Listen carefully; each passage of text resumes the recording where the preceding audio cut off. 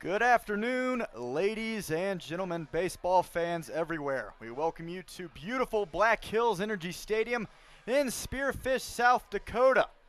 It has been a long and winding season for every single team playing summer ball for the Independence League this season. But finally, here on Thursday, August 4th, we welcome you to Game 1 of the Independence League Championship. And your hometown Spearfish Sasquatch are here to host. We're hoping to come away with a win tonight. And all the momentum is on our side here at home, with a great crowd piling in. It's soon to be close to sold out, as we have had a great turnout of people who've bought tickets already, and the gate is about to be torn down. So very excited to have you joining us on the live stream if you are, wherever you are from, whether that be cheering for the Pioneers or cheering for the Sasquatch around the Spearfish area, or anywhere you are. Thank you so much for your support all season. It has been great. As we are getting ready for first pitch, which is set to start at 6:35, a quick reminder that I am Win Andrews, your voice of the Sasquatch, and it has been my greatest pleasure being able to serve as the play-by-play broadcaster for the Squatch this season.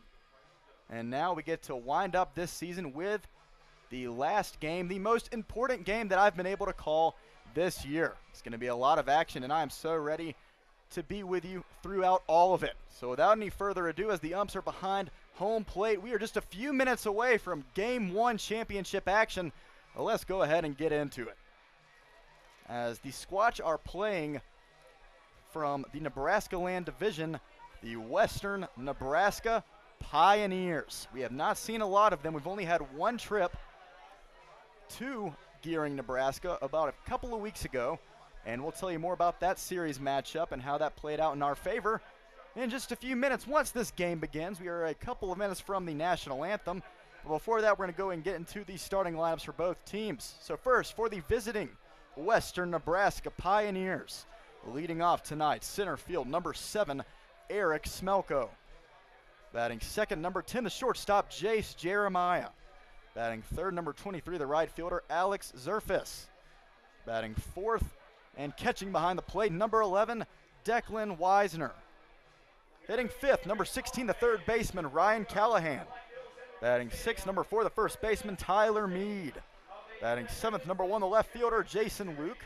Batting eighth, number 3, the designated hitter, Stevie Hom. And rounding out this order for the Western Nebraska Pioneers tonight, number 2, the second baseman, Antonio Nanez. Now pitching on the mound for the Pioneers tonight in Game 1 is number 33, Jackson Easterlin. As they will be introduced in just a few minutes down the third base line. Now time to talk about the team coming up through the first base line. And that's right, it is your Sasquatch. And rounding and starting out for the lineup tonight for Spearfish, number 4, the center fielder, who else? Bryson Hoyer. Hitting second, number 12, the shortstop, the kid from Stanford, Gabe Springer. Batting third, the Rapid City local, just a few miles down the road from Spearfish, number 24, the second baseman, Ryan Bachman. Batting cleanup, the bearded man, number 25, left fielder, Nicky Winterstein. Batting fifth, the power bat, number 17, third baseman, Bailey Bordas. Batting sixth, number 34, the tall man over at first base, Damon Gaither. Batting seventh, number 3, the right fielder, Trey Vorwald. Batting eighth and designated hitting tonight, number 11, Gage Crott. And rounding out business tonight for the Squatch 1 through 9 is number 18, the catcher, Davis Carr. Cannot wait to see what he does behind the plate. And pitching on the bump tonight for the Sasquatch, in the most important game of his young career, number 35, Nathan Leininger. The Squatch decked out in their all-white uniforms tonight. It is bound to be a fun one. We cannot wait for it. Just a couple of minutes away from the national anthem and first pitch. We have so much to talk about through the playoffs, as well as everything that is going to happen tonight. But it is a hot night, but a beautiful one at that for some playoff baseball.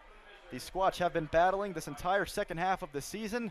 They have forged a major comeback in the standings. They've fought their way through the Badlands Big Sticks in the divisional round, and look where we are now. It all comes down to this, Game 1, Pioneers and Sasquatch, as the Squatch are getting their lineup ready as they'll be racing out on the field. We hope that you are ready for some exciting baseball tonight. I'm Win Andrews on the call. It's going to be a fun one, folks. Hang tight. Be back in just a few minutes. 6:35, first pitch on the way.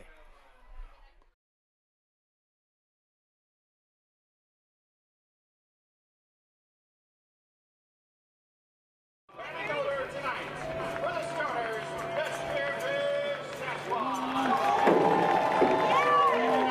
Number 4, center fielder, Grayson Hoyer.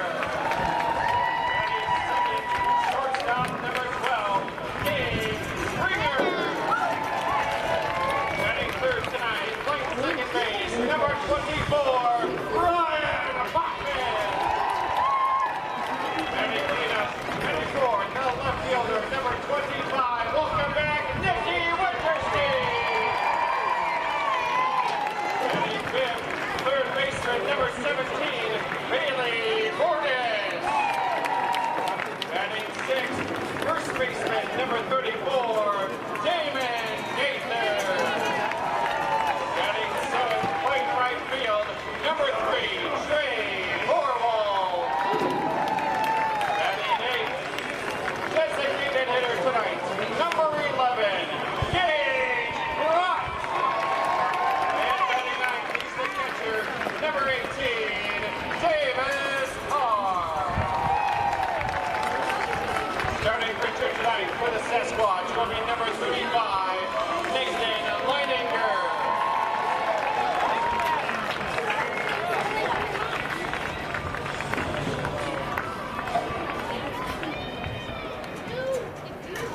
Fans, we ask that you please stand and remove your caps, as our national anthem tonight will be sung by Debbie Minter.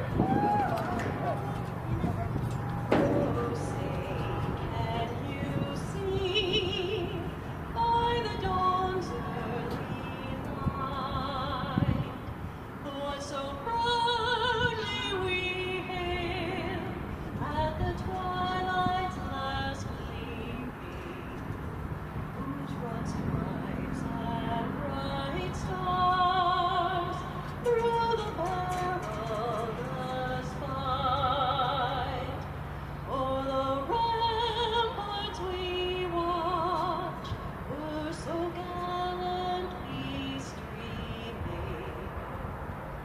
and the rocket's red glare, the bombs bursting in air, came through the night, that our flag was still there.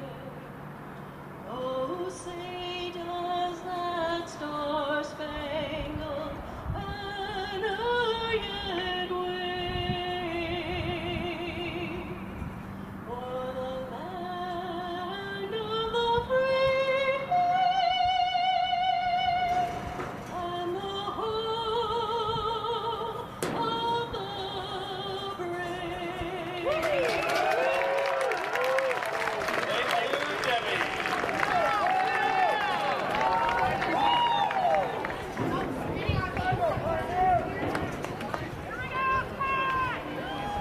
I've got Brody and Josh down here. They got something they want to say.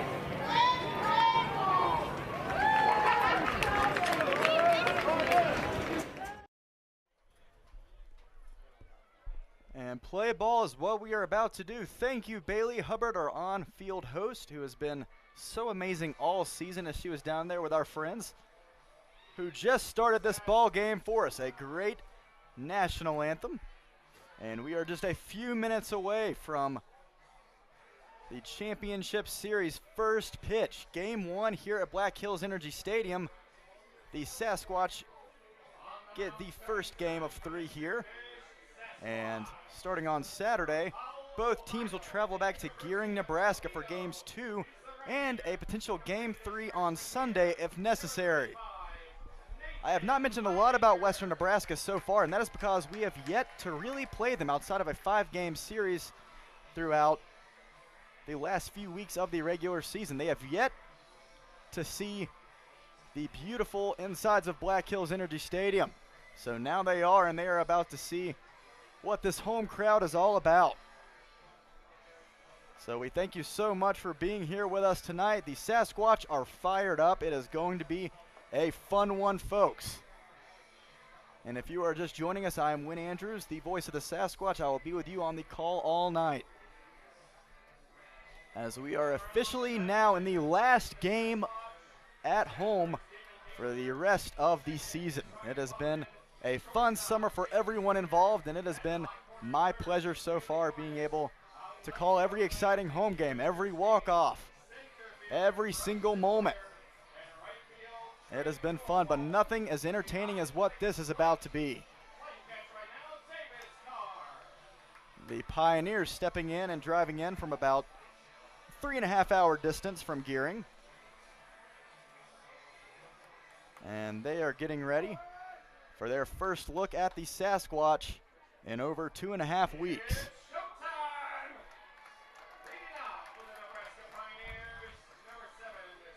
So as our PA man says in the booth right next to me, it is showtime. Well, let's get after it. As the man on the mound, Nathan Leininger, is about to throw his first pitch to this Pio team. Leading off tonight for Western Nebraska, number 7, the center fielder, Eric Smelko. As the first pitch of the game, we are officially underway at 6:38 p.m. A ball just off the plate, and a quick 1-0 count. Nathan's second pitch taken way inside. Smelko didn't even bother. And a 2-0 count. So every day, at least for the last 3 weeks of July and the start of August, every home game we've had has been beautiful. Not even had a chance of rain, just blue skies for days. As that one's taken way upstairs. Quick 3-0 count to Eric. So Nathan needs to fire a strike here. Do not want any drama here in the top of the first. Establish that momentum early. So Nathan's 3-0.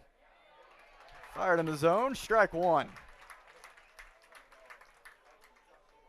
But while it is so sunny and so beautiful, there is just one thing to remember. Here in South Dakota, it is a bit dry, and the heat is always ablazing. As that one finds the outer third of the plate, strike two. Nathan is right back in this count as it runs full against Eric Smelko. So a sunny and easy 98 degrees outside here in game one. Nathan's payoff pitch here. That one is going to be lifted out towards left field. Nicky Winterstein calls it off, runs a few feet to his right, makes the catch for out number one. To get things started, that's how you do it. Nathan with a quick 3 pitches that were balls to start off the count. Fires back with 3 consecutive strikes. That's more of what we're used to seeing. Eric Smelko retired. And now Jace Jeremiah, the shortstop. The 1-out pitch as that one is going to be grounded softly over to Ryan Bachman. He has to cover a lot of ground, and that one is going to fall out of his glove. He had a good read on it, but that'll be scored as an error. The first of the night, tagged to Ryan Bachman, and Jace Jeremiah will reach first safely. So against a team like the Western Nebraska Pioneers, they will put it in play. They do not strike out very often at all. They're a very disciplined team at the plate. You do not want to have errors. And the Sasquatch know that. We hope that is the only one we see tonight. They've been playing very disciplined defense as well, including a very impressive Game 3 against the Badlands Big Sticks in Dickinson just 2 nights ago. So 1 on, 1 out, as that one falls in the dirt for ball 1. In the 9th inning alone, the Squatch had 2 incredible back-to-back plays for a quick 2 outs in a 6-1 ball game. A sliding dive, or a diving grab from Ryan Bachman over at second base for 1 out, as that one is going to be lined right over to Gabe. He's going to feed to Ryan Bachman for 1, and Bachman's throw to Damon for 2. The 6-4-3 double play just like that. Nathan Leininger fires through an inning. We head to the bottom of the first, and we're looking to strike early. All tied up at nothing, hopefully not for long. Game 1 of the championship. The Squatch are ready. Be back in just a few. You are watching Squatch Baseball.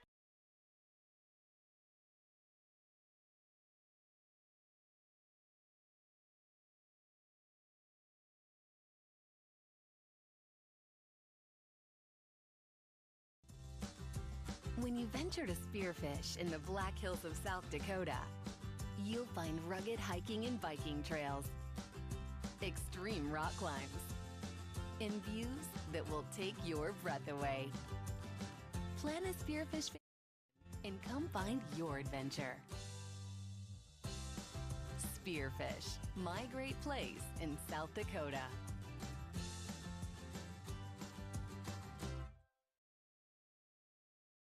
Somewhere, going higher, faster, farther, going in new directions, to new places.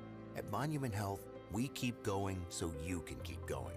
We're dedicated to advanced orthopedic care with the latest innovations, technology, expertise, and treatment. So keep exploring, keep making memories, keep going with Monument Health as your partner. Learn more at monument.health/orthopedics.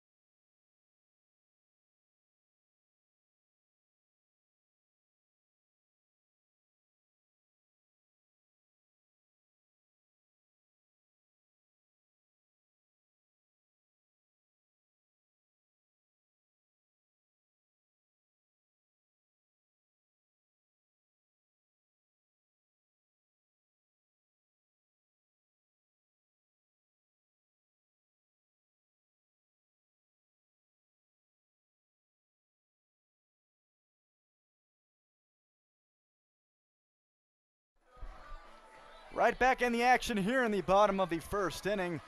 The Sasquatch hitters ready to do some damage here in game 1 while they have their home crowd behind them. It is a loud one so far tonight. Hopefully we can use that to our advantage as the first pitch of the night to Bryson Hoyer fouled off and behind us in the booth. A quick 0-1 count as we take our first look at number 33 on the mound, Jackson Easterlin. As that one is going to be taken for a strike 2. So Nathan Leininger in his first inning of work. There was a quick error off the glove of Ryan Bachman, but Nathan was able to make up for it as he had a ground ball right to Gabe Springer. And then they turned a double play to win the first inning. That's what you'd like to see more of.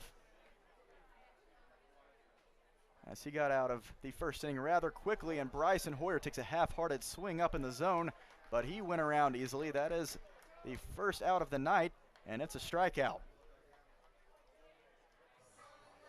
So Bryson Hoyer heads to the dugout as he is retired, and now Gabe Springer batting second tonight, per usual. Stepping in here. The Sasquatch have been so great all season of attacking early, but they have their work cut out for them tonight. This Pioneers team does not mess around. On the offensive end, they are very disciplined at the plate. They will attack you. They do not swing and miss often, and the pitching staff as well. One of the best in the Independence League.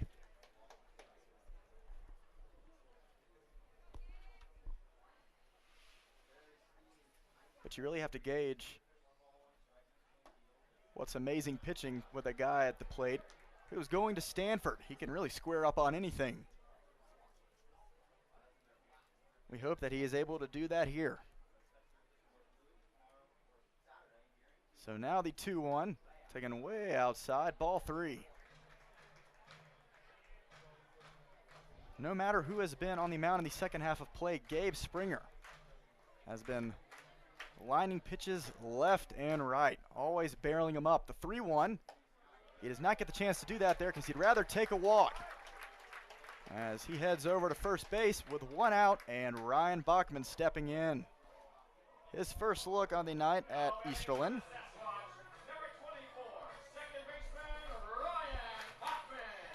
So let's see what old Bach can do here.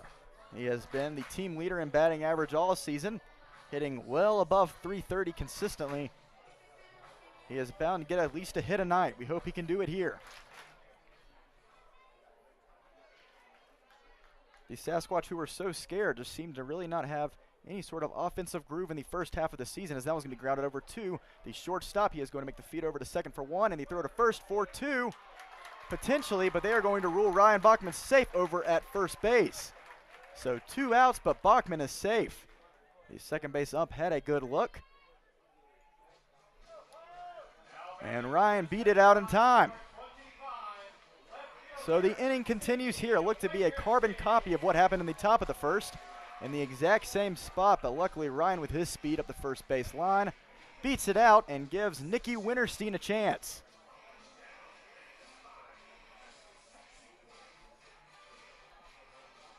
Nicky, who took about a week break after the Casper Horseheads series, was not here for the 5-game series against the Badlands Big Sticks to end the regular season.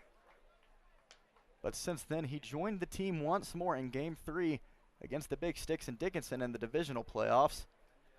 And the Sasquatch offense just has seemed to breathe another breath of fresh air, having him back on the team. He is such a vocal leader.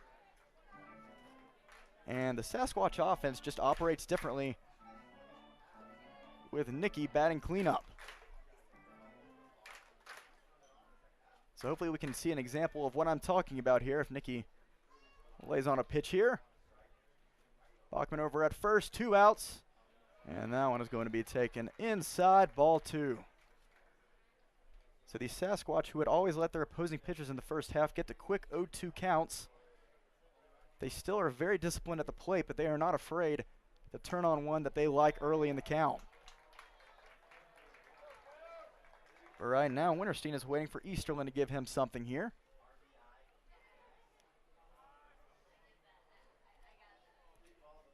The 3-1 count taken off the plate as well. So now Winterstein walks, and that's going to bring up Bailey Bordas. The home crowd already very much into it tonight. They want to see their Sasquatch win.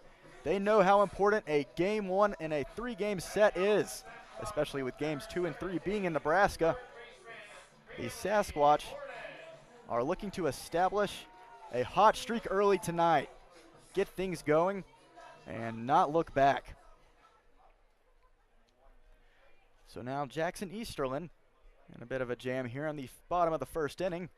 Now he has to face off against potentially the strongest bat in terms of just pure power in the Sasquatch lineup 1 through 9, Bailey Bordas. Takes a big hack for a quick strike, too. Bailey, when he's able to square up on one, it even seems that a jam shot off of his bat has potential to go yard. But now he needs to make contact here. Easterlin getting ready for the 0-2 pitch. Curls outside, ball 1. Jackson Easterlin from Franklin, Wisconsin, pitches at Oakland University. And here in a very important Game 1, the 1-2 to Bordas. He's going to foul that one off. Damon Gaither in the on-deck circle.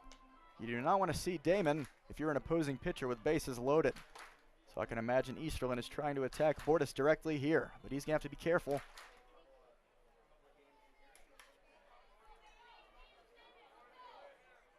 The Sasquatch hitting .270 at the plate collectively as a team this entire season. And they've heated up in the last 2 games of the divisional race. And swing and a miss there from Bailey Bordas as Easterlin able to fire back and strike out Bordas, his second K of the game. Already here in the first inning. We head to the top of the second. Still tied 0-0. And Nathan Leiner coming out for another strong inning of work. Very similar to his first inning just a few moments ago. It is already bound to be a fun one tonight. And so happy to be with you on the call for the final home game of the season. Pios, Squatch, nada nada. We'll be back in just a few minutes. Health, we keep going so you can keep going. With advanced orthopedic care, technology, innovations, and treatment. So keep exploring, keep making memories, keep going with Monument Health as your partner. With the area's only ROSA robot, Monument Health offers a more personalized and precise procedure, customized for your anatomy. Get going with Monument Health, your partner for advanced orthopedic care.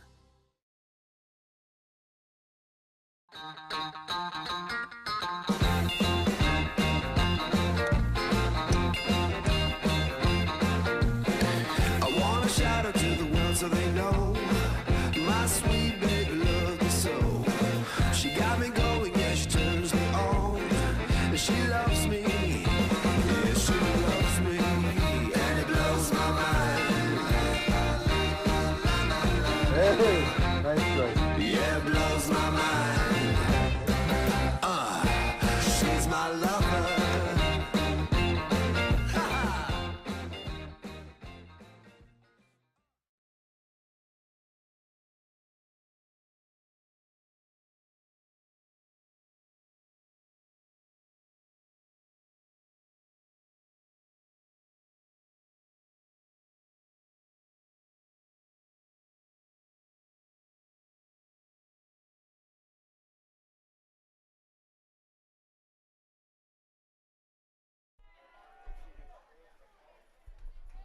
Here in the top of the second inning, as that was going to be chopped on the first pitch over to Gabe Springer. A routine throw over to first for out number one. One up, one down on one pitch. Nathan Leiniger off to a good start tonight.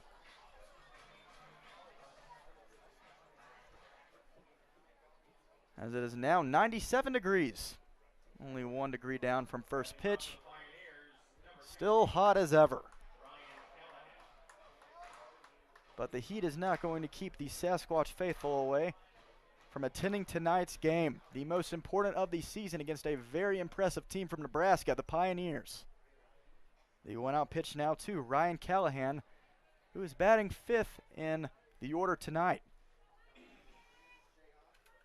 Takes ball one low.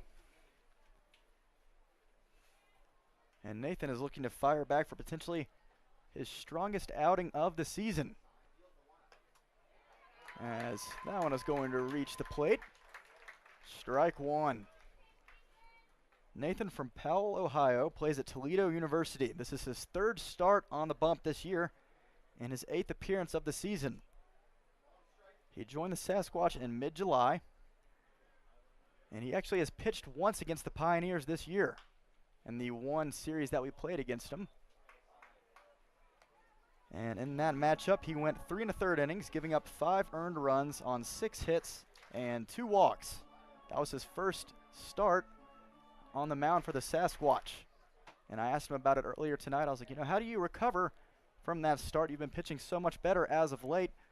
As that one is going to be shot into right field. Trey Vorwald has to cut it off, but that one is going to get down. A one-out single off the bat of Ryan Callahan, the third baseman. So make that the first hit of the night for the Pios. They are officially the first team on the board in the hit column. And Tyler Mead, the first baseman, stepping in, batting sixth.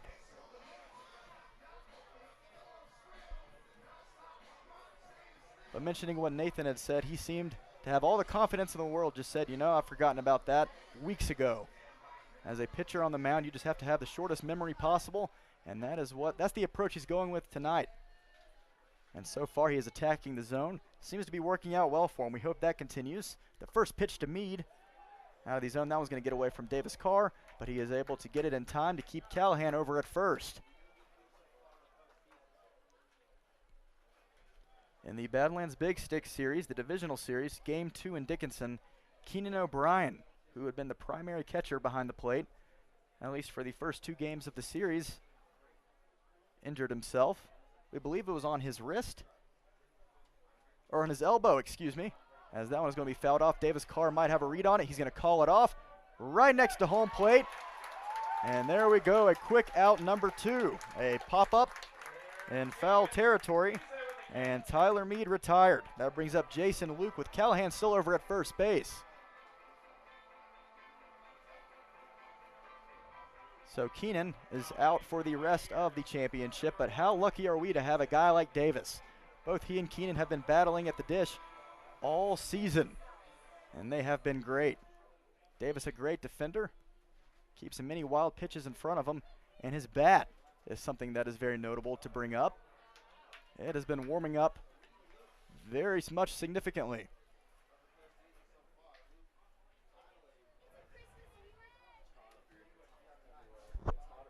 As has the entire Sasquatch team. It just seems that everybody has found their groove. Could not ask for a much better time. We hope that Nathan continues to hit his stride, as that one is going to be off the mound right to Gabe Springer. A one hopper right into his glove. He steps on the second base bag, and Nathan Leininger gives up the first hit of the night, but once more, no trouble in the top of the second. We head to the bottom half of the inning. Still 0-0. Squatch looking to strike first and get the first few runs of the night. Very important. Headed to the bottom of the second inning.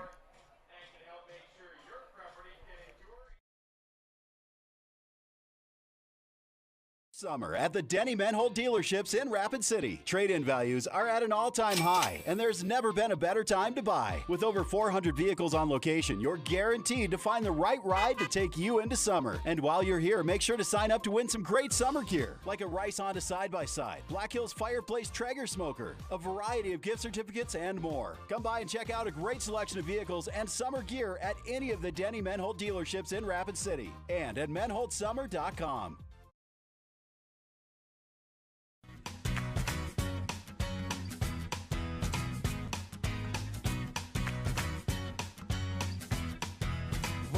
Through life, every day is a new beginning. Shine your light. It's a day and the world is waiting. Move along to the song, singing in your soul. Feel the beat, clap your hands, let's take control. All you need, all you want, are you ready to find your way? 'Cause every day is a new day. And everything's going your way.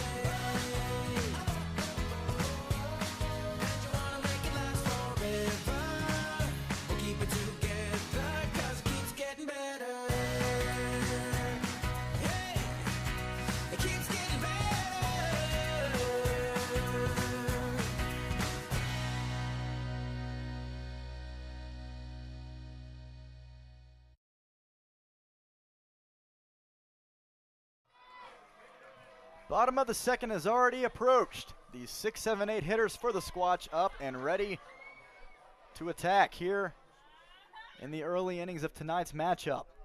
We thank you for joining us on the live stream tonight, as Damon is going to yank one way foul into the parking lot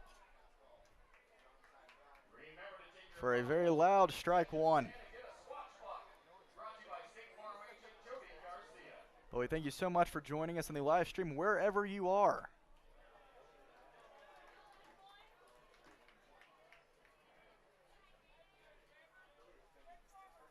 So now, after Nathan Leininger threw a quick 2 innings, he is not messing around so far tonight.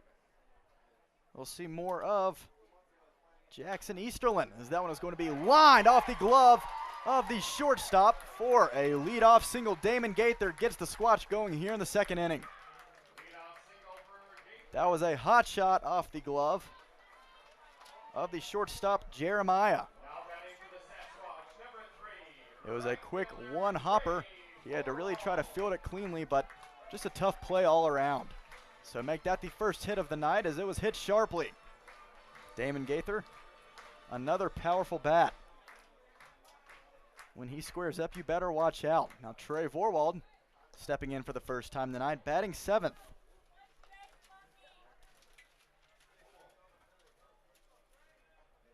In the 9th inning, as I was mentioning earlier, in Game 3 against the Big Sticks, to seal the deal to head to the championship. A diving grab from Ryan Bachman for the second out of the 9th inning, followed by, or for the first out of the 9th inning, followed by out number 2, as Trey Vorwald over in right field was able to rob a home run off of a big sticks batter, as that one is going to be blooped into right field. Runners on first and second. As Trey Vorwald with the second hit of the night for the Sasquatch. Things are looking good here early in the second inning. So the DH on the night, Gage Crott, looking to keep the second inning going. A huge spot here as the Sasquatch are so hot in the first 3 innings of every game, specifically at home. We hope that that momentum continues tonight. Need to build a solid lead against this Pio's offense. And Gage is going to show bunt. He's going to try to race up the first base line as it rolls just foul. Gage had the right idea, as the first baseman had to try to come make the play. He would have been safe if it stayed fair. Instead of potential bases loaded, Gage is going to head back. And an 0-1 count. Crott has been such a great utility guy for the Sasquatch this season. I was talking to him on the bus on the way to the Casper Horsehead Series just a couple of weeks ago. And he said, you know, this has been a whirlwind of a summer. I can't believe when I first stepped in to the Sasquatch office at the beginning of the summer, I was on a temporary contract. I wasn't supposed to be here longer than 2 weeks. And look where I am now. You know, he has been thriving in this Sasquatch lineup. Whether he's on the mound or at the plate, Gage just seems to contribute everywhere. And now he's being asked to contribute in a very big spot. The 1-1 is going to be taken low, ball 2.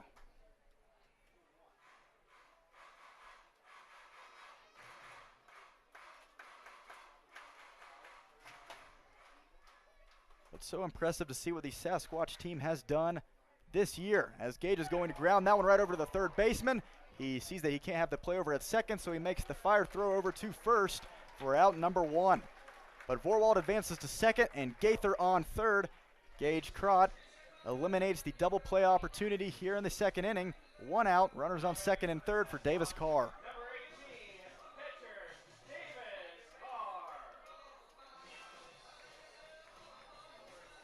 And Davis Carr's walk-up song, Great Balls of Fire from Top Gun, sort of illustrates the weather and the temperature today in Spearfish. Feels like we're in a furnace. The 1-out pitch now to Carr, who is batting 9th. If he were to get on base, lineup card rolls over for Bryson Hoyer, who is looking for a big hit.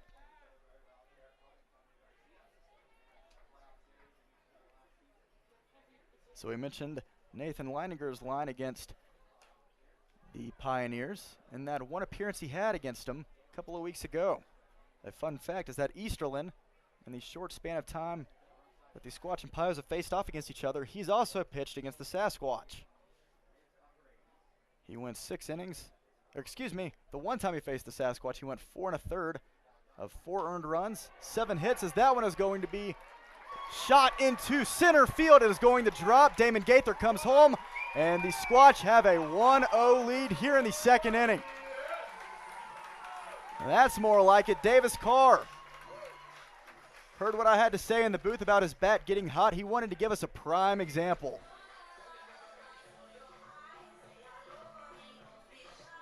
So Easterlin attacking the zone, but Carr with an even better piece of hitting there.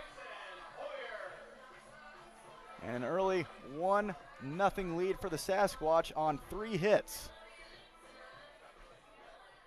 But back to that stat line, Easterlin went 4 1/3 of 4 earned runs, 7 hits, and 3 walks in a 6-5 Pioneer victory on July 13th. So it's been a while since he's faced off. Davis Carr is going to try to steal second. The throw behind the plate, not in time, was never really even close.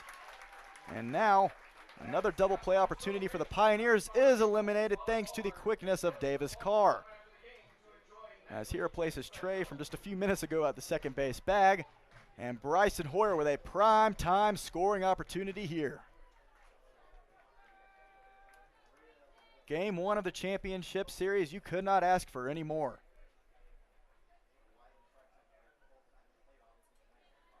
The 0-1 from Easterlin. Taken out of the zone. Strike 1.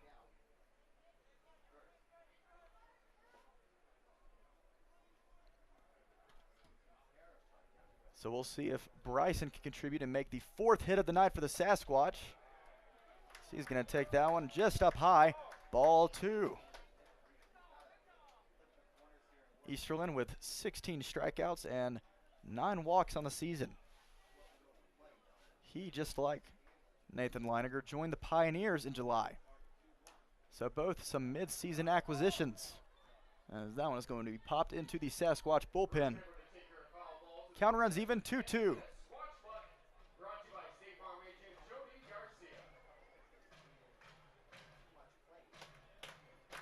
And as we mentioned, the Pioneers'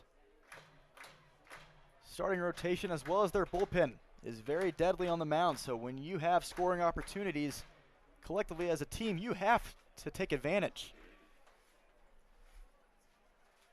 But the Sasquatch continuing just to pile on runs with runners in scoring position. That has not been a problem as of late, as Bryson's going to knock that one into left field. The left fielder has a read on it, but Trey Vorwald is going to tag up from third, and he will score 2-0 off the sac fly from Bryson Hoyer. He hit it well. Over to the left fielder, Jason Luke. He had to backtrack for a minute. The way it was carrying looked like it potentially got over his head. But it died at the very last second. Luke with the catch for out number 2, but not before Trey Vorwald comes home.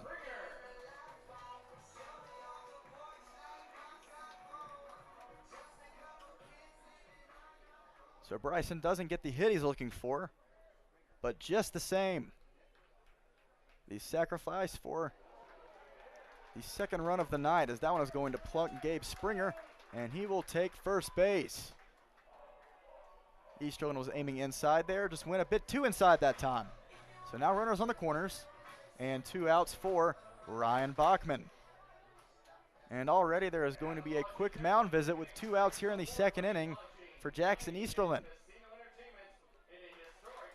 We will see what they have to say and what they are going to strategize going towards Ryan Bachman. He had a bit of a slow series offensively in Dickinson for the 3-game set for the playoffs, but Ryan is one to quickly recover at the plate. He has such a powerful bat. And if you make just a bit of a mistake or you miss your spot, Ryan will make you pay for it. So we hope he's able to do that here.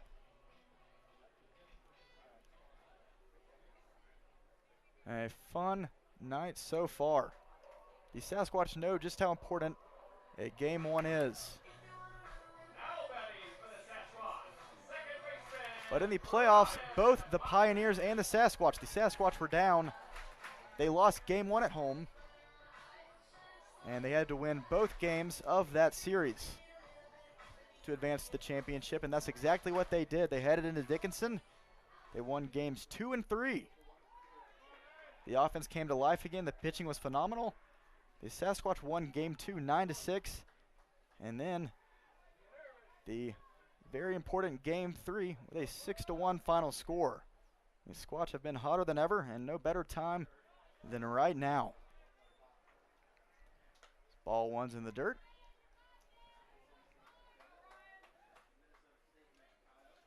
So the Sasquatch have proven that they are very capable of taking a series even after losing game 1. The Western Nebraska Pioneers did a bit of the same.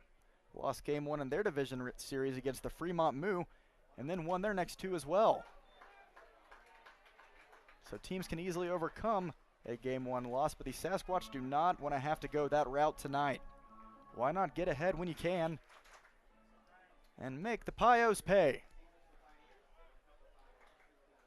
1 ball, 1 strike. Springer is going to try to steal, and now Davis Carr a little too far off of the bag. He's going to try to steal home, and the slide. He is going to be out at the last second as a heads-up play from Declan Weisner behind the plate. Saw that Springer was running, and Davis Carr got too far off the third base bag. He got caught in a rundown, almost had the slide home in time, but was tagged out at the very last second. A bang-bang play, but Davis Carr tagged out for out number 3. But the Sasquatch put up a pair of runs and have an early lead here, headed to the top of the 3rd. Nathan Leininger looking to continue pounding the zone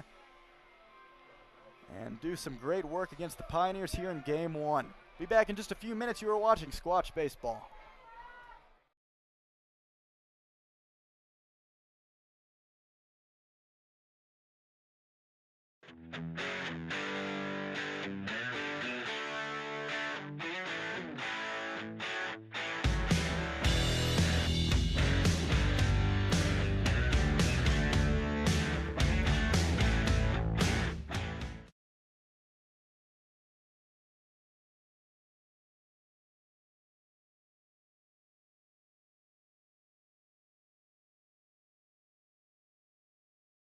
Bookkeeping, located right here in Spearfish, is your go-to place for all of your bookkeeping needs. Serving Spearfish for over 2 years, we have over 30 years of bookkeeping experience and can take care of any office tasks, large or small. Contact us now to get in touch with one of our many experienced bookkeepers.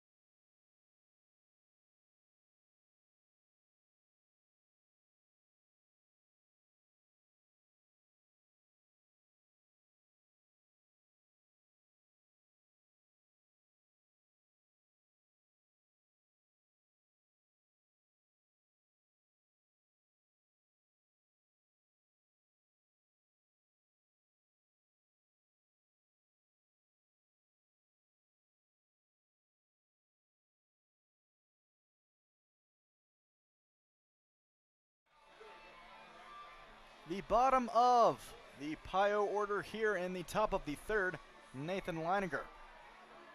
Looking to continue his impressive start on the mound tonight, facing off against the designated hitter number 3, Stevie Hom. Antonio Nanez, the beer batter, in the on-deck circle, but we will get to him when we get there. First, we got to take care of Hom. The first pitch, taken low out of the zone, ball 1. Leininger there seemed to have a bit of an interesting release. Did not seem to plant his foot down on the mound. He's all right, the 1-0. Misses for ball 2.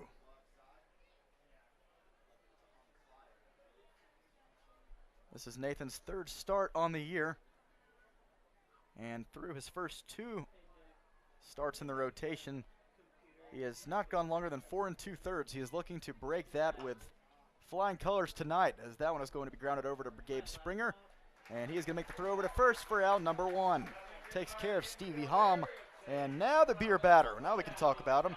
Antonio Nanez. If Antonio were to strike out here, everyone here at the stadium would get $1 off their beer. So Antonio, do us a solid here, please. We'd be very grateful.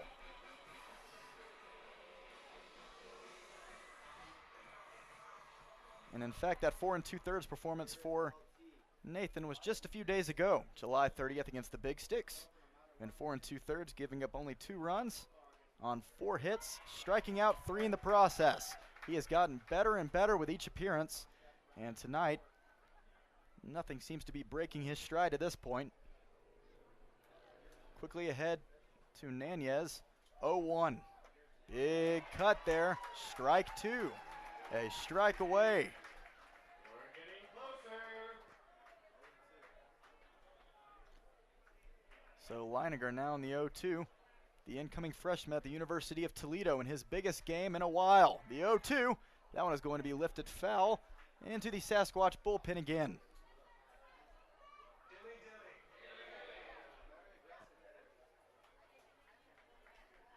A great crowd tonight so far.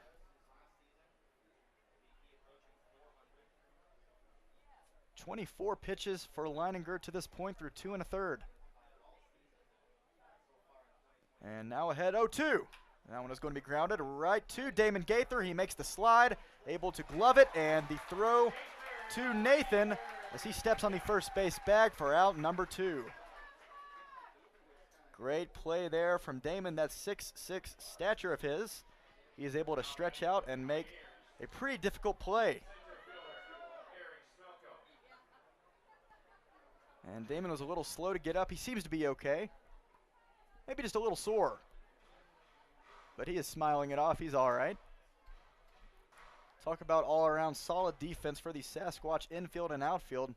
Damon is a very underrated part of that conversation. Makes some great grabs over at first base.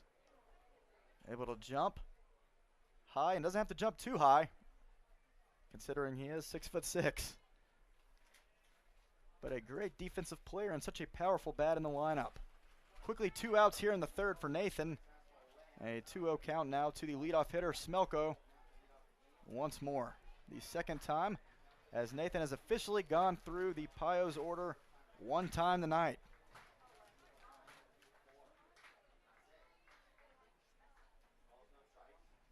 So now the 2-0 to Eric. Misses for ball 3. I've tuned into a couple of games whenever the Sasquatch were playing the Pioneers, and I actually tuned in on the night that it was Eric Smelko night at the park, where he played all 9 positions, so that was fun to watch. So Nathan, who was quickly behind 3-0, able to fire a strike, and hopefully he's able to fire back in this count altogether.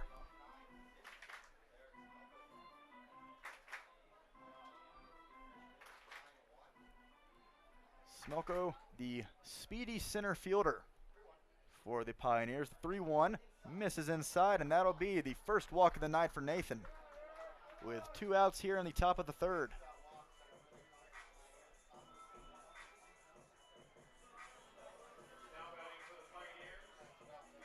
And with so many pitchers being used seemingly every game throughout the first 3 for the divisional series, it's been difficult trying to figure out who's going to start night after night. Nathan's on pretty short rest himself, but he has been given the nod to start game 1 tonight in a very important spot. And Coach Jarrett Hunt has all the confidence that he can do it.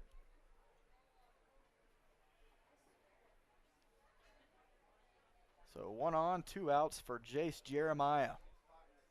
The 1-0 from Nate. Taken right off the plate, ball 2.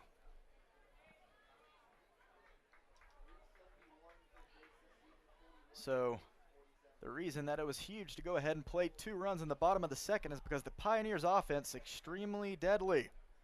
Hitting .299 collectively as a unit, as that one is going to be lifted way high, sky high out into right field, but Trey Vorwald just shy of the warning track makes the catch for out number 3. So Leininger gets his first walk of the night and is able to work around Jace Jeremiah as he pops out to Vorwald. We head to the bottom of the third inning, looking to add on to this quick and early 2-0 lead for the Sasquatch. Be right back in just a few minutes.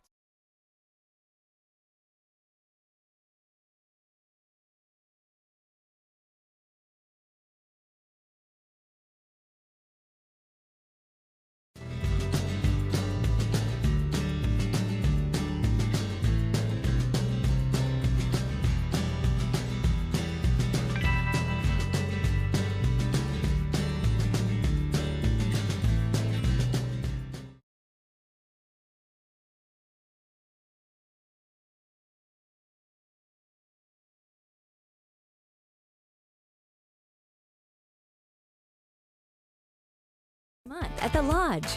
We are constantly updating our gaming floor with the latest fun games to keep our guests entertained with new games every month. For the freshest selection of slot machines in town, make the Lodge at Deadwood your gaming destination. The locals' choice for gaming excitement with the newest games is the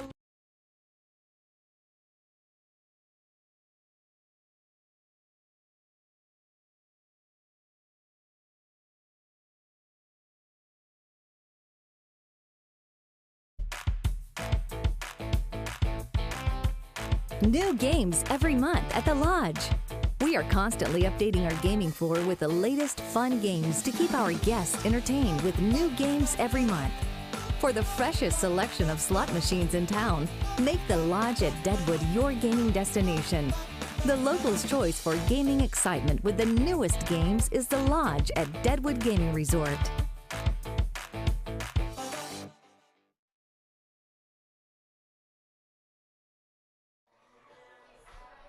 Working right along here, the bottom of the third already. here in Game 1 of the championship series between the Spearfish Sasquatch and the Western Nebraska Pioneers. As Ryan Bachman steps in, the 3-4-5 hitters facing off against Jackson Easterlin in his third inning of work. The Squatch were the first to break the scoreless tie in Game 1.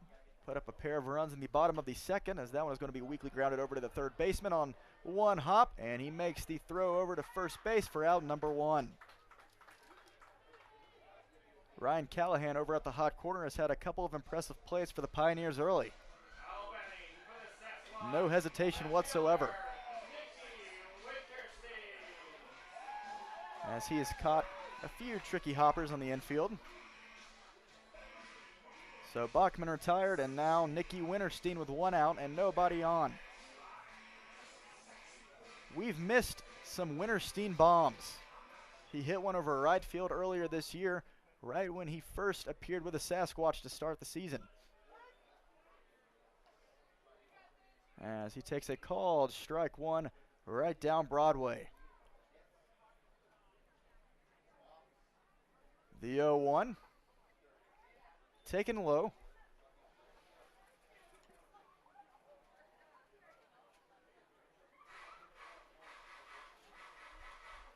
So we'll see what Mr. Sasquatch can do. Nicky with the crazy beard of his. Seems to be his good luck charm. I feel like I think he said if he were to cut it, it would just not make any sense. He does not want to let go of his beard. Gives him magic powers or something. And we can see that 2-1, as that one is going to be lifted. We will see if it stays fair. It is going to be just foul into the Pioneer bullpen. A full house tonight at Black Hills Energy Stadium as the sun is beginning to go down just a little bit, as it is still beating down on the field. Very hot here in the booth, but it'll get a little cooler before too long. Always great to see such a great turnout in the last home game of the season. Games 2 and 3 of the championship will be played in Gearing, Nebraska. So the Squatch looking to get everything they can off of the Pioneers here in Game 1. Take that momentum and force Western Nebraska to win back-to-back in their home stadium. The 2-2 now, and Nicky is going to ground that one foul as well up the first base line.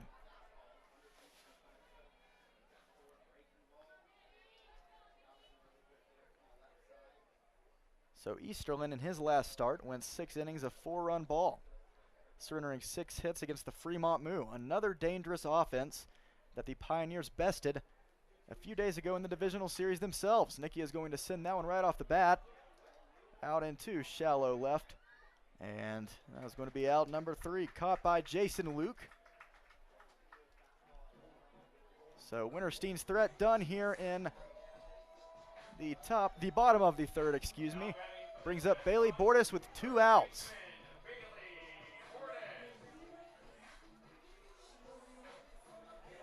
But as it is still very early in tonight's contest, we would like to mention if there are any Pioneers fans who would like to listen to the radio broadcasting from the Pioneer play-by-play broadcaster Jake Circus, that is another available option as well. Jake is a great guy. I was able to catch up with him a few minutes ago before the game started. He's enjoyed his season broadcasting and traveling with the team for Western Nebraska. Just great experiences all around in the Independence League, as that one is going to be shot off the bat of Bordas right to shortstop. The throw over to first in time, out number 3, and make that a 1-2-3 inning. The first of the night for Jackson Easterlin. We head to the top of the 4th. Still up 2-0. A beautiful night for baseball and hopefully an eventual Squatch victory. Be back in just a few. You are watching Spearfish Baseball on our Sasquatch YouTube channel.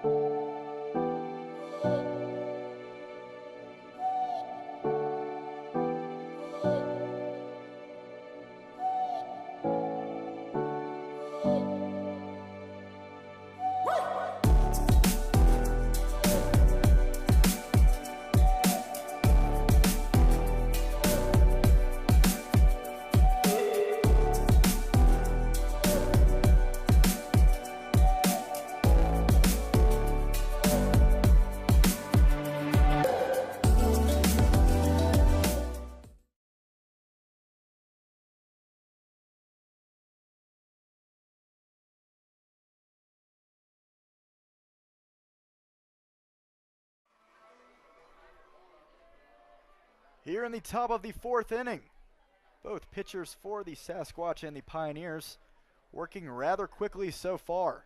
Nathan Leininger only surrendered 1 hit to this point. We hope it stays that way as he faces off against the 3-4-5 hitters, starting with Alex Zerfis, the right fielder.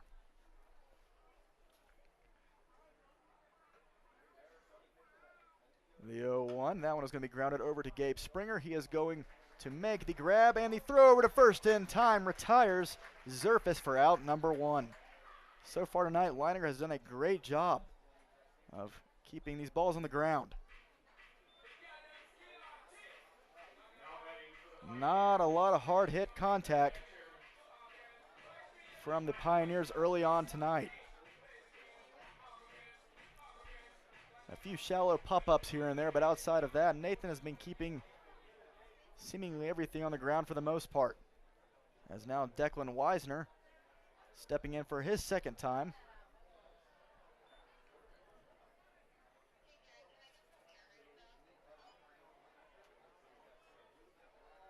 Weisner made the tag on Davis Carr in the 2nd inning as he tried to steal home. He got caught in a rundown on the 3rd base line and almost beat out the throw. But unfortunately, Weisner was there at the very last second, able to apply the tag. The Sasquatch coaches were not necessarily sure about the call, but from up here it looked like Carr might have been out.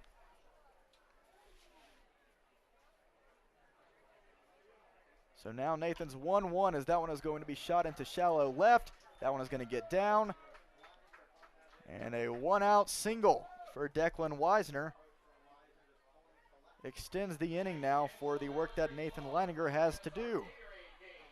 Unless, of course, Ryan Callahan, who's now stepping up to the plate, just grounds into one of those double plays. We saw one happen in the top of the 1st for Nathan. We wouldn't mind seeing a replica of that here. Keep that pitch count low and keep attacking the zone. That has been Nathan's keys to the game when I spoke with him earlier. Attacking batters, not trying to pitch around them. So make that the 2nd hit of the night for Western Nebraska. It's going to be so exciting being able to see how tonight ends, as well as games 2 and a potential game 3 if necessary. As it has been a very small sample size of games between these two teams. The Sasquatch and Pioneers faced off for a 5-game set in Gearing in mid-July. A few weeks left in the 2nd half of the season. And the Pioneers, as that one is going to be shot and find a gap into right center. Trevorrow is going to cut it off just shy of the track, but runners will advance to 2nd and 3rd. So now that is going to be a 1-out double for Ryan Callahan right off his bat, brings up Tyler Mead. And in a 2-0 lead for the Sasquatch, the Pioneers have fired right back and are knocking on the door here in the 4th.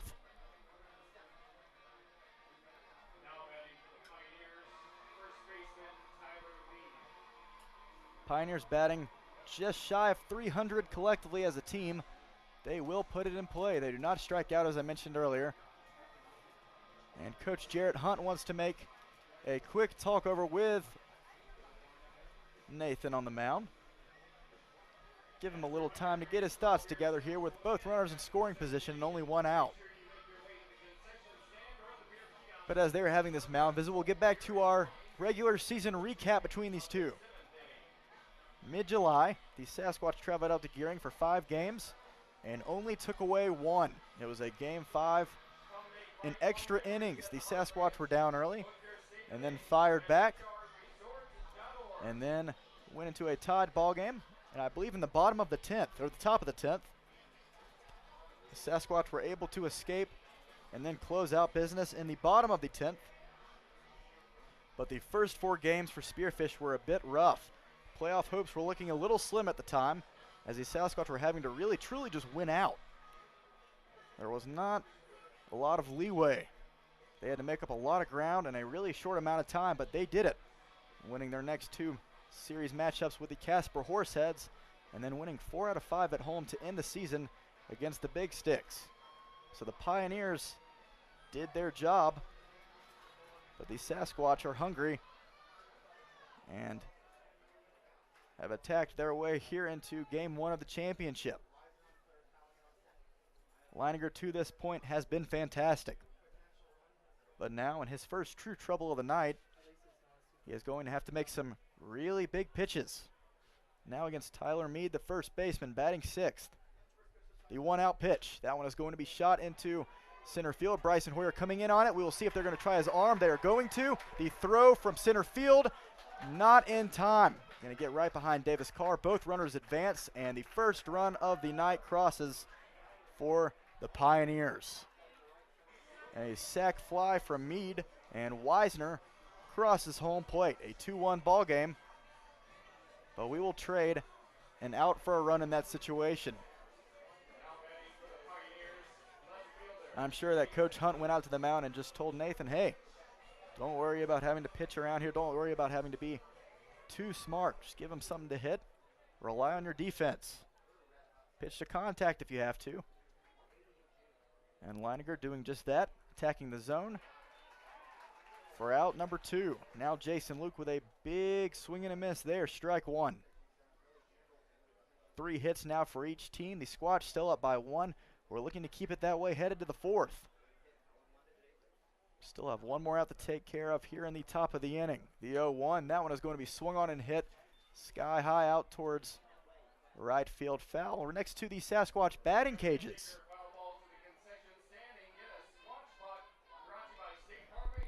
Watching this Western Nebraska lineup, all these guys just warming up during batting practice earlier on today. They have some incredible pop in their bat. So just as Spearfish does, both teams, at least their pitchers on the mound, are going to have to be very careful with how they pitch each other. The 0-2, taken just upstairs, ball 1.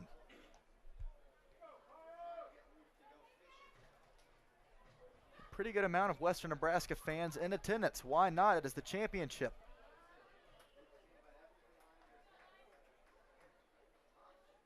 I'm sure we'll be expecting a great fan base of Spearfish fans showing up for games 2 and 3 in Nebraska. But now back to business here. Ryan Callahan still stuck over at third base, with Jason Luke down to his last strike. Nathan Leininger looking to finish him off here. Deuces wild, the 2-2. It's going to be taken in the dirt. Carr keeps it in front of him. Eliminates the opportunity for Callahan to come home.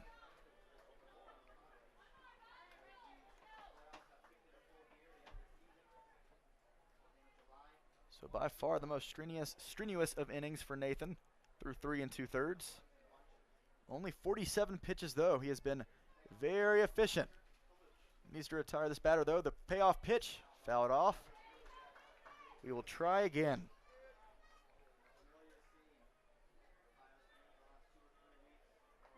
We've really been flying through the first 3 innings of work. It has been a quick matchup so far, but things I'm sure will slow down as they usually do at some point in each Summer League matchup. It looks like the Pioneers have settled in. The payoff pitch once more. That one is going to be pulled foul. Right past David Dielman, who is getting ready in the Sasquatch bullpen.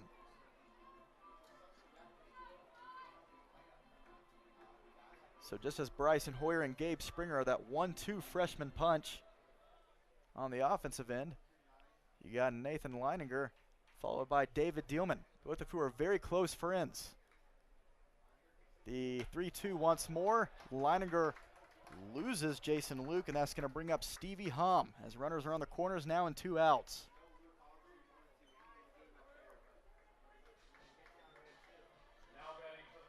But Dielman and Leininger, both childhood friends. Always crazy how people will always match up and find their way to play for the same summer ball team. We'll be seeing Dielman on the mound later on tonight, as he'll be attending the Marshall University.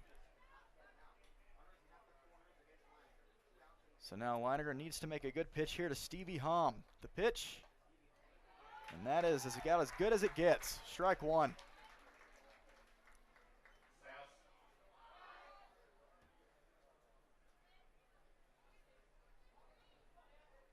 So the Sasquatch faithful on the edge of their seats do not want to let the Pios tie this game, or worst case scenario, take this lead. Leininger the 0-1. The runner from first is going to steal, and the throw is going to be in time. Davis Carr with a missile from behind the plate. They attempted a double steal there, but the throw to Ryan Bachman right on cue as he tags out Jason Luke for out number 3. Nathan Leininger allows his first run of the night and 3 hits for the Pios, but that is all they can get here in the top of the 4th. Headed to the bottom of the inning, Squatch are looking to get that run right back and maybe some more. Where that came from, why not? 2-1 ball game, headed to the bottom of the 4th.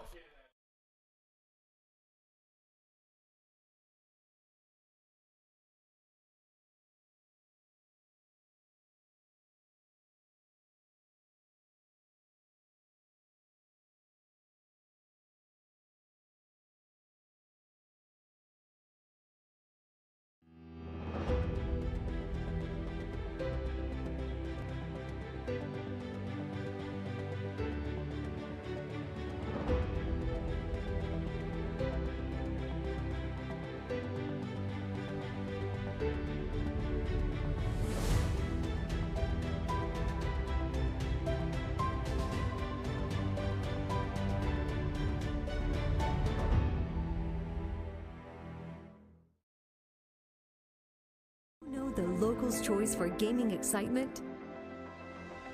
It's the Lodge at Deadwood Gaming Resort. With new games arriving every month, our selection of slot machines is the freshest in town. You can always find a game with our card tables open 24 hours a day. And parking is free and easy at the Lodge, with the area's largest free parking only steps away from our front door. Enjoy spacious and comfortable gaming at the Lodge at Deadwood, the locals' choice.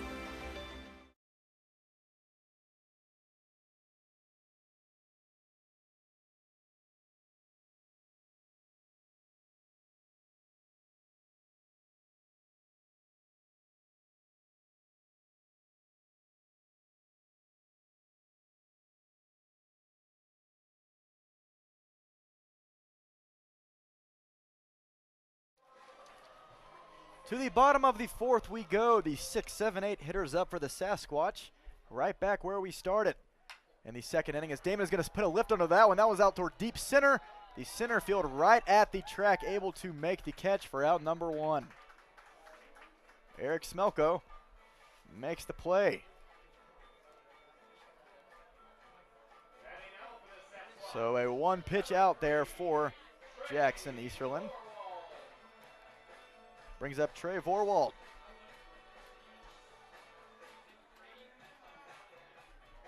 Wasn't until the second inning when Damon Gaither led off the inning where the Sasquatch were able to eventually pull across their 2 runs on the night so far. And this might be 2 pitch, 2 outs for Easterlin here, as that is going to be caught by Smelko once more. More in a shallow center field that time. But a quick, very quick 2 outs here early in the 4th. Gage Crott is looking to extend the inning here if he can.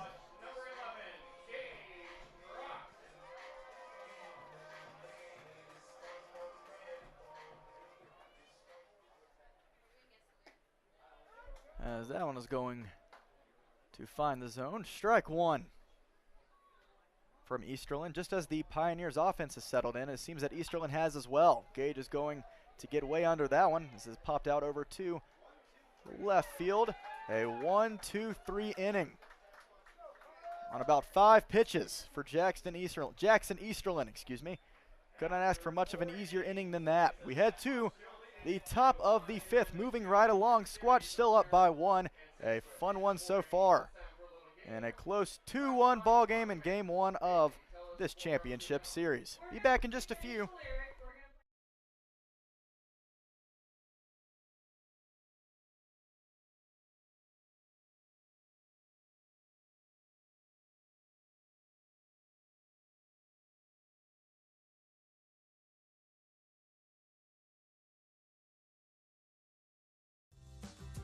When When you venture to spearfish in the Black Hills of South Dakota, you'll find rugged hiking and biking trails, extreme rock climbs, and views that will take your breath away. Plan a spearfish vacation and come find your adventure. Spearfish, my great place in South Dakota.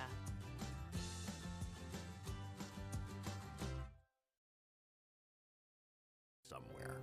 Going higher, faster, farther. Going in new directions, to new places.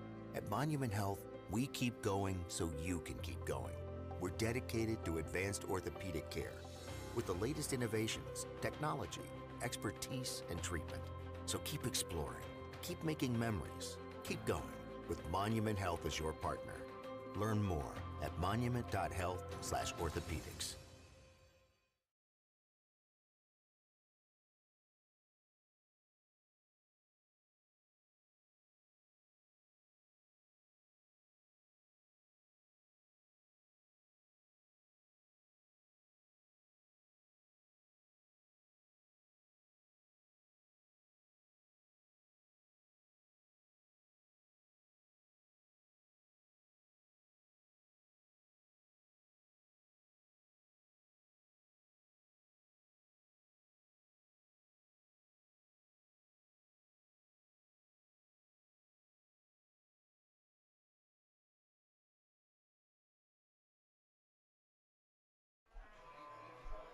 Bottom of the order due up here in the top of the fifth for the Pioneers, and Nathan Leininger looking to go his longest start of the season to this point.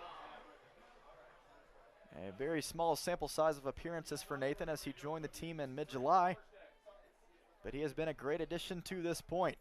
And here in game one, he is showing why.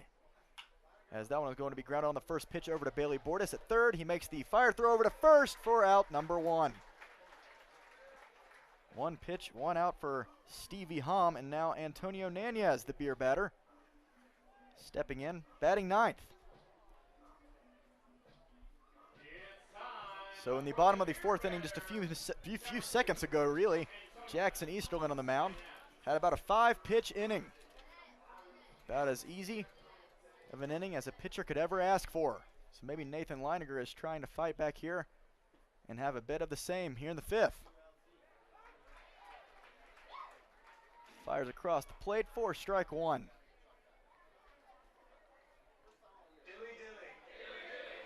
Bailey Bordas has one of the best arms in the Independence League over at third base. I am determined. He makes about any sort of defensive play you could ask of him.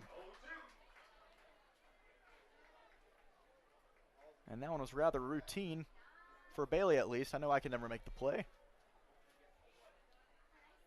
But outside of just the offense, the Sasquatch defense has proven time and time again to be very valuable in their second half run. So now a quick 1-2 count now to Nanez. We'll see what Nathan goes with here. The heat, the off speed. What's he going to do? He's going to fire way upstairs. Ball two.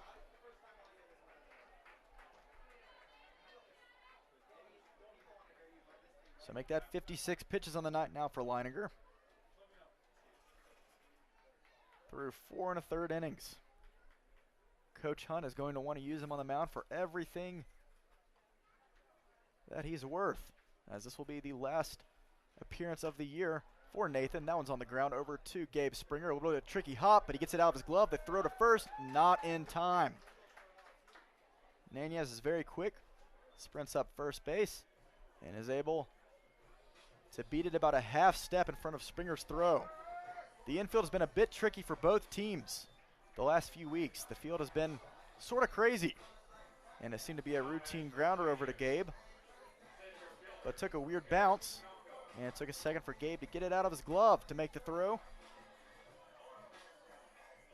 So with a tricky hop, that will be the 4th hit of the night for the Pioneers.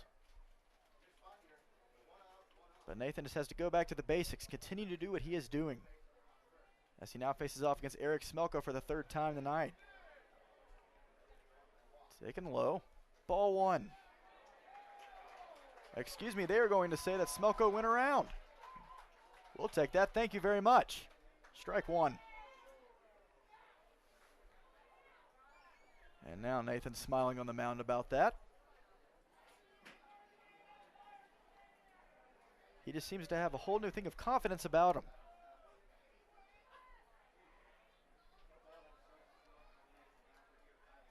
And in the biggest game of the season for the Sasquatch is probably because he's handling this in such a great way, because of how, or what his attitude was before the game.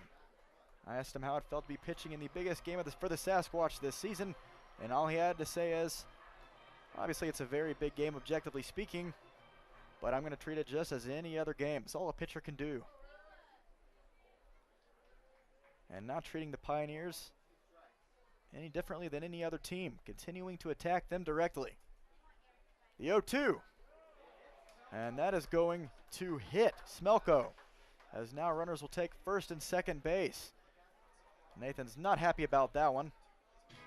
Inside and at the feet, and hit Eric on the foot. So now a little more trouble here in the fifth, as it looked like it was potentially going to be a quick 2 outs to start the inning. Instead, runners on first and second, still only 1 out. So Jace Jeremiah looking to get things going. Jeremiah from San Mateo, California. Plays at Skyline Junior College in California. And batting a nice .371. There's a reason he is in the 2 spot. And that one is going to be sent well head out towards center field. Bryson Hoyer is going to make the catch, and he is going to throw back to Springer, as the runner on second will tag up. Now runners on the corners, but apparently he left second base early. Smart play from Gabe Springer. He makes the appeal over to Ryan Bachman, makes the throw over to second base, and he will be out. So a huge blatant mistake there from the Pioneer offense. Nathan Leininger gets out of the inning, 5 complete. And that's what we're talking about officially. The longest start on the mound for Leininger for his Spearfish summer. And he is enjoying his time so far tonight. We hope he continues. Head to the bottom of the fifth, a 2-1 affair, Squatch on top.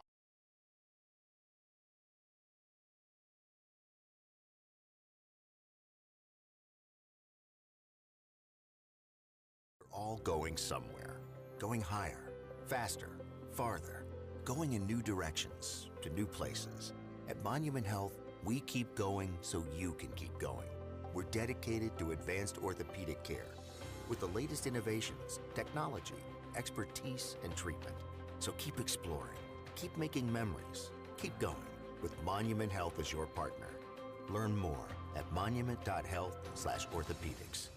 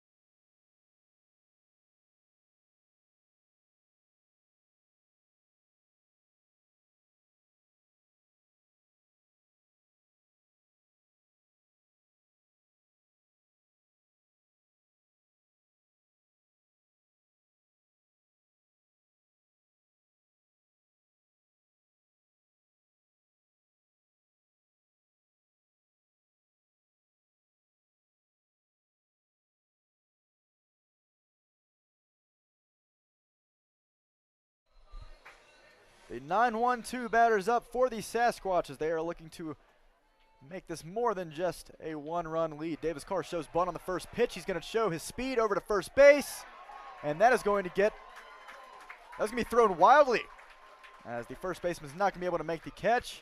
The first error of the night for the Pios, but Davis Carr looked to potentially, he might have been safe either way.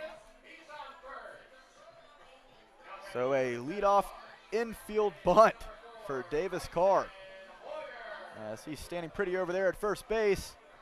Jackson Easterlin Had to make a rush throw and could not convert.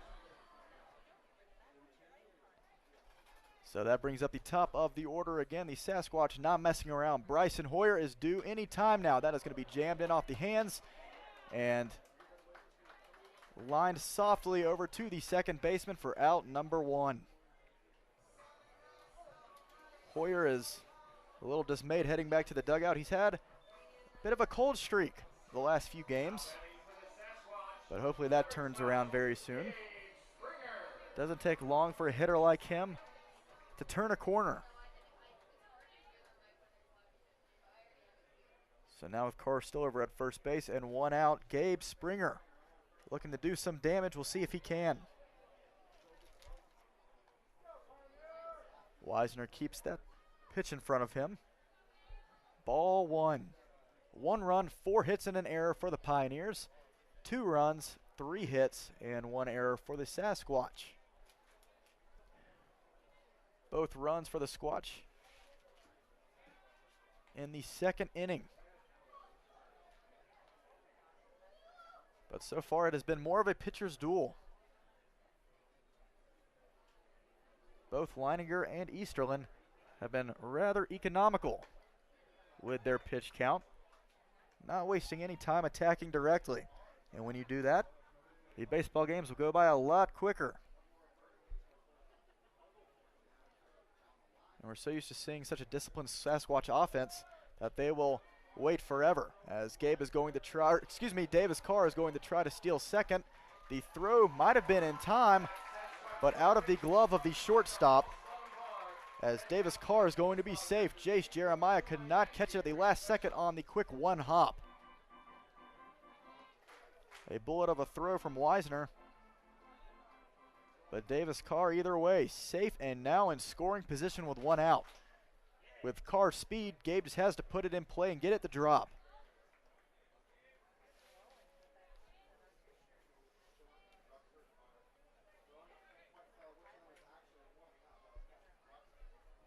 So nothing but blue skies and a very beautiful sun illuminating to the right of the stadium as Gabe Springer is going to take a 5-pitch walk. And now Easterlin in a bit of trouble of his own. He seemed to settle in the last couple of innings, including a 5-pitch bottom of the 4th. But now the Sasquatch looking to strike back here. Nicky Winterstein on deck and Ryan Bachman now stepping up to the plate. This is a perfect primetime opportunity. That one is going to be sent out towards right center. We'll see if anyone can get to it, as there is going to be a colliding grab, but that was going to escape the glove. They are going to wave Davis around. The throw home, not in time. He slides in head first, a 3-1 ball game now. The Squatch are up by 2. So we'll see if Ryan actually got that ball to get down. He did not. It was a great play from the center fielder. He made the catch. But we will see what's going on. Ryan Bachman now steps back at first base. They said that all right, so now there's a lot going on right now. The Pioneers are not very happy about it. The umps are in a bit of a scuffle here trying to figure out what the players are telling them. It appeared that Ryan hit that fly ball and the umps thought that that ball dropped, whereas the center fielder thought that he caught it. Ryan Bachman thought he was out, so he heads back to the dugout. The umps had ruled that he got that ball to drop, so instead Ryan was able to run back out in time once he heard that, but he was almost out at first for out number 2. A couple of appeal plays here in the last 2 innings alone from both teams. So now we'll see what the Blue come up with here, what they have to say. Either way, Ryan should be safe over at first base, even if they did rule that that one dropped.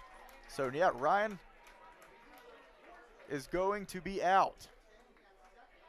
All right, so they officially ruled that the center fielder, Eric Smelko, made the play at the very last second. It was a close call.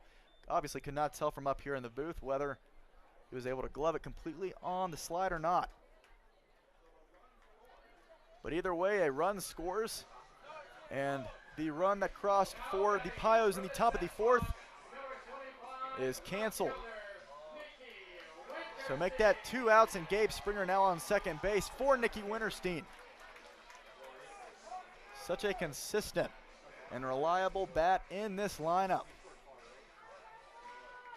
The Sasquatch are so happy to have him joining them back for the last game of the divisional playoffs, and now for games 1, 2, and maybe 3 if need be in the championship. The 2-out pitch to Nicky. Taking low, ball 1. Speaking of the championship, the reason why Nicky is back right now is because he's looking for revenge. Winterstein, Ryan Bachman, and shortstop Johnny McHenry, who actually signed with the Nationals a couple of weeks ago, as that one's going to be grounded softly over to the second baseman, and the routine throw over to the pitcher just in time. Winterstein almost beat out the throw, but he doesn't. It is a 3-1 ball game. We will talk about what we were mentioning about the championship just in a couple of minutes as we begin the top of the 6th inning. The Squatch pull across one more run. It is a 2-run ball game once more in the biggest matchup of the year. Sasquatch 3, Pios 1. Top of the 6th we go.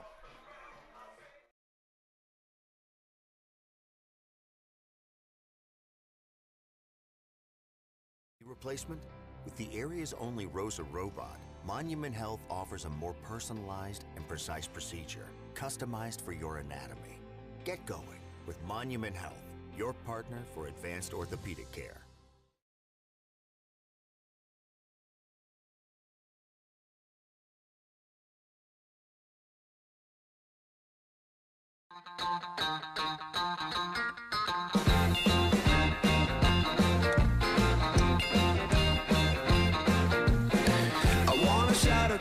So they know my sweet baby loves me so. She got me going, yeah, she turns me on. And she loves me, yeah, she loves me, and it blows my mind. Hey, nice try. Yeah, it blows my mind.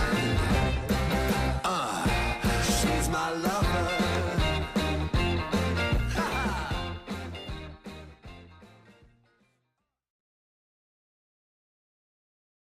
Denny Manhole dealerships in Rapid City. Trade-in values are at an all-time high, and there's never been a better time to buy. With over 400 vehicles on location, you're guaranteed to find the right ride to take you into summer. And while you're here, make sure to sign up to win some great summer gear, like a Rice Honda side-by-side, Black Hills Fireplace Traeger smoker, a variety of gift certificates, and more. Come by and check out a great selection of vehicles and summer gear at any of the Denny Manhole dealerships in Rapid City and at menholdsummer.com.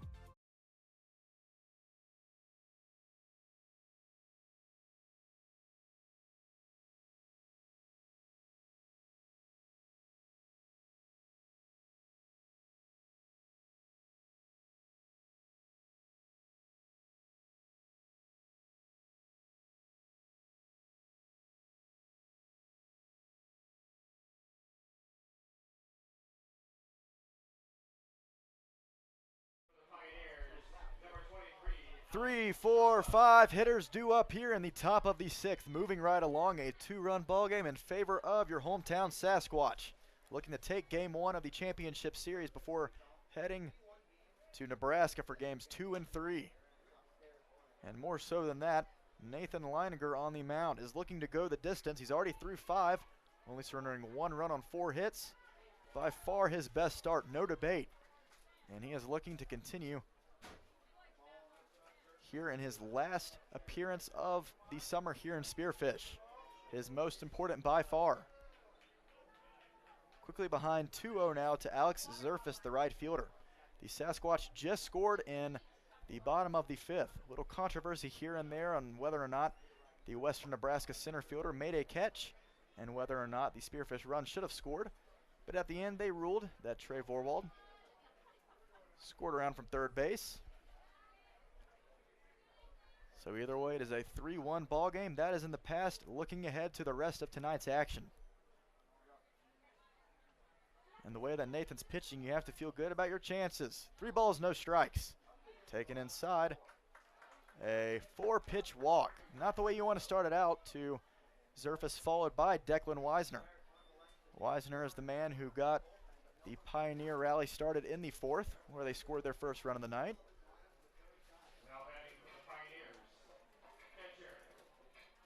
no one yet warming up for the Pioneers in the bullpen. They have someone in there, but no one is active. So after the first walk to start the inning in a 2-run game, we will see what Coach Jarrett Hunt decides to do here with Nathan. David Dielman still warming up in the bullpen. He's been there for a while. They're going to strategize how to handle Declan Weisner first off. A very exciting game so far tonight, folks. We are so glad you are joining with us tonight. Our final game of the home season. It has been such a fun summer. Every single game has been such an experience. The walk-offs, the wins, the losses, everything that you could ever put inside of a baseball season. We have seen it, and we have loved every minute of it. I am Wayne Andrews, the voice of the Sasquatch, joining you tonight in my final call of the year. So thank you for listening to me every game this year. Could not do it without the help of my other interns alongside me in the booth, our video production man, Patrick Hennessy, our statistician / baseball operations intern, Trevor Schreiner, and every single other person who is not necessarily directly in the booth. That one's going to get away from Davis Carr, and a good jump from Zerfus is going to let him steal second base. He's quickly in scoring position. Still nobody out.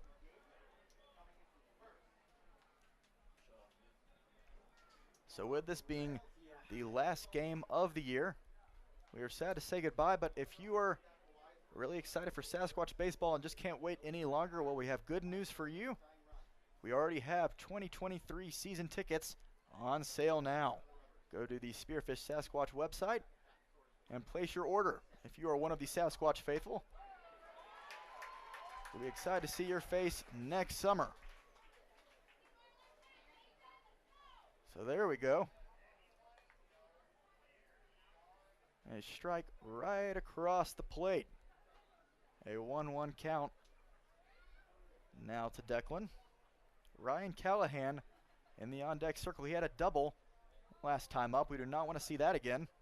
That one is going to be a wild pitch, and off of the chest of Davis. Gets behind him, and Zerfus advances over to third base. So Coach Hunt is letting Nathan go as long as he can tonight. He wants to see him go a full sixth if that's possible. Do not want to use David until you have to. You'd like to see him later in the game. Runner on third, nobody out, the 2-1. And the check swing, he did not go. Ball 3.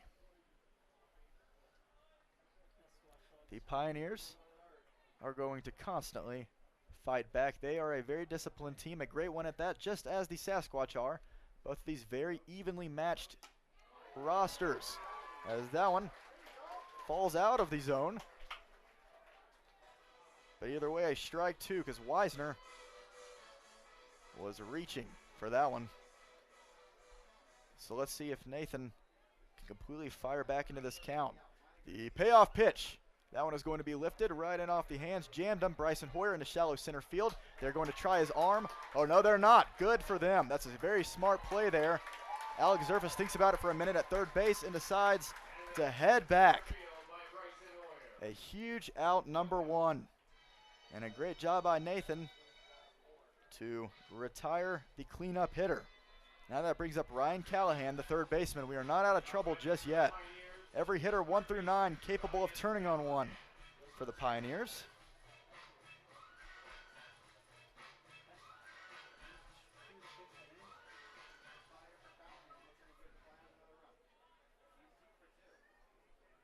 So Callahan 2 for 2 on the night. Do not want to see him add another hit to that, as we'll see he might. If Gabe Springer, he's going to make the play. He had to cover plenty of real estate on that run. All the way from his place over at shortstop into shallow left, hugging the left field line, makes the bloop catch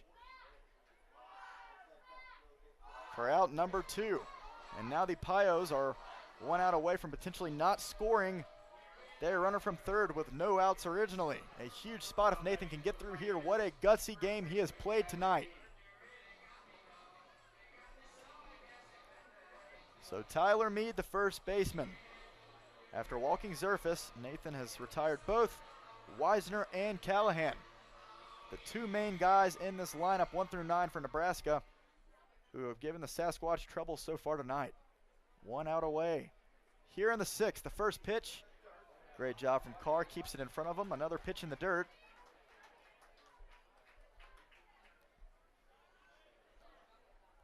Leininger breathing a sigh of relief on that one.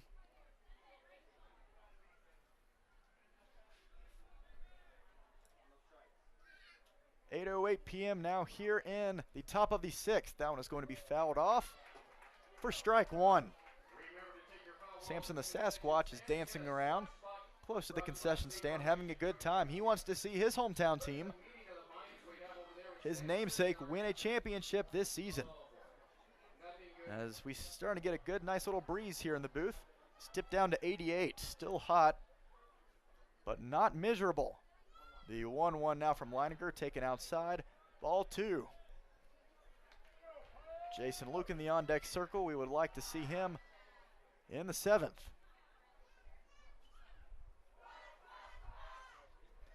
And the home crowd getting very into it. Why wouldn't they be? One of the best crowds we've seen this season. The 2-1, fouled off once more, right against the protective netting. What a spot this would be if Nathan Leininger is able to retire the side, go 6 complete, and save up so many arms for the Sasquatch rotation and bullpen. Especially with an off day tomorrow, that would be huge. He is now a strike away from letting that happen. Going into games 2 and 3, both teams need as many arms as possible, especially with how dangerous each offense can be. So now Deuce is wild once more. The runner on third. Nathan's 2-2. That one is going to be fouled off again. Another beautiful Spearfish sunset. So Tyler Mead staying in the fight here. Not letting Leininger just blow it right past him.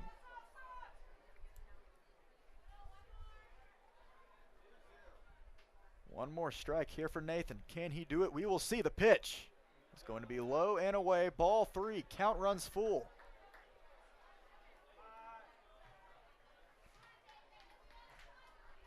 And the sun is officially setting now to the right of us in the booth. And now we see the moon.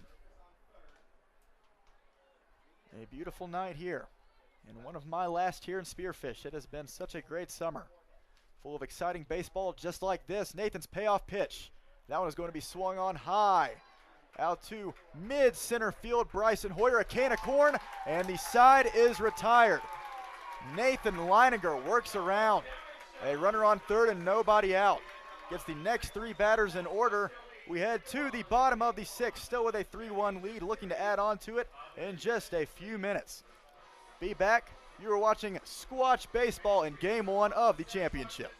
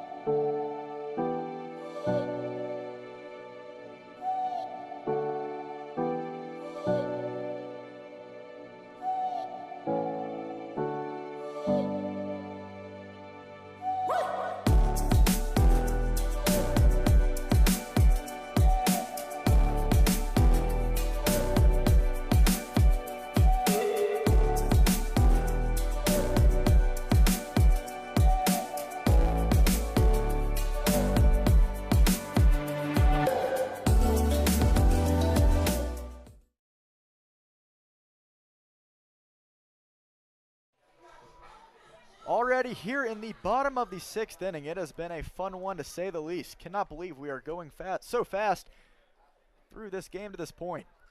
Bailey Bordas now up to plate. Or up to the plate, excuse me. Takes a big hack there, strike one. So Nathan Leininger, who is through 6 complete, just got through a very impressive top of the 6th inning. That might be the end of his night. We will have to see, but he leaves with a 3-1 lead and by far one of the best starting performances we've seen from a starter in the Sasquatch rotation in the past few weeks. He is by far player of the game to this point as Bailey Bordas down on strikes, swing and a miss. As Jackson Easterlin is still on the mound and just fired that right past Bordas for out number 1. So now stepping up is Damon Gaither.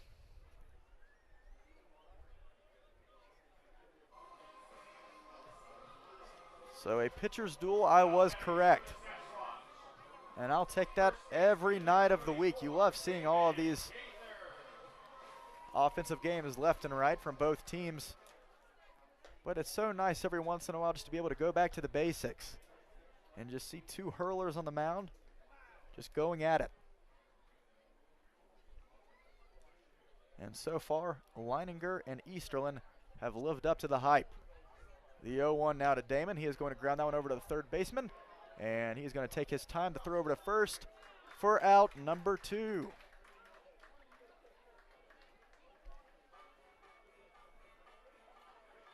And we will see where Easterlin stands in terms of pitch count.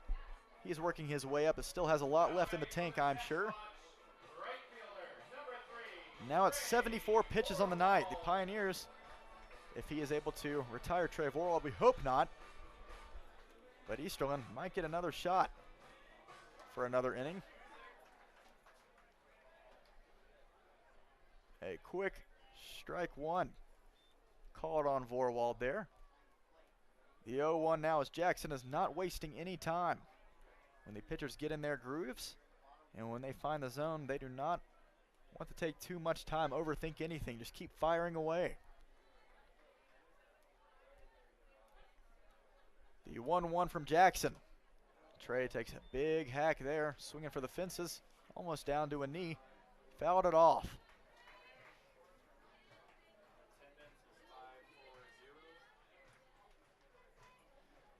A beautiful night here in Spearfish. Everyone here to watch the Sasquatch try to win game 1. Would be huge for momentum headed into games 2 and potentially 3 if necessary, as Trey's going to take that one inside.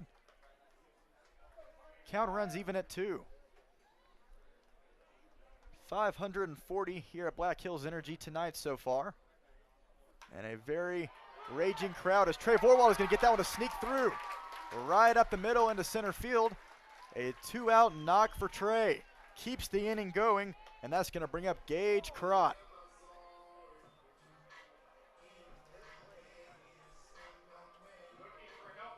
Trey, the speedy right fielder for the Sasquatch, can beat seemingly almost any throw as he heads up the first baseline. He didn't have to contest any throw then, as he gets the 5th hit of the night for the Sasquatch, and that'll be the end of the line for Jackson Easterlin.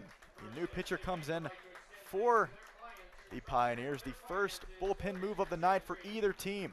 5 2/3 for Easterlin. He heads to the dugout, but not before a great night on the mound. Going 5 2/3, giving up 3 runs and 5 hits. But maybe we can add on another run off of Easterlin if Vorwald were to come home off of the new bullpen pitcher on the mound for the Pioneers. As he is warming up, we'll be back in just a few minutes. Gage Crott due up. 2 outs here in the bottom of the 6th.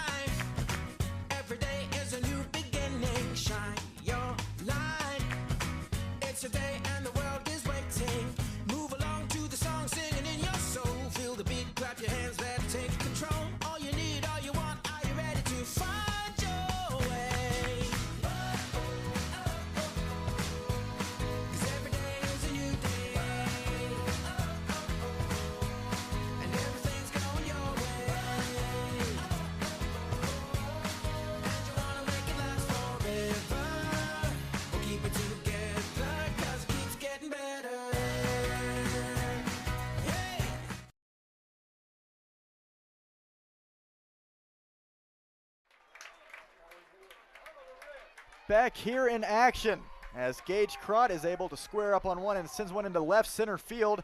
Runners now on first and second and 2 outs. The Squatch have been so great with 2 outs and rallying, especially with runners in scoring position. So now the speedy Vorwald over at second base, a prime time opportunity now for Davis Carr, whose bat has warmed up significantly. He's one of the hottest Sasquatch guys in this lineup as of late. His bat has been heating up for a while now coming to full fruition. So 1 pitch and a hit for Gage Crott off of the new man on the mound, Brian Bruxvort.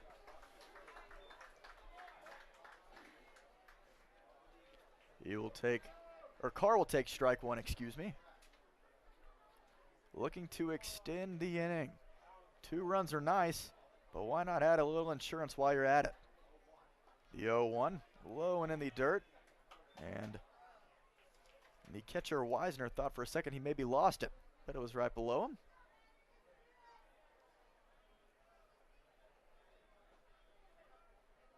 If Carr were to reach, could potentially be bases loaded if he were to take a walk for Bryson Hoyer. That was going to be grounded over to the shortstop as he makes the underhand feed over to the second baseman for out number 3.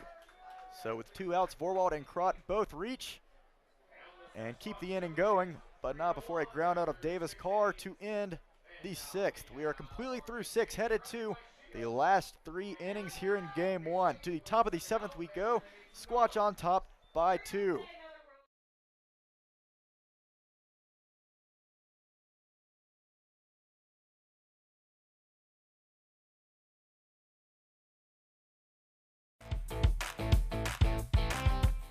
New games every month at the Lodge.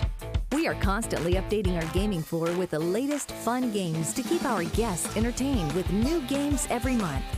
For the freshest selection of slot machines in town, make the Lodge at Deadwood your gaming destination. The locals' choice for gaming excitement with the newest games is the Lodge at Deadwood Gaming Resort.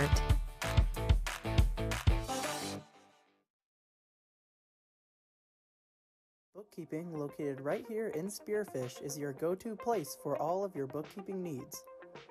Serving Spearfish for over 2 years, we have over 30 years of bookkeeping experience and can take care of any office tasks, large or small. Contact us now to get in touch with one of our many experienced bookkeepers.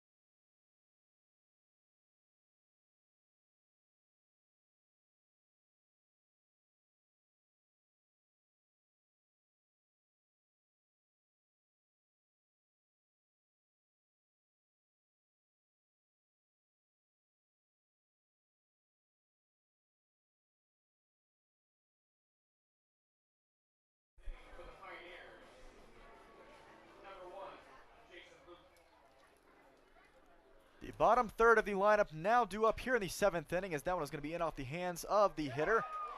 And Gabe Springer had to make a diving grab to try to make the catch, unable to. That'll be a leadoff infield single for, let's see who we're looking at, Jason Luke, the left fielder. So jam Jason there. Looked like maybe have a little tail spin off the bat. Curled away from Gabe.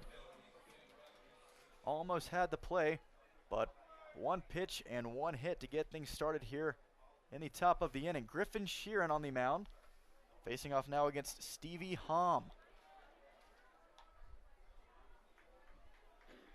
So the player of the game to this point in time is easily Nathan Leininger, no debate, as he went a really big role here in Game 1 of the championship series. 6 innings, only giving up 4 hits and an earned run. Walking 3, but getting out of it each time. The biggest start that we've seen to this point. A very gutsy outing for Leininger. And now Griff is looking to pick up where Nathan left off. Sheeran has been one of the biggest arms out of the bullpen for the Sasquatch, as Coach Hunt has elected to go with him once more. Big swing and a miss there from Stevie for strike 1. Griffin in the upper 80s most of the time on that fastball. Usually hangs around 88, 89. Can occasionally touch 90. He works hard enough. He has got a flamethrower for an arm. You see why he is utilized so much out of the pen. The 1-1. Big cut there once more, strike 2. In fact, Griffin has been utilized so much, especially here in the postseason. Pitched in both games 2 and 3 against the Big Sticks in Dickinson. And his last outing on August 2nd, just 2 days ago, in the 6-1 win for the Sasquatch, went 2 innings out of the pen, walked 2, but struck out 5 through 8 batters faced. As Luke has a good lead off of first base, we'll see if he tries to steal. Griff watching the 1-2, fouled off, right out past the Sasquatch bullpen. So a bit of a surprise decision. We saw David Dielman in the bullpen for the longest time, and it looks like at the last second they decided to pull Griffin out and let him try to secure and keep this 3-1 lead. So Griffin will not waste any time. He will pitch directly to you, but he really relies on that velocity. He looks to blow it right past you. Will he do it here? The 1-2. Just upstairs. A 2-2 count. Still nobody out. And Jason Luke still over at first base. A 2-run lead feels nice for the Sasquatch, but you never feel too sure in any sort of summer league action, especially against a team like the Pios.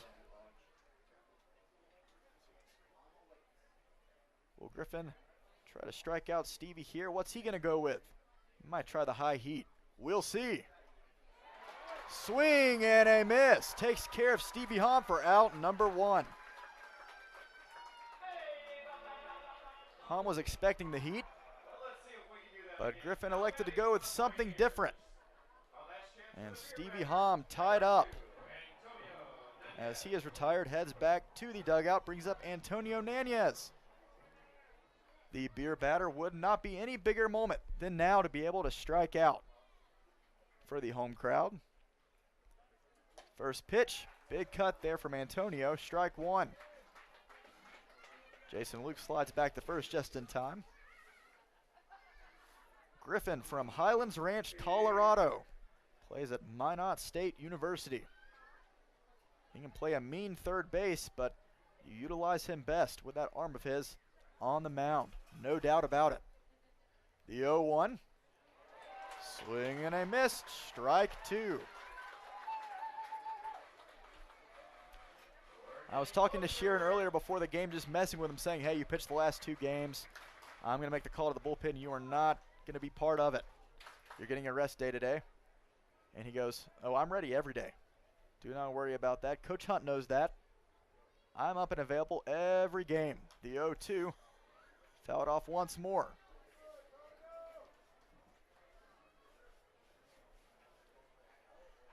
And so far, Griffin is showing that, yes, he is very much available and very much ready. Getting ahead of each of his counts. We'll try the 0-2 again now to Nanez. Can we strike him out and get $1 off our beer here in the 7th inning? The pitch. Oof. Looked to be a breaking ball from up here in the booth. Just missed the zone.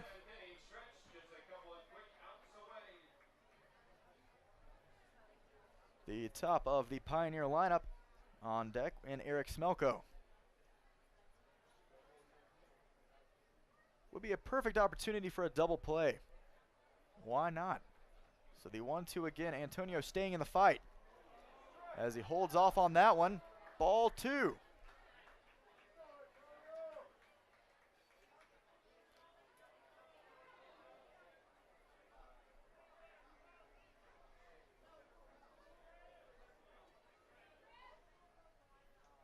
So now 2 balls, 2 strikes, runner on first. Griffin is looking to retire Nanez right here on this pitch. Unable to, he keeps hitting that spot right above the zone. And now Antonio Nanez has worked from an 0-2 all the way up to a full count.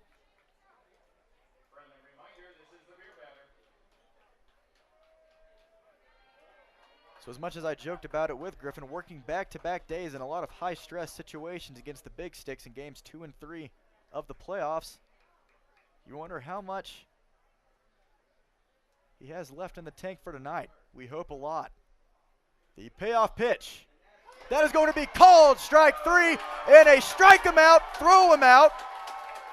Wow. What a play. What a double play, might I add. And that will shift your momentum in your favor every time, 10 times out of 10. Griffin Sheeran takes care of Antonio Nanez, and Davis Carr fires the throw over to second base. Jason Luke tagged out. What a play. Squatch take this 3-1 lead into the stretch as we run the bases one more time this summer. It has been a fun time and what a great season. Looking to end it with a Sasquatch victory tonight. Kids running the bases. Be back in just a few minutes. Squatch up by 2.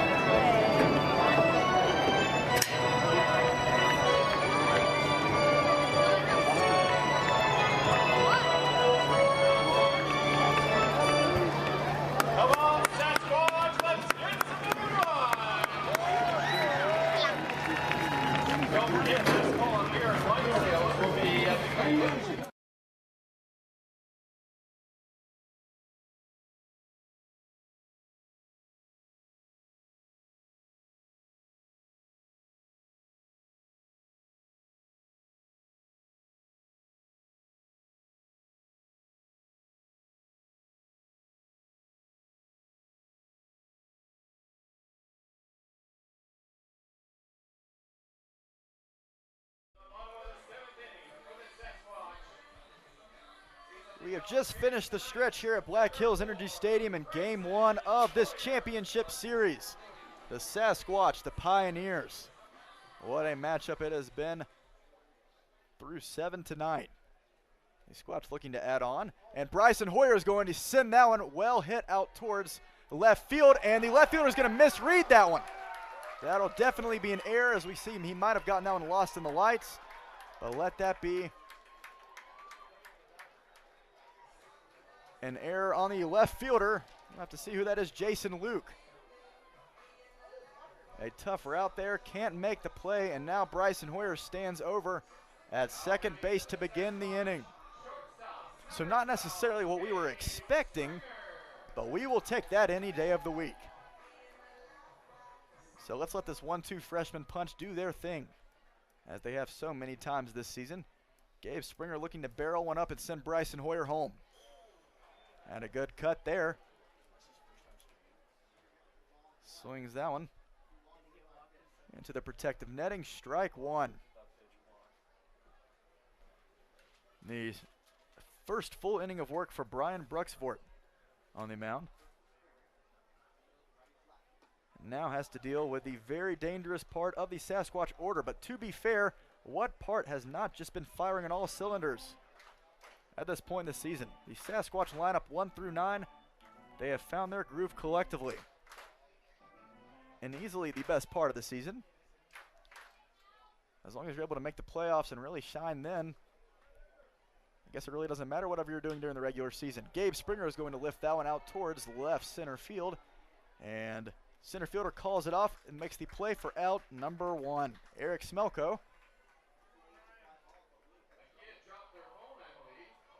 retires Gabe Springer with Bryson still on second base. He's unable to advance. And Ryan Bachman stepping in here with 1 out. So this brings up the point that I was mentioning earlier. A reason why this is so important for guys like Ryan Bachman, for Nicky Winterstein. It's because they have been here before. Rewind 1 year to this day as they were playing in the championship series last summer as well. Eventually wound up losing, and both Bachman and Winterstein have returned for another year in Spearfish, looking to lead their team to a Game 1 victory tonight in an eventual championship series against the Pioneers. But we got to win Game 1 tonight. Bryson Hoyer's going to try to steal third base. The throw gets away from the catcher. He's unable to make a contested throw whatsoever.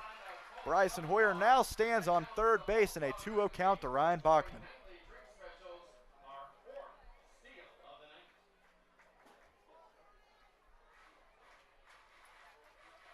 One run, 5 hits for the Pios, 3 runs and 7 hits for the Sasquatch.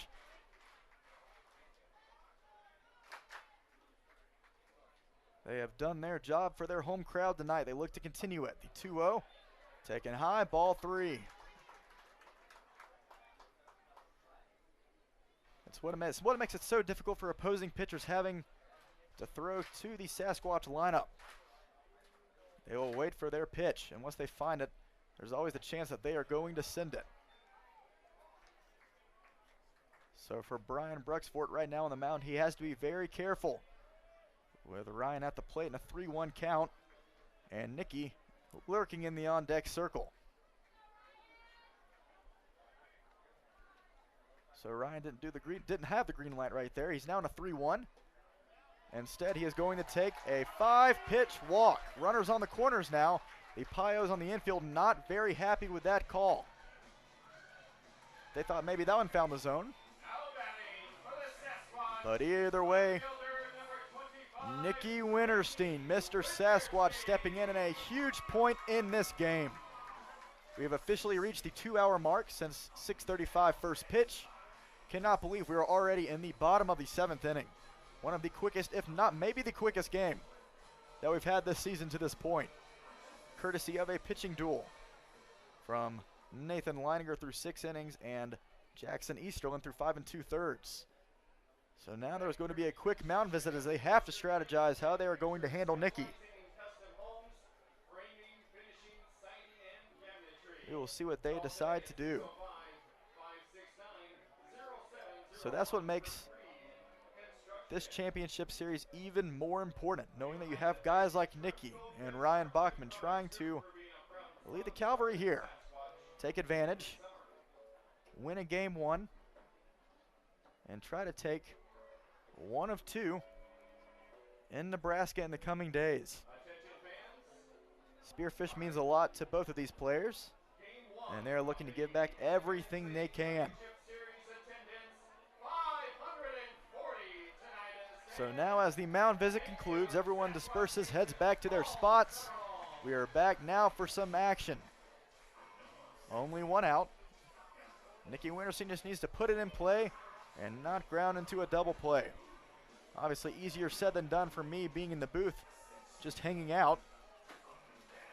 But Nikki not the one to ground into many double plays whatsoever. Doesn't strike out often either, so Brian's in a tough predicament, but he throws a filthy pitch to Winterstein for a quick 0-1 count. So far, Nikki is hitless on the night. He's taking a walk, but still searching for hit number 1 in the biggest spot to this point. Bailey Bordas on deck. We hope to see Nikki fight back in this count here. But Brian on the mound quickly with the upper hand, the 0-2. And good eye there from Winterstein, takes it up high. Ball 1.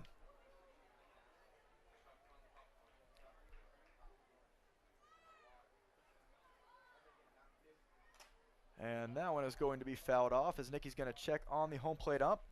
The face mask comes off. We hope he is okay. Seems to be all right. Taking a walk around home plate. We hope he is all right. No, that never feels good whatsoever.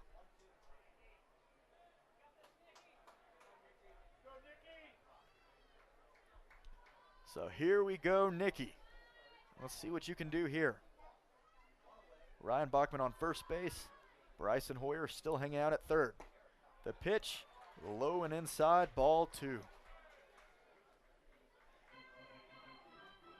Griffin Sheeran just pitched the last inning in the top of the 7th, Gave up a leadoff hit, but struck out 2 in the process. They strike him out, throw him out courtesy of Sheeran on the mound and Davis Carr. The 2-2, Nikki is going to ground that one over to the second baseman. The feed to second for 1, and the throw to first in time. So man, oh man, I jinxed it. I think I need to take the rest of the night off. Nikki Winterstein does in fact ground into a double play to end the Sasquatch threat in the bottom of the 7th. But we still have a 2-run lead headed to the top of the 8th. It has been a back and forth affair all night. Squatch looking to hold on to this lead for the last 2 innings of game 1. Do not go anywhere, folks. It is coming down to the wire.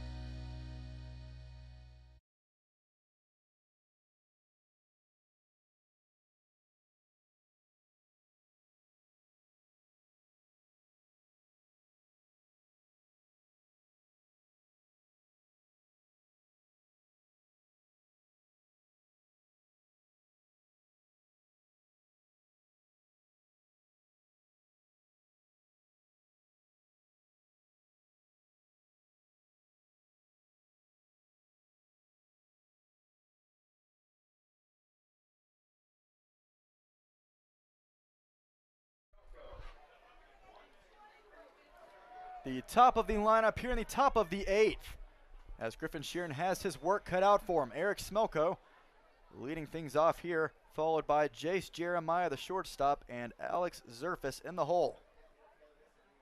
A lot to handle, but never too much for a man like Griff.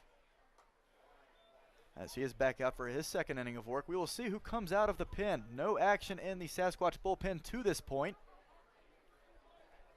as Coach Jarrett Hunt is having to strategize, knowing that he has to win game one, obviously, but also I'm sure trying to think ahead to the road trip for games 2 and 3. But we will see what Griffin can do and how long he can go tonight. Currently caught up in a quick 3-1 count to the leadoff hitter.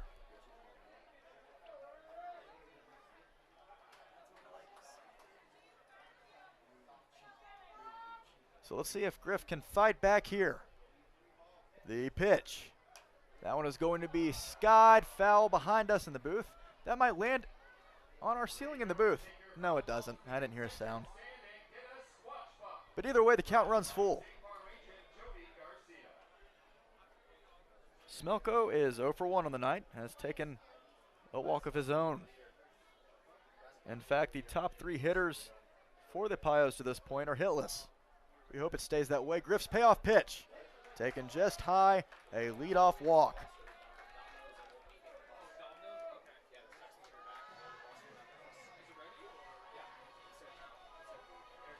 So now here comes Jace Jeremiah. There's been a couple of double plays tonight. I predicted the last one, unfortunately. Or I jinxed it at least. And I predicted a couple of plays here and there. Maybe I can predict a double play off the bat of Jeremiah here. Griff fires back to first. That one is going to get away from Damon, but not too far out of reach,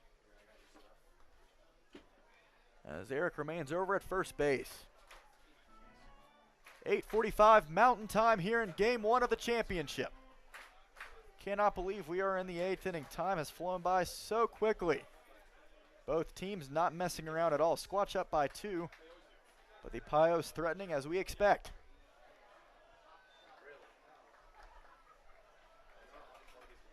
So the first pitch of the count now to Jeremiah. Taken for a ball. Now Griff needs to get back into that zone. The 1-0 is going to feed back to first, keeping Smelko honest. Jeremiah 0 for 3, but still batting .370 on the year with 2 home runs and 41 RBIs. Well, that's pretty impressive. We hope we don't see one of those here. The 1-0. Taken inside and low. Ball 2. Now we have someone warming up in the pen, and look who it is, my oh my. Mr. Dylan Ritchie might be here to shut down the 9th. We hope that we don't see him until then. We'd love for Griff to get through the 8th unscathed if possible. 2 balls, no strikes the pitch. There we go. Fired into the zone for strike 1. So Dylan Ritchie, if you recall, a couple of games ago, before the playoffs began, I mentioned that he had reached his inning limit for the summer. But after speaking with coaches and going through everything, he is now able to pitch at most, 1 inning a night, which is really all the Sasquatch need, with him coming in to shut things down in the 9th. We would love for him to have a lead to protect headed to the 9th inning. Griffin Sheeran wants that just as much.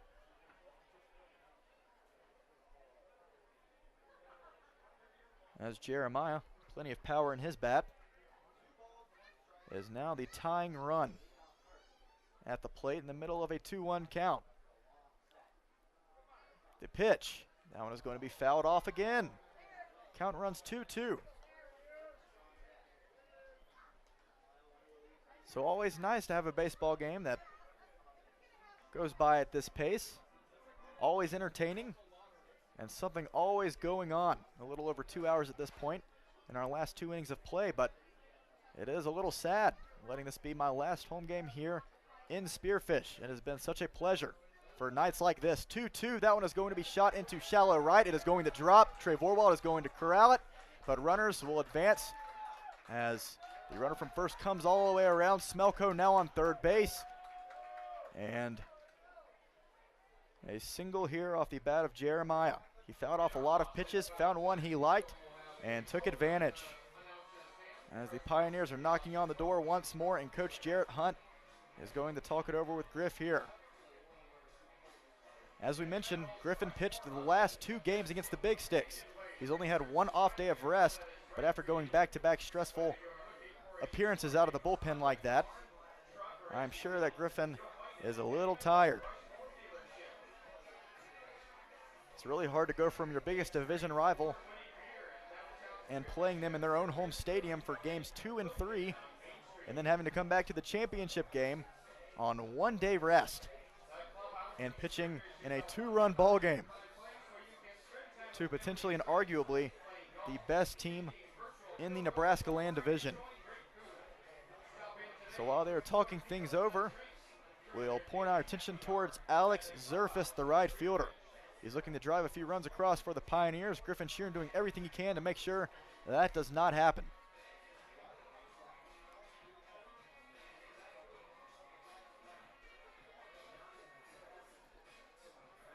So now Davis Carr and Griffin talking it over on the mound for a few more seconds before everything starts here.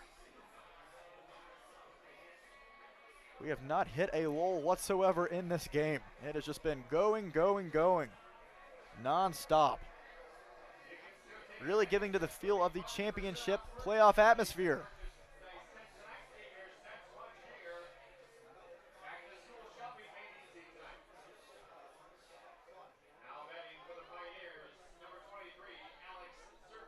So here comes Alex Zerfus, batting third tonight. And runners on the corners, still nobody out. Griffin needs to do something here. He escaped a bit of a jam, but that one is going to get off of the glove of Davis Carr. The throw is going to be wild. Runners are going to advance as one comes home, and let that be a wild pitch. Might be scored as an error off of the errant throw that allowed the runner to advance from first to third. Chase Jeremiah now on third base, still nobody out, and a 3-2 ball game. This just got a lot more interesting.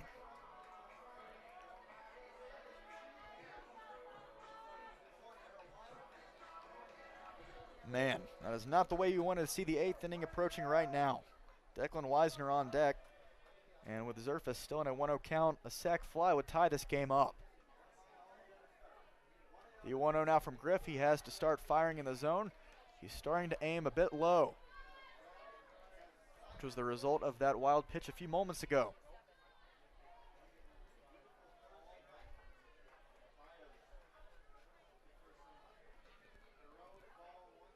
Two balls, no strikes. Griffin looking to regain his composure. That one is going to be shot into left center all the way at the track. But Nicky Winterstein able to make the grab. Oh, no, excuse me. I lost it in the light. Thought he made the grab, but it rolled out of his glove when he tried to get up. So make that an RBI double. The Pioneers have fired all the way back, all tied up at 3, and we have not gotten out of it that easily. So no doubt Griffin definitely a little tired after pitching 3 appearances in the last 4 days, and the Pioneers taking advantage of it as they do. This is what good baseball teams do, and here's a prime example of it here. In the top of the 8th, 2 runs have scored, and the Pioneers now 3 runs on 7 hits. They're not done just yet. Still nobody retired and a runner in scoring position for Declan Wisner, who already has a hit tonight as well. He's going to show bunt. That one is going to be way outside. Great job from Davis to slide out and keep it in front of him. But man, Alex Zerfus barreled that one up.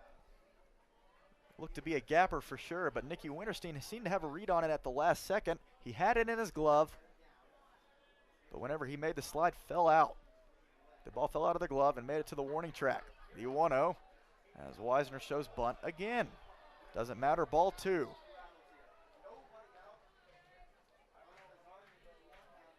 So now Coach Jarrett Hunt now on the dugout steps. We will see how long the leash remains for Griffin here in the 8th inning.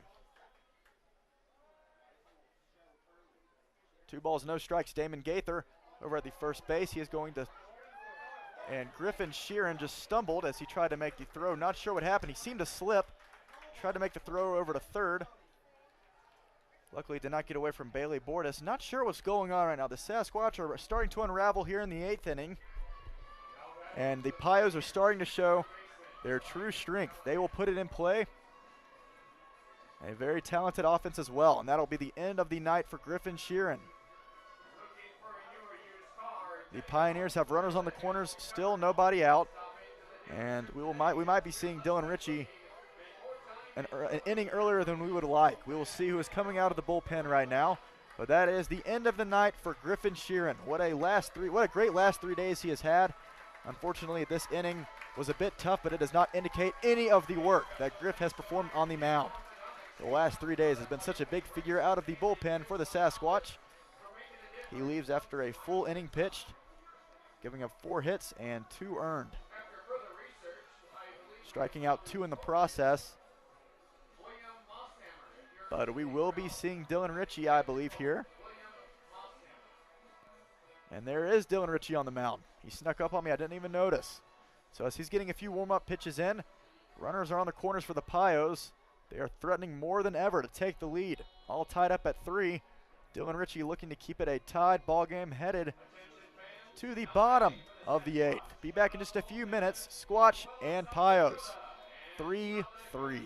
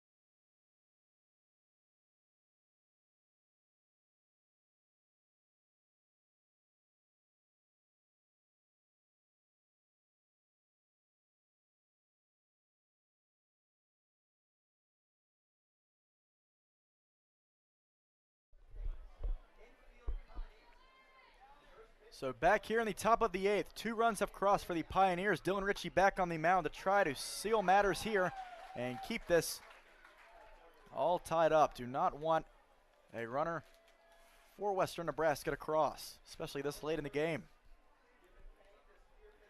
It has been a back and forth affair so far, but Spearfish has kept the lead up to this point. But quickly now, Dylan Ritchie in an 0-2 count to Ryan Callahan. Callahan doubled earlier on in tonight's game. Wouldn't mind a big swing and a miss here from Ryan. Bring him the heat, Ritchie, the 0-2.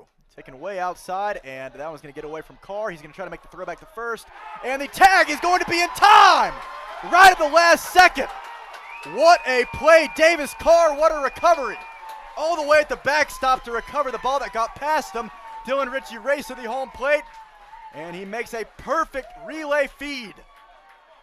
Dylan gets the tag down right in front of the extended arm of the runner trying to steal from third. A huge out, number 1. A runner now on second base, but the Sasquatch still have the tie. What a play, the biggest play of the night to this point.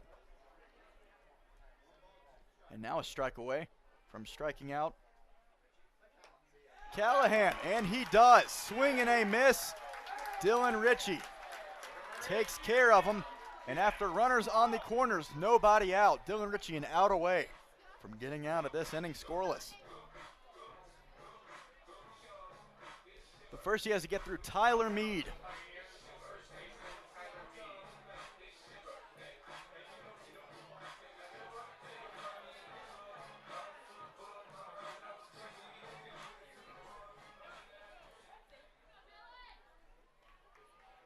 So the Sasquatch looking to end the top of the 8th, get out of this trouble, and put some runs up of their own to take this lead right back.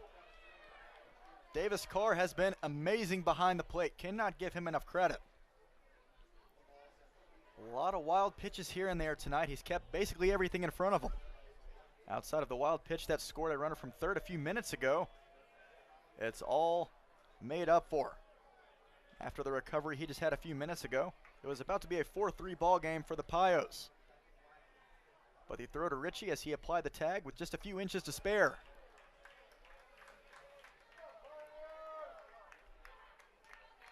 Jason Luke on deck once more. We'd love to see Tyler Mead be the last inning here in the, or the last out here in the 8th. That was close enough, right?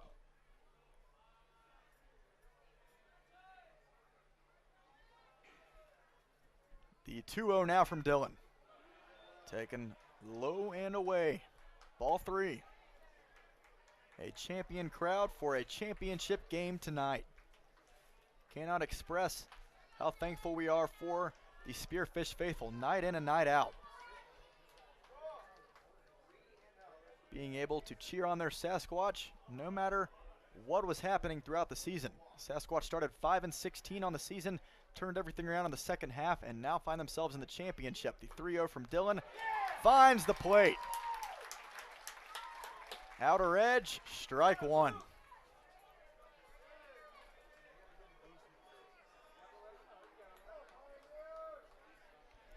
So can Dillon Ritchie continue his late inning heroics? He finds a way night after night to get the Sasquatch out of any sort of jam. The biggest jam to date here. The 3-1, swing and a miss, strike 2. Leave it to Ritchie to make every single count interesting. He is not going to let you free with a walk.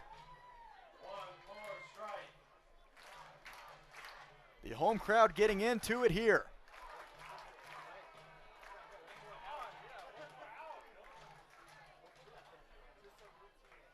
The full count. Dillon Ritchie, Tyler Mead, runner on second base. The biggest at-bat of the night. Squatch looking to keep this a tied ball game. Can Ritchie do it? The pitch. Finds the zone, strike 3, and Tyler Mead is frozen. Cannot pull the trigger. Dillon Ritchie gets out of a very big 8th inning jam to keep this a 3-3 ball game. The Pios pair 2 in the top of the inning, but we head to the bottom looking to take this lead once more. Dillon Ritchie, what more can you say? Sasquatch Nation, are you not entertained? Headed to the bottom of the 8th, 3-3. Hopefully not for long in game 1 of the championship series.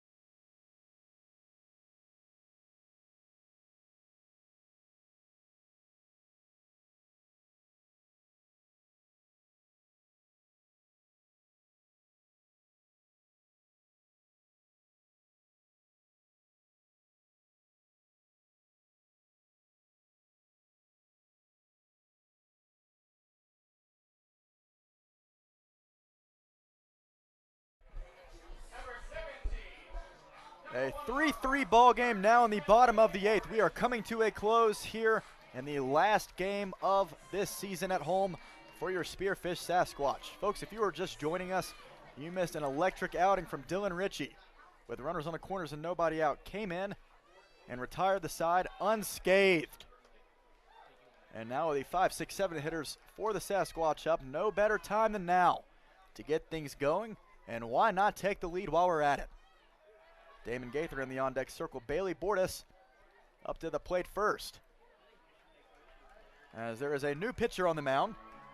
Brian Brooksford went 1 1/3, giving up 2 hits and a walk. And now the new man on the mound, Minato Tateno, is locked in a 3-1 count now, or a 2-1 count, excuse me, with Bordas. Just a knockdown drag out between both of these two teams. They want it badly, you can tell. Bordas looking to jump on one here. He is going to line that one into center field. That's exactly what he does. A leadoff single for Bailey, and the Squatch are rolling here in the bottom of the 8th.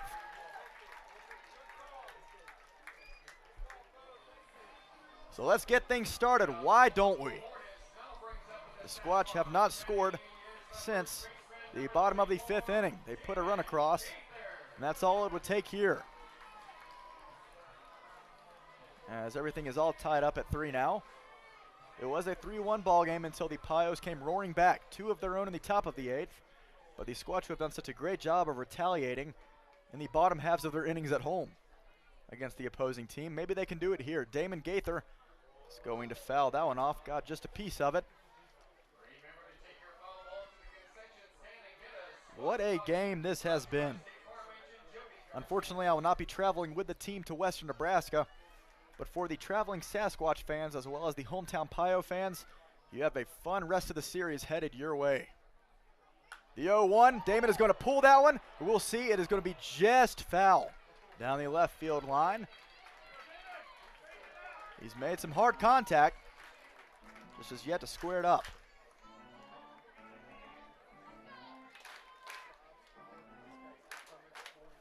A lot on the line here in game 1.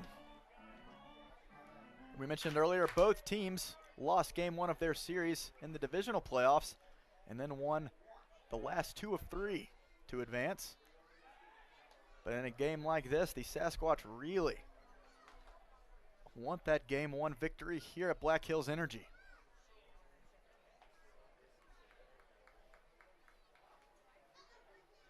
Bailey still over at first base. And Damon now in an 0-2 count. The pitch, swing and a miss. Damon down on strikes, as that was a nasty pitch there.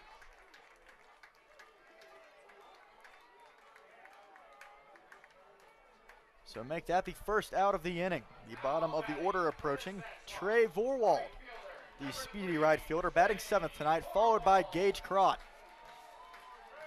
It's been such a privilege being able to have both of these guys in the bottom of the lineup. Trey and Gage both are so deceiving. You never expect hitters of their caliber so low in the lineup. They will get on base at a very impressive rate. Very capable of squaring up on a pitch anytime, any place. Trey, for example, 2 for 3 tonight with a run. And that one is going to be grounded just foul down the third base line.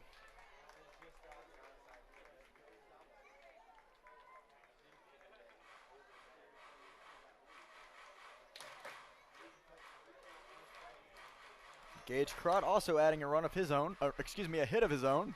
1 for 3 on the night.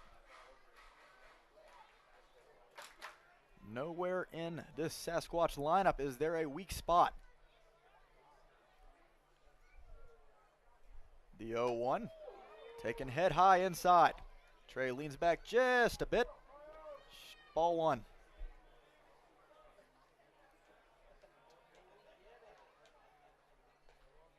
So Tateno now in a 1-1 count with Vorwald and a runner on first base, 1 out. That one misses the zone, ball 2. 3 runs for each team and 8 hits for each team as well. Cannot get more balanced than that.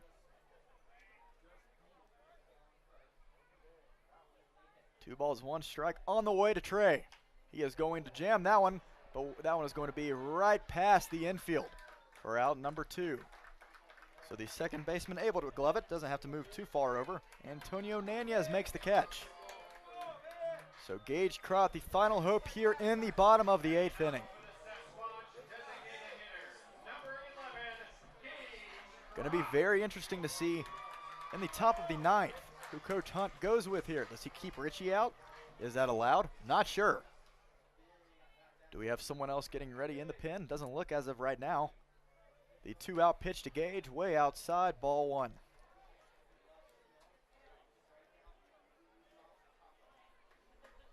So even from 2.5 weeks ago, the Pioneers probably a bit surprised by the team that they are playing tonight. This is not the team that they beat 4 out of 5 games at home.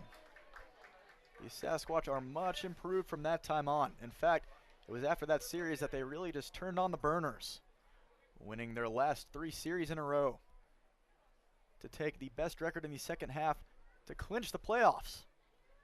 The 1-1 now to Gage. That one is going to be shot over to the shortstop, and the feed to second base steps on the bag for out number 3. So Tatano does his job, and the Squatch threat is retired here in the bottom of the 8th. To the 9th we go. Cannot believe we have reached it already.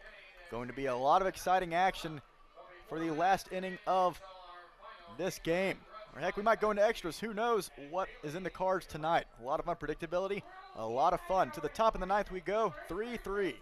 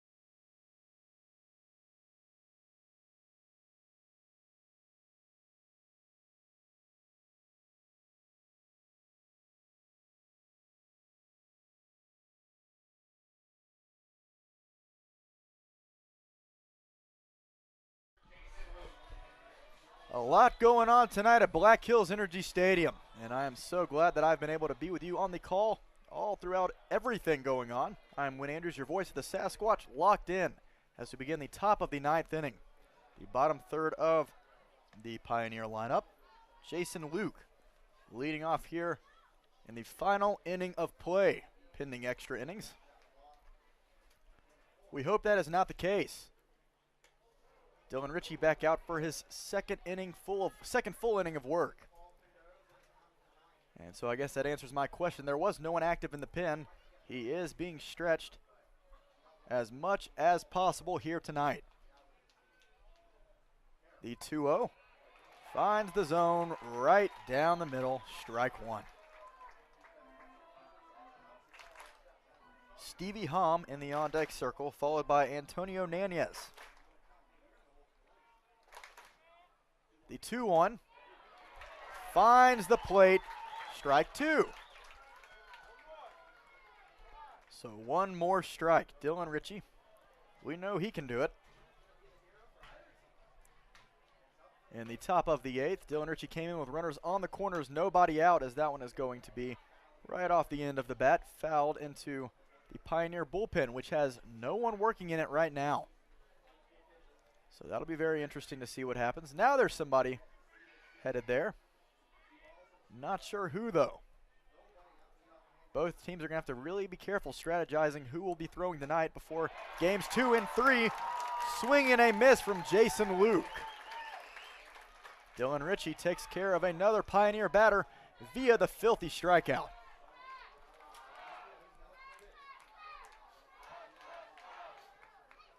So make that K number 3 on the day for Dylan Ritchie. Through 1 in the 3rd inning, he is not letting up any point soon. So that brings up Stevie Hom, as we just mentioned, the DH, batting 8th tonight. An ideal situation. Dylan Ritchie goes 1-2-3 on the bottom 3rd of the lineup. The Squatch walk it off in ideal fashion in the bottom of the 9th, not wasting any time. No better time for a walk-off than game 1 of the championship series. That would be picture perfect on the last night at Black Hills Energy this season.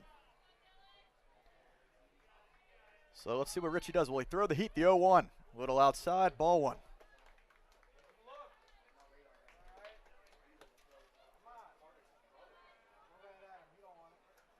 The Sasquatch faithful, as usual, very involved in tonight's game. Invested, as that one is going to find the inner 3rd of the zone, strike 2.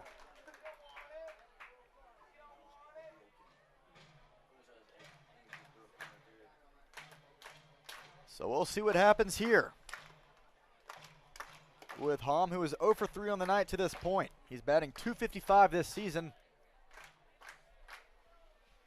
but has yet to tally a hit in game 1. The 1-2 from Ritchie. That one is going to be pulled. Foul down 3rd base. We will try again. What a catalyst that Dylan Ritchie has been this entire season. Ever since starting a couple of games at the beginning of the year, Dylan was used in a lot of places on the mound outside of just the closer role. That was back when the Sasquatch were really trying to go through their growing pains. A lot of losses in a very short amount of time. The 1-2 fouled off once more. So the Sasquatch had no other option, as there weren't a lot of players on the roster just yet. They had to throw Dylan out there for 2-3 innings at a time. But now he is back what he loves doing most, on the mound in critical situations late in the game. Let's retire Hom right here, the 1-2 in the dirt.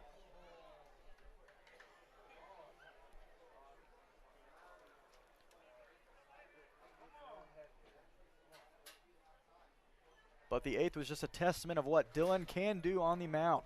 It seems that every time he comes in, he will find a way to escape the jam. And this time around, it was keeping this a tied ball game. Stevie Hom stays in the count, fouls it behind us. And Dylan Ritchie laughing on the mound now. His hat fell off, and he's probably just ready to get through this at-bat. Still nobody warming up in the Squatch bullpen. Bit of an interesting approach from Coach Hunt here. Full reliance now on Ritchie. But I don't blame him. Why not? The 2-2. Swing and a miss. Foul tip into the glove of Davis Carr for out number 2. Back-to-back Ks. Strikeout number 4 on the night for Dylan Ritchie through 1 2/3 innings.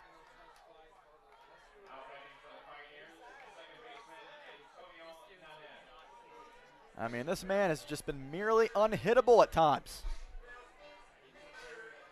It looks like tonight might be one of those nights.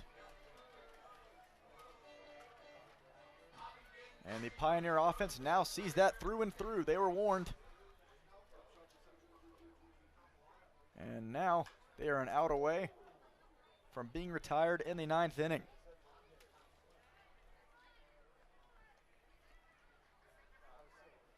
So the nine spot batter here, Antonio Nanez. The final hope for the Pios here in the 9th inning.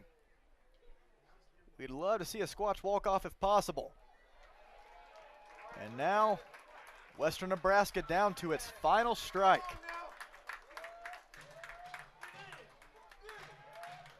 Will Dylan Ritchie just try to strike out the side? Why not? It's the championship, baby. 0-2. That one is going to be grounded over to Ryan Bachman. Tricky hop, but he has make the underhand feed over to Damon Gaither for out number 3. Back-to-back scoreless innings for Dylan Ritchie. Retires the Pios in order. We head to walk-off Central. Bottom of the 9th. Squatch are looking to do it in game 1 here at home. Be right back in just a few minutes. Tied ball game.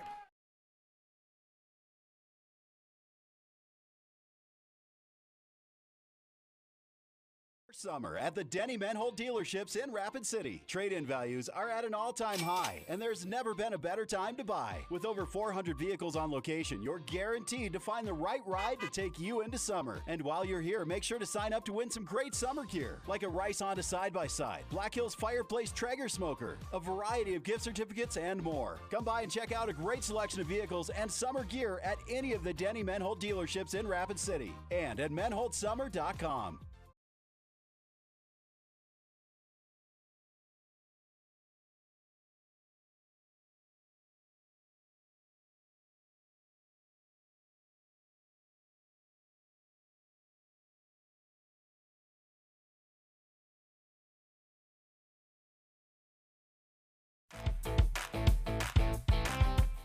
New games every month at the Lodge. We are constantly updating our gaming floor with the latest fun games to keep our guests entertained with new games every month. For the freshest selection of slot machines in town, make the Lodge at Deadwood your gaming destination. The locals' choice for gaming excitement with the newest games is the Lodge at Deadwood Gaming Resort.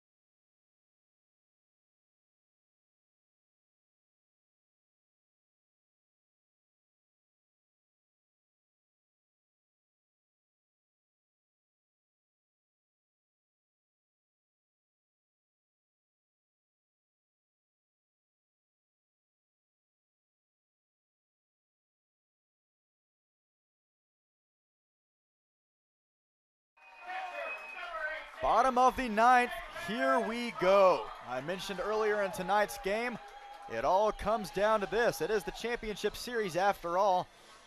And as we expected between two great teams in the Sasquatch and the Pioneers, it all is going to come down to the wire. And that is exactly what is happening here. The 9-1-2 hitters due up in the bottom of the 9th. The Sasquatch are looking to send the Pios packing. Davis Carr stepping in against the new pitcher who just fired his first strike of the night, Paul Panduro. Ahead 0-1 on Davis here. Carr is 1 for 3 on the night with an RBI. Wouldn't mind him getting on base here. The 0-1, Davis is going to line that one just foul. First baseman had a good jump, but did not matter either way. Dribbled along that first base line. Right before turning foul before the first base bag. So Sasquatch Nation, wherever you are, even if you're not at the stadium, put your rally caps on. Big game here, the 0-2 to Davis. Right in the zone, strike 3. Davis Carr retired via the punch out. A filthy pitch there from Pandura for his first out of the night. Wow.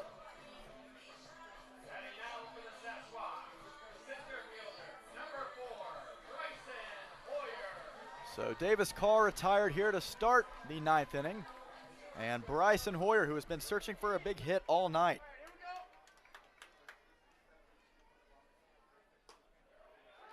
Takes called strike one. And excuse me earlier, I thought it might have been an error on the left fielder, but they did give Bryson the hit. So he is 1 for 3 on the night with an RBI. Boy, wouldn't mind one of those solo home runs. He's had a couple of those this year. The latest of them being in Game 1 against the Badlands Big Sticks to close the regular season. First pitch of the game leading off. Hit a moonshot over left field. The 1-1 now from Panduro. Bryson backs up just a bit. As that one was fastball inside, ball 2. Definitely not a strike. My apologies.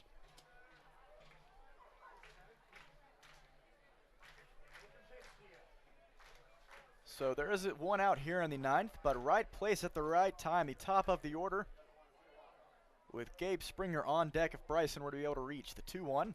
Big cut there. Strike 2. Now we saw Paul Panduro in the bullpen for only a couple of minutes. I mentioned it earlier, there was no action until he came in with about 1 out left in the top of the 9th. Didn't have really much time to warm up. It doesn't seem to phase him too much. The 2-2 now to Bryson, as he was going to get just a piece of it. Foul tip. So we will start over with this 2-2. Keep this at-bat going. Not a single person has left their seats. Why would you if you're trying to send your Sasquatch to a Game 1 walk-off victory? The 2-2 now to Bryson. That one's going to be grounded right to the pitcher on the mound. He's going to do the underhand feed to first for out number 2. Man, he has some electric stuff.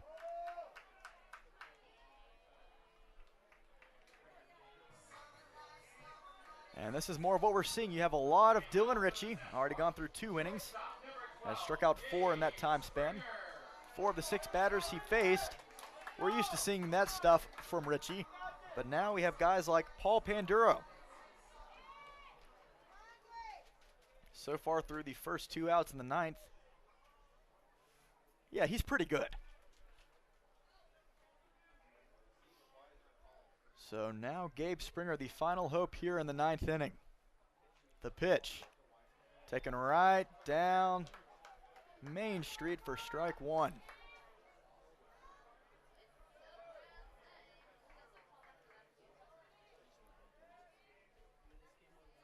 So an 0-1 count.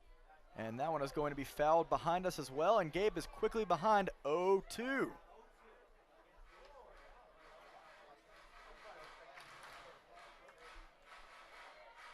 So we would not mind seeing Paul Panduro out for the rest of the game if he were to retire the side here. We do not want to see him in the 10th.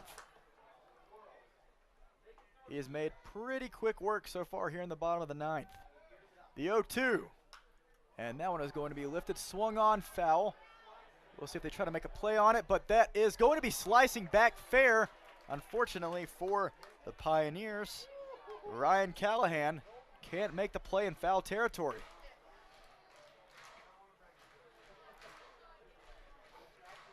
So a second chance now for Gabe Springer. Should have been out number 3.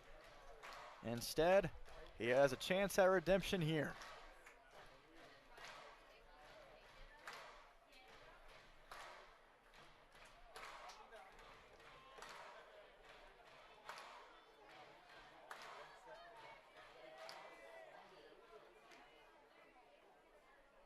So Panduro with a 3.03 ERA. 41 strikeouts, 24 walks. We have not seen any sort of command issues with Paul to this point. The 0-2. Well, maybe a little command right there. Almost hit Gabe. A little bit too far inside. Ball 1.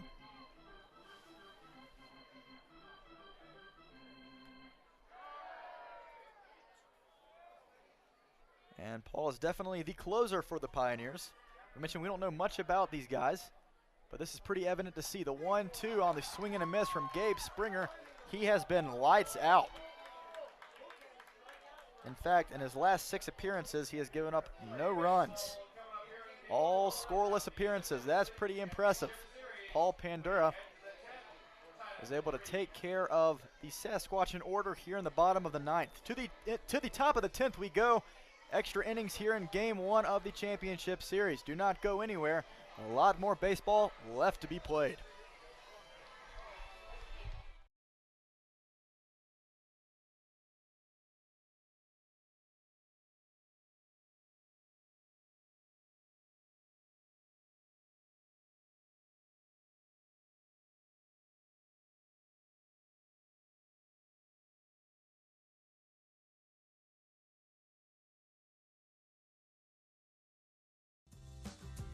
When you venture to Spearfish in the Black Hills of South Dakota, you'll find rugged hiking and biking trails, extreme rock climbs, and views that will take your breath away. Plan a Spearfish vacation and come find your adventure. Spearfish, my great place in South Dakota.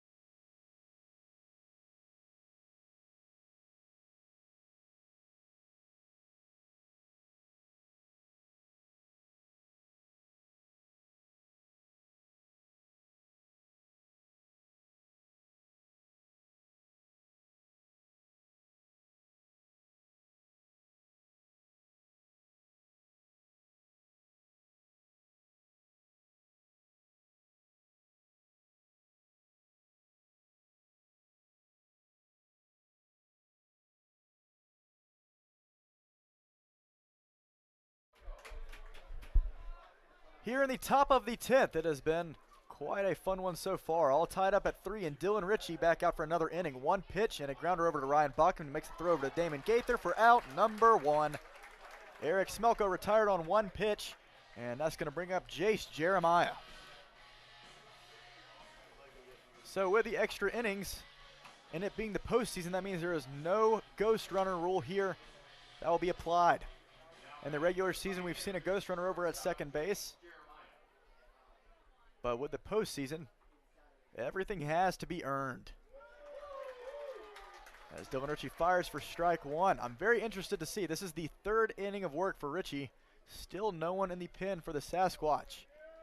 No one in the pen for the Pioneers.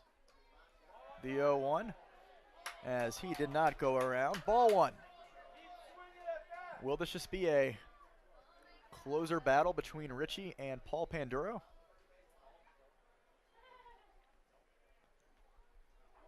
The 1-1 lifted way foul. Strike 2.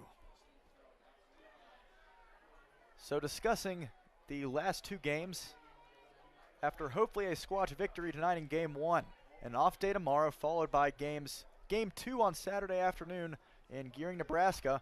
And that one is going to be lined right to Trey Vorwald in right field. Comes in for a second, then backtracks a step or 2. Makes the catch in right for out number 2.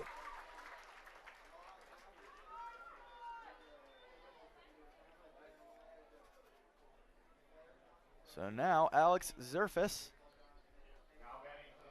here with the final out in the top of the 10th. Both pitchers just working with ease, it seems. That effortless 90-mile-per-hour fastball from Dylan Ritchie. My arm would fall off. Therefore, good on you, Ritchie. The 2-out pitch. Swing and a miss. Zerfus unable to catch up to that one.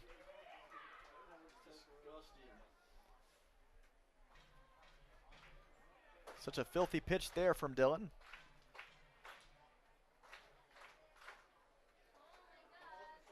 The 0-1. Strike 2. An 0-2 count, 2 outs, nobody on to Zerfus here. Dylan Ritchie down to his final strike, looking to do the most for his team here tonight. The Sasquatch know they really need to win game one. It would be huge to take that momentum and have game one in the win column. The 0-2. Ooh, just missed. Right on the outside edge of the zone. Missed the plate by a hair. 1-2.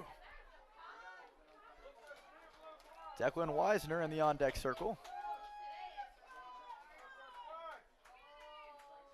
We'll see if Richie goes back to that same spot again. The pitch. That one is going to be grounded right back to Richie. A play just like Paul's last inning. The underhand throw to first. Dylan Richie through 3 innings complete. He is not human. We head to the bottom of the 10th. The Squatch are looking to do something with the heart of the order coming up. Do not go anywhere. All tied up at 3.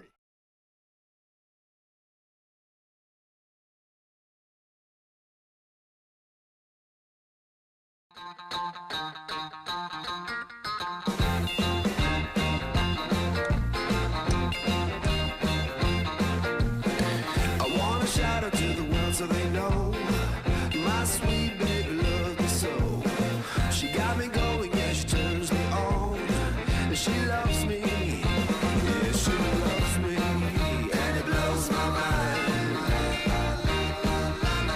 Hey, nice strike. Yeah, it blows my mind. She's my lover.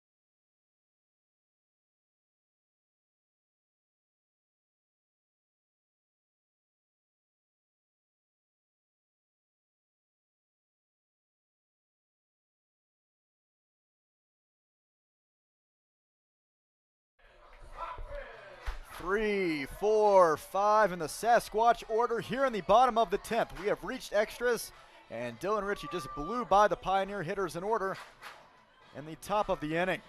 Now the Sasquatch are looking to extend the bottom of the 10th and potentially walk it off.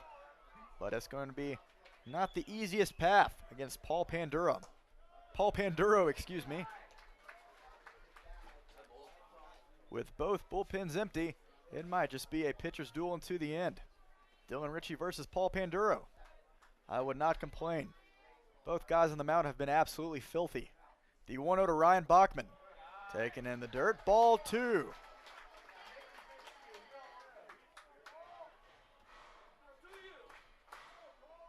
You didn't actually expect that the final game of the home series and game 1 of the championship would go any differently, would you?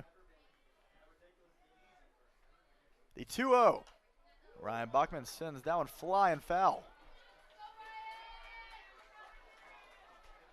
This only makes sense for the Spearfish Sasquatch. Got to walk it off in a fashionable manner. With the way that both teams are pitching, might just come down to a pitcher missing their spot and want someone just going yard. As that one is going to be taken in the zone, strike 2. A 2-2 count. Nicky Winterstein on deck. Bailey Bordas in the hole.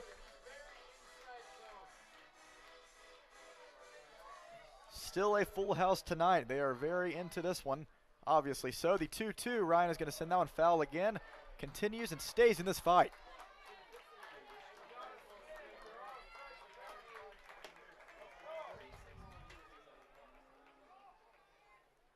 Ryan 1 for 3 on the night with an RBI.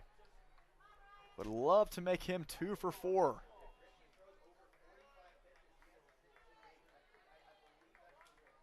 The 2-2. Swing and a miss. Up high in the zone, Ryan Bachman cannot catch up. the first out of the inning. As he is retired, that brings up Nikki Winterstein.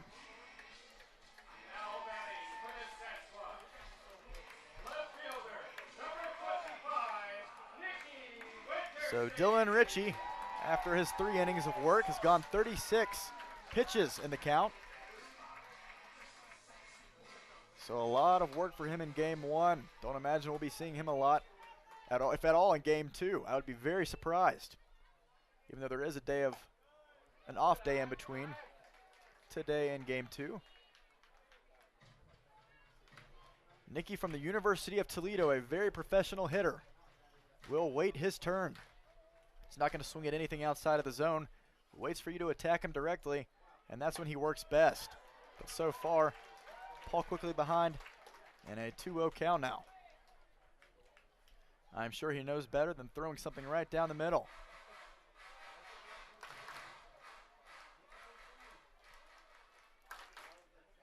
It would be so fitting for Nicky to do something here. After staying with the Sasquatch last year in the championship loss, coming back this year. Big cut, swinging for the fences, strike 1. You know that Winterstein wants this one badly. Both teams grinding it out. This is what the playoffs are all about. The 2-1 now, taken outside, ball 3. We'll take a walk.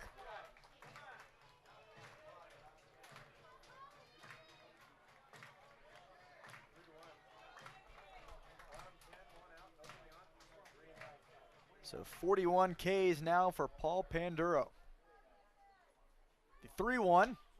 Swing and a miss there from Nicky. Man.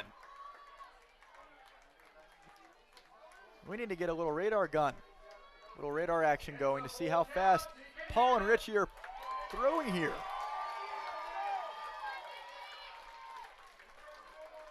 Because so far the Sasquatch hitters are looking about 5 seconds late to his pitches. The payoff, here we go.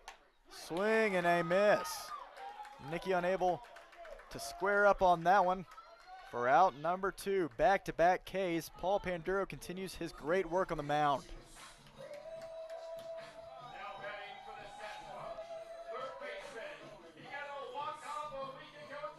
So now the walk-off hero steps in as the final hope here in the bottom of the 10th. We could be doing this all night with the way that both teams have been pitching. Bailey walked us off to clinch a playoff berth against the Big Sticks in Game 3 of 5 to end the regular season. A line drive over into left field, right down the left field line, scored Ryan Bachman, but that was when we had the ghost runner on second base.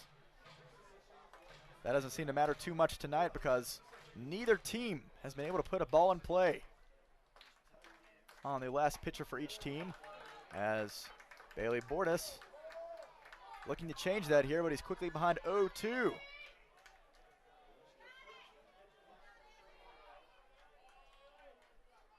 What a game this has been. So now Paul quickly ahead, his 0-2. Swing and a miss. Paul Panduro just struck out the side. He is fired up, and rightfully so. Man, he just went through the entire Sasquatch heart of the order, taking care of business. That was unreal. So who do we throw out for the top of the 11th? We will just have to see. Will it be Dylan Ritchie or someone else? We'll be back in just a few minutes with the answer.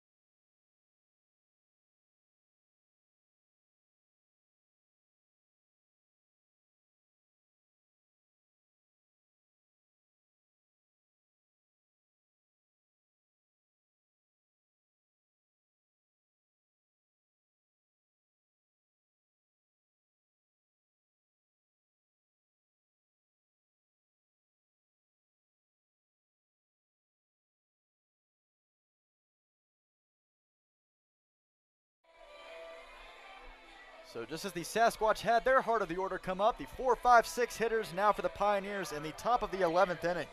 Declan Weisner followed by Ryan Callahan and Tyler Mead right after him. And if you're looking for the answer of who is on the mound right now, none other than Dylan Ritchie, the off-speed. Swing and a miss there from Weisner, strike one.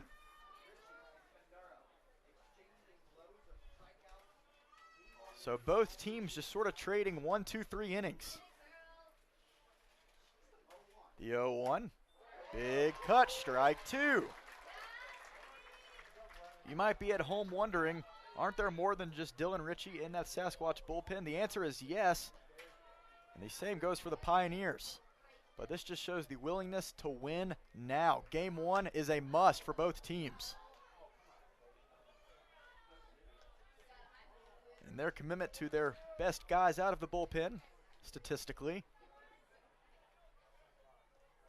really emphasizes that point. But you do have to start wondering how much Ritchie is going to be able to throw tonight. But he just struck out Declan Weisner for another K and the first out here in the top of the 11th. Neither team has an answer for the man on the mound each given inning. So bring on Ryan Callahan, batting fifth. One out, nobody on. There has not been a runner on the base paths in quite a while now.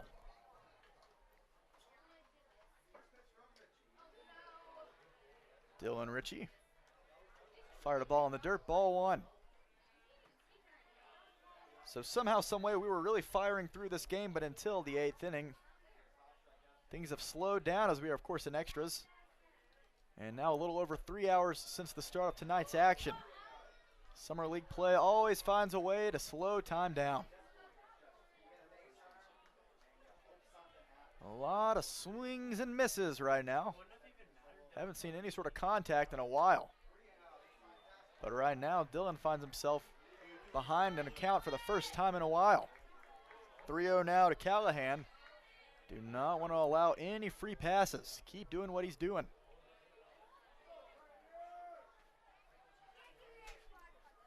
Neither offense has found any sort of answer. The 3-0. Taken 4, strike one. Callahan was ready to throw the bat and head to first. Now he has to hang around for an extra pitch.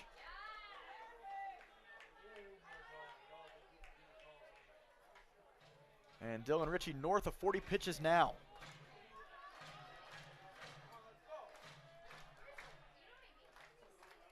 How much can he have left in the tank?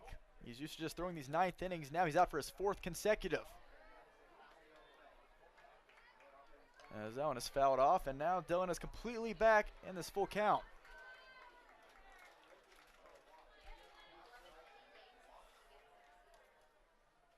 Ritchie's payoff now.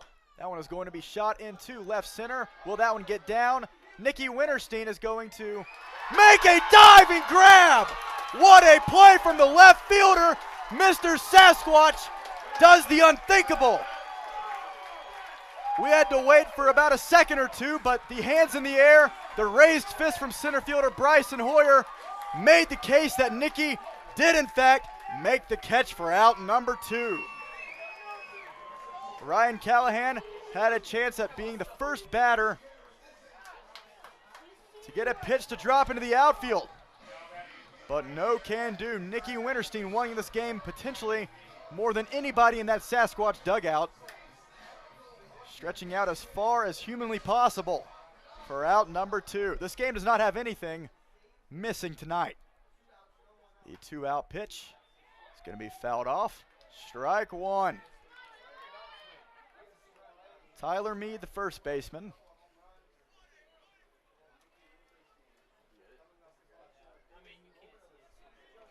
So if you're not able to see it on the camera, a lot of stuff going on here in the booth. As that one is going to find the zone as well. An 0-2 count. But if you just missed it, Ryan Callahan, not sure if you saw it on the camera a few seconds ago. It happened so fast. Callahan seemed to undoubtedly have a gapper, but Nicky Winterstein covering so much air, so much space in a small amount of time. The 0-2 in the dirt and away. Ball one. But Nicky just making an incredible grab. leaving both his 2 feet lunging out as far as he could go.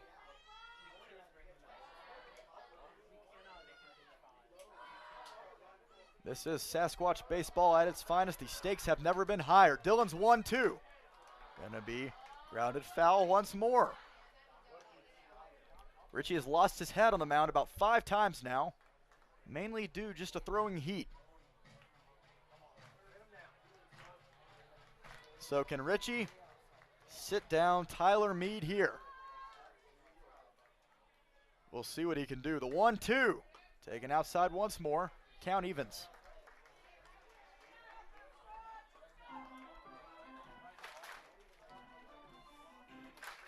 The Sasquatch 5-16 to start the year, finished at a 500 overall record, 28-28. Won the divisional playoffs against our biggest rival, the Big Sticks, and now in a 2-2 count with 2 outs in game 1 of the championship. Unbelievable. The game of baseball is unreal. So unpredictable. How can you not be romantic about it? Such a different team than what the Sasquatch roster began with this season. Both teams battling for game 1, the payoff pitch. Inside the zone, the inner third of the plate. Dylan Ritchie does it again. Not much of a surprise at this point. Another batter sat down. He cannot be stopped. 4 innings through. Let's finish business here, headed to the bottom of the 11th inning. Been a long one tonight, but every at-bat has been so fun to watch. I'm Win Andrews, voice of the Sasquatch, and we'll be back in just a few minutes. 3-3, walking it off in the bottom of the 11th. That's the hope.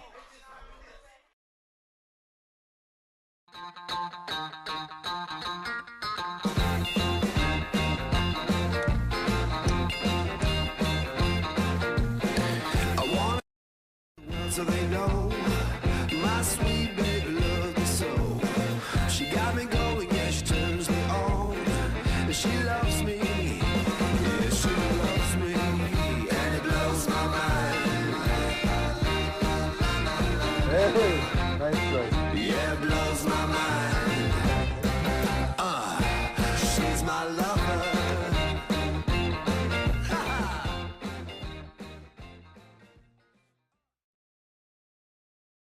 Going somewhere, going higher, faster, farther, going in new directions, to new places. At Monument Health, we keep going so you can keep going.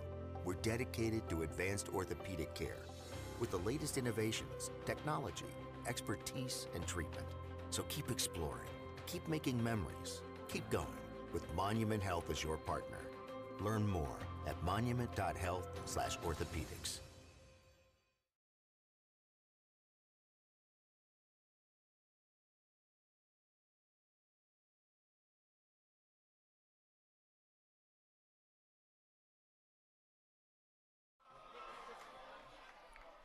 Back and forth, back and forth, back and forth we go.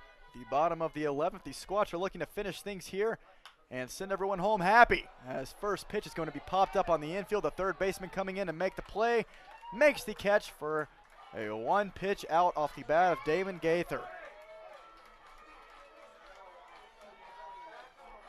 So not the way you wanted to start the inning, as it appears that Dylan Ritchie, after 4 incredible innings of work coming out of the pen, might finally be done for the night. He has done everything he possibly can. The Sasquatch, the offense, it is now their responsibility to pull through. 1 out, now to Trey Vorwald. And as it has been going the last few innings, it appears the same that Paul Panduro is going to trade in another inning of just unreal relief. Starting to become predictable at this point, the 0-1. Swing and a miss, Trey Vorwald. Quickly behind 0-2. We might not get any action going until both of these pitchers are out of the game. Their stuff has been merely untouchable tonight.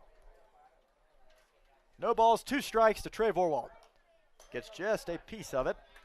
Fouls it off against the protective netting. We will try again.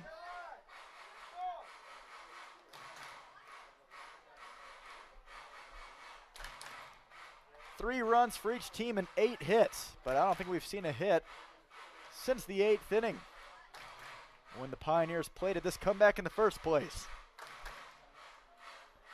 Since then, it has just been a lot of either soft contact, pop-ups, soft groundouts, but most of the time, just straight strikeouts.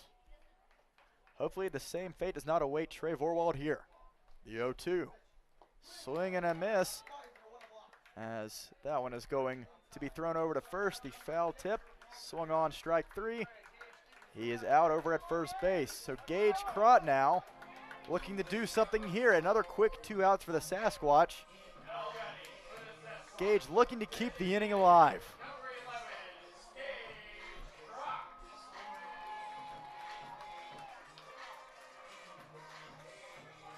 So what can the kid from Belle-Fourche do here? We'll see if he tries to show bunt, maybe try to take some speed, or if he is going to swing for the fences. That answers your question. Big power swing there from Crott.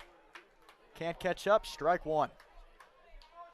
Davis Carr in the on-deck circle. I feel like we saw him just 20 minutes ago. Big cut there. Gage gets just a piece of it, fouls it off. Another 0-2 count. Both pitchers, Panduro and Ritchie, have just been battling ahead in every count at will. It's been seemingly too easy.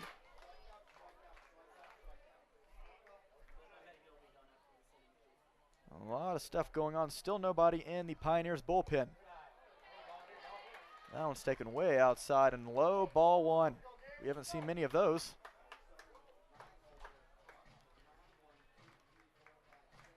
Panduro from Scottsbluff, Nebraska, plays at Pittsburgh State. He has been lights out tonight as well. The 1-2 to Gage, swing and a miss up high. Gage can't do anything with it. And another scoreless 1-2-3 inning for Panduro. What a pitching barrage we have seen tonight in the later innings. Absolutely unbelievable. Game 1 could not ask for anything more.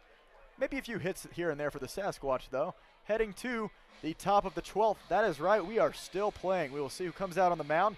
Be back with you in just a few. Still tied up at 3.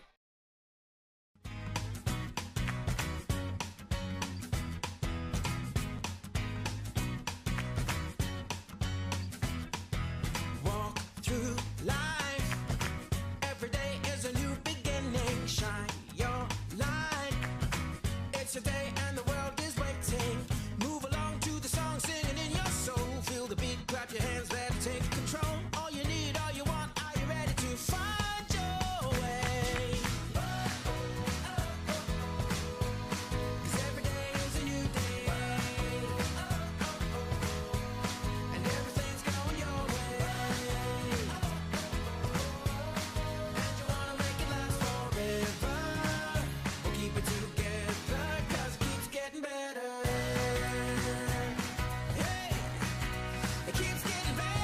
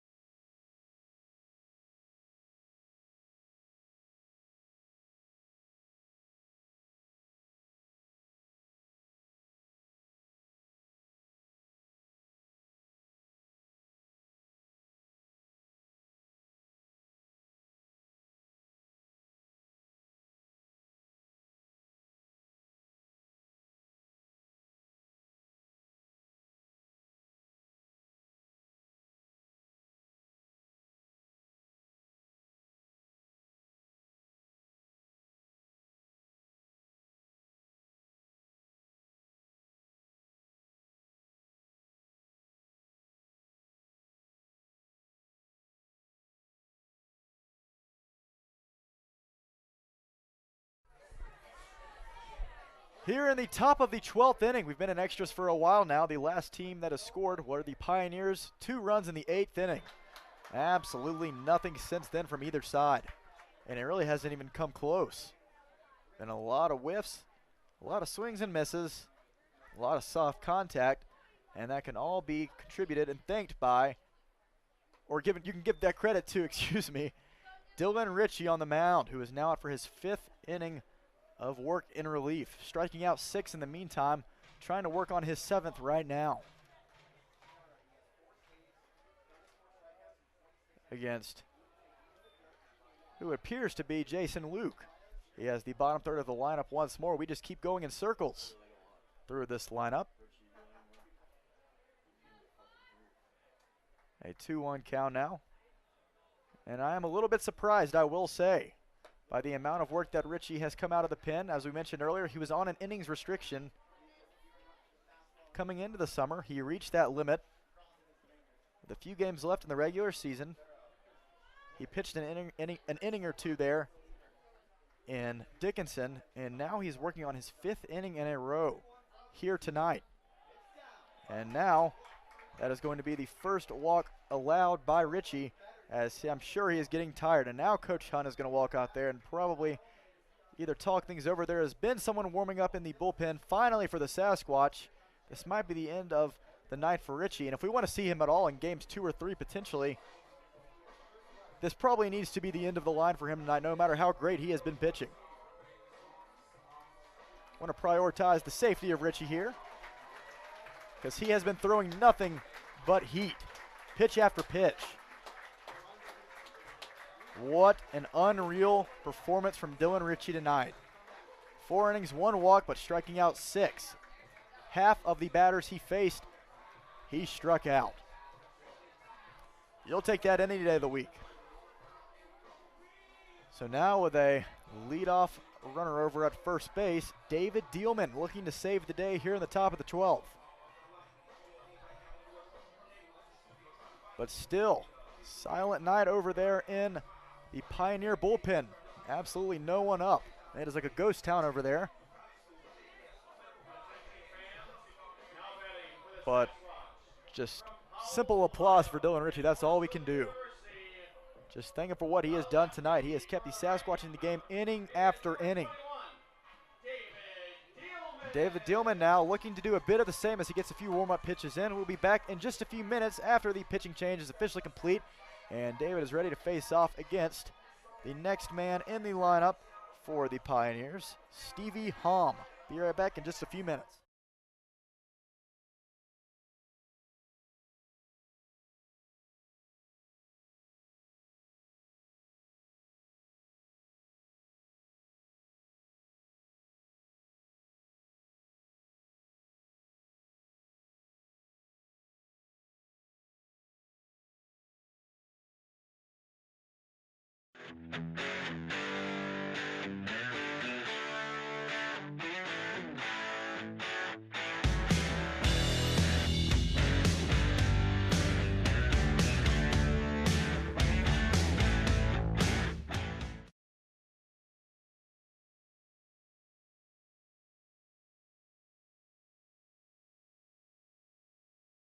Health, we keep going so you can keep going.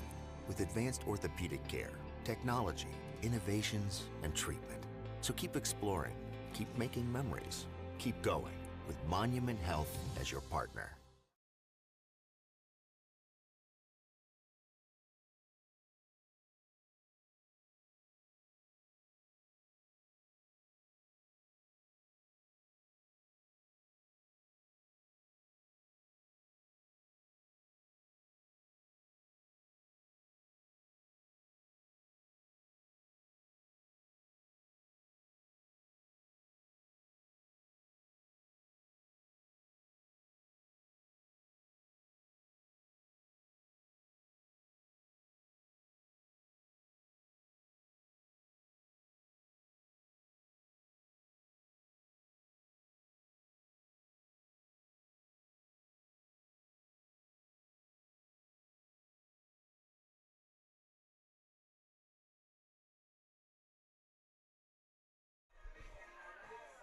So now David Dielman coming out of the bullpen for the first time this series. Obviously it is game 1. For the first time in a while out of the pen. A huge spot here with a runner on first base, nobody out. As Stevie Hom shows bunt. Doesn't matter because that ball was a bit outside. A 1-0 count quickly here.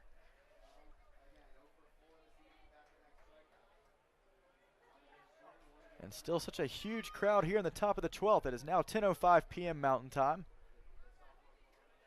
As there is going to be a quick discussion between the third base coach and Stevie here. They're going to discuss what to do. What a game it has been tonight. I've been told that someone on the live stream asked me, what is up?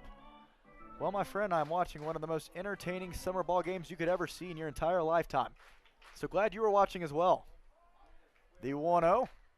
Stevie shows bunt again. Did not pull back. Strike one.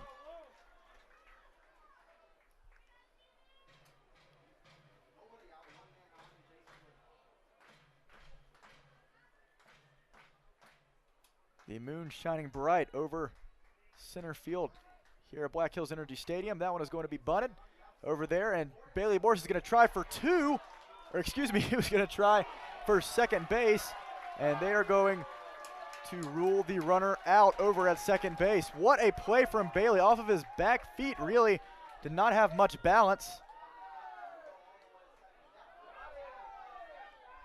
But what a play. That was bunted. Bailey knew exactly what he did. Shaded inwards down the third base line. Caught the ball and fired. Off balance over to Ryan Bachman to get the leadoff runner. So that changes things drastically here. Stevie Hom now on first base but cannot advance anybody. Antonio Nanez here with one out.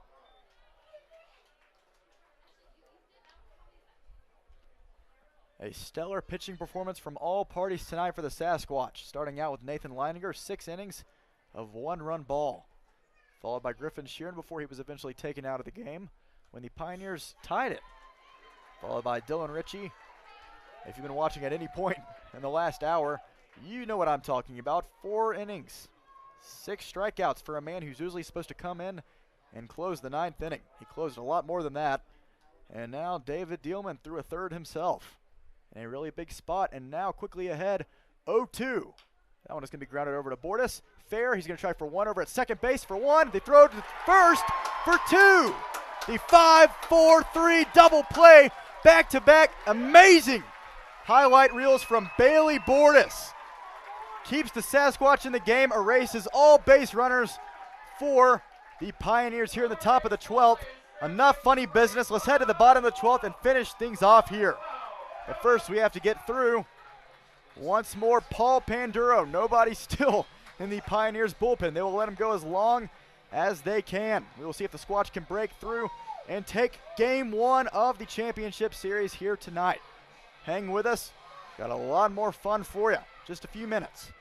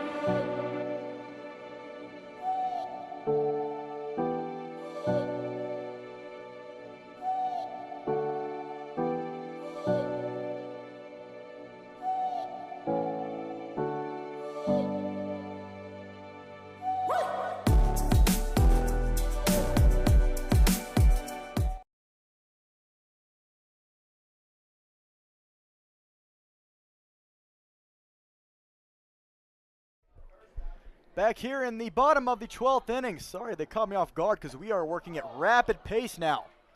Both teams knowing it's an extra innings. We might be going here for a long time. Not taking that much of a break between the half innings, but that's all right. Davis Carr batting 9th tonight, looking to get on base against Pondura. As that will be taken for a strike. Panduro threw 3 innings himself, striking out 7. So he's one up Richie in the K category. And he's trying to work on his 8th against Davis Carr. Hopefully Davis has different plans in mind.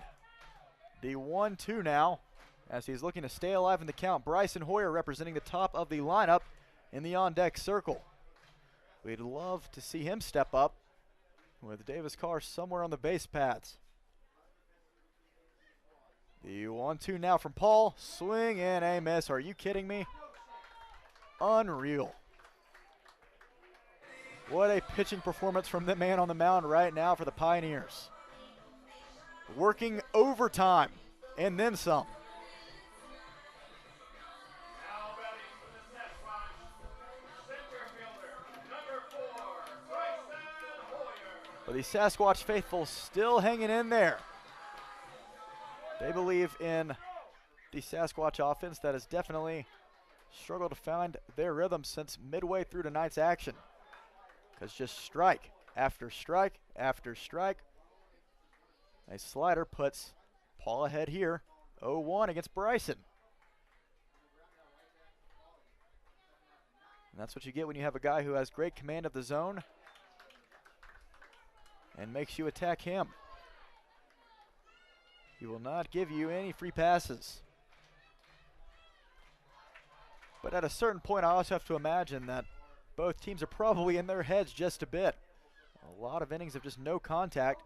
The 0-2, and that one is going to be bounced foul behind the plate off of Wisner.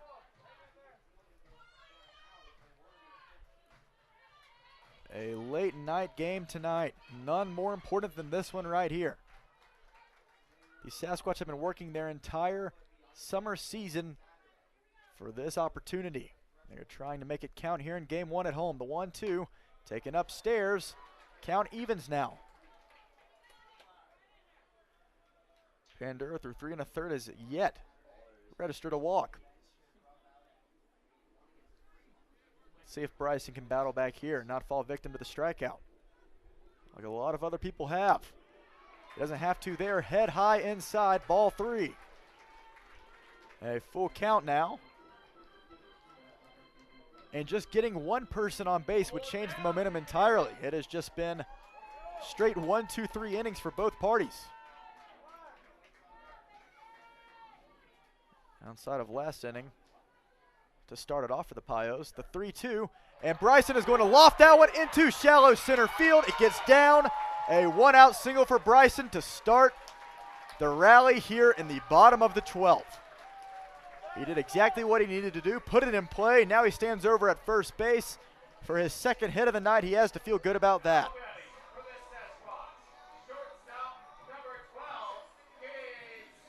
And now Gabe Springer, the Stanford Cardinal, getting ready now as he is looking for his first hit of the night. He's taken 2 walks, but he's 0 for 2 for the biggest hit of the season if he is able to square up. Takes fastball right down the middle. Strike 1.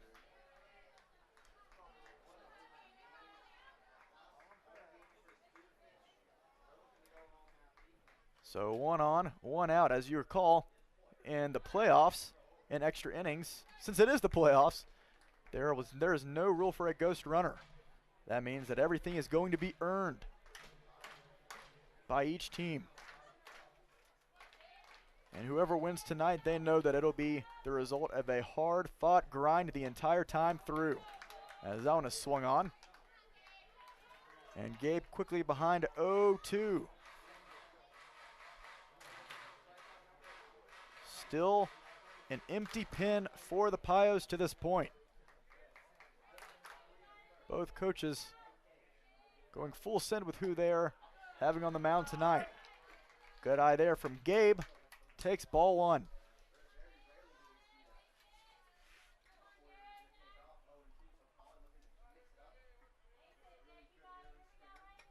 One ball, 2 strikes to Gabe.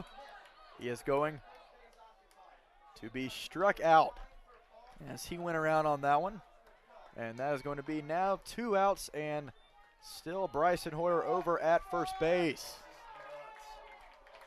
What a game this has been. Just unreal.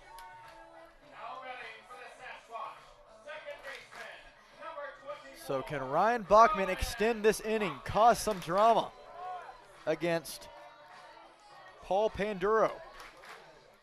Or is Paul going to pitch for tonight in the next 2 games? Because at this rate, he looks pretty comfortable on the mound. Bryson Hoyer is going to try to steal second. A swing, the throw over the head of the second baseman. So he is going to try to go for 3. And he does. Sliding into third base, Bryson Hoyer has the people on their feet here in the 12th.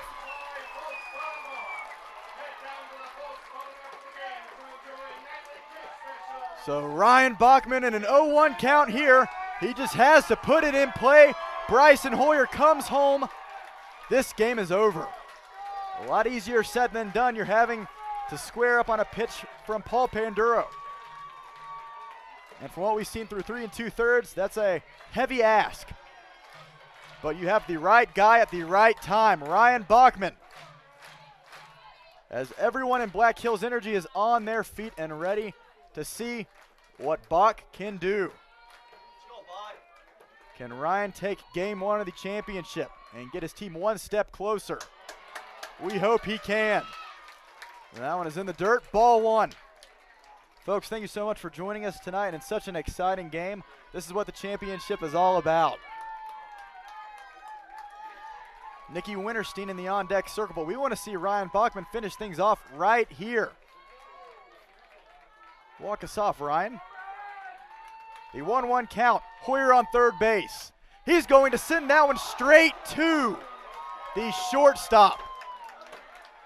Bachman is able to put it in play, hit it hard, but right directly. The worst spot possible, straight to Jace Jeremiah for out number 3. And the Sasquatch leave Bryson Hoyer stranded over at third base. Man, that hurt. So headed to the 13th inning. We'll be here until about the 20th at this rate, but we would not have it any other way. It has been so fun. Thank you for joining us so far tonight, and we hope that you have a few more innings in you at least. David Dillman coming out on the mound for his 2nd inning of work. All tied up at 3 still, but the Squatch are inching closer.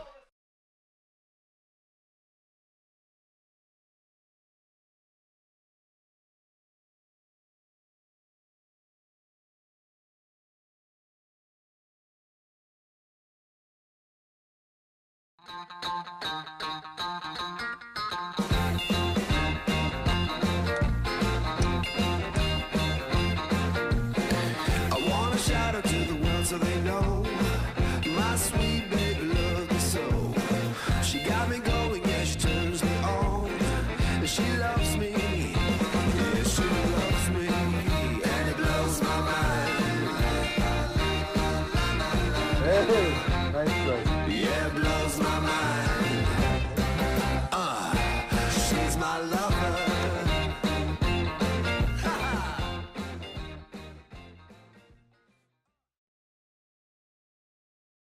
At the Denny Menhold dealerships in Rapid City, trade-in values are at an all-time high, and there's never been a better time to buy. With over 400 vehicles on location, you're guaranteed to find the right ride to take you into summer. And while you're here, make sure to sign up to win some great summer gear, like a Rice Honda side-by-side, Black Hills Fireplace Traeger Smoker, a variety of gift certificates, and more. Come by and check out a great selection of vehicles and summer gear at any of the Denny Menhold dealerships in Rapid City and at menholdsummer.com.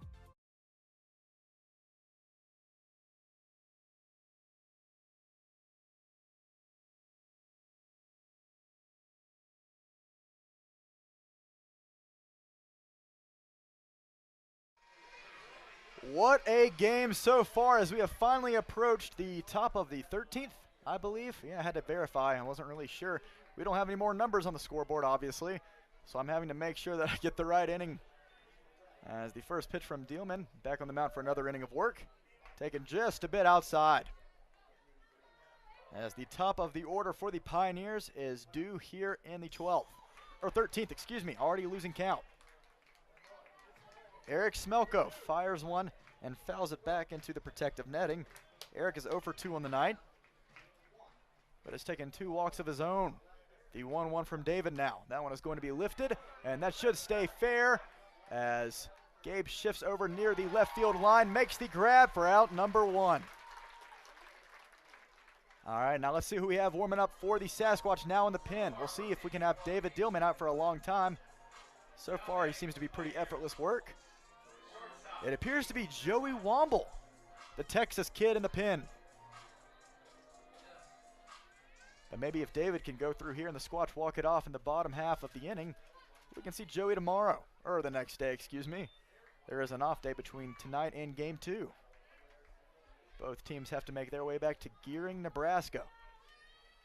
That's why it is imperative for the Sasquatch to win game 1. The Pioneers understanding how important it would be to take game 1 here as the away team as well.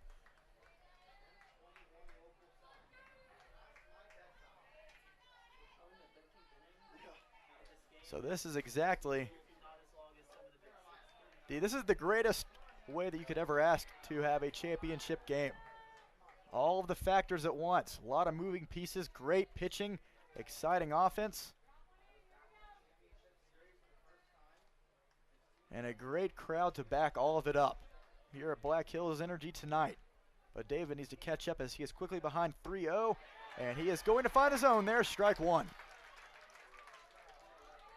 Do not want to allow any free passes at this point in the game. You just want to rely on contact, I would think. The 3-1, swing and a miss. Chase Jeremiah with a big hack for strike 2. One more strike now for David Dillman. What will he do here against Jeremiah? The payoff, that one is going to be lifted foul behind us into the parking lot. I hope it did not hit my truck. I parked very close to the stadium tonight, but that's all right, because it is forgiven in an exciting game like tonight. I'll take it. The 3-2 once more. Swing and a miss, way high. Chase Jeremiah down on his luck for out number 2.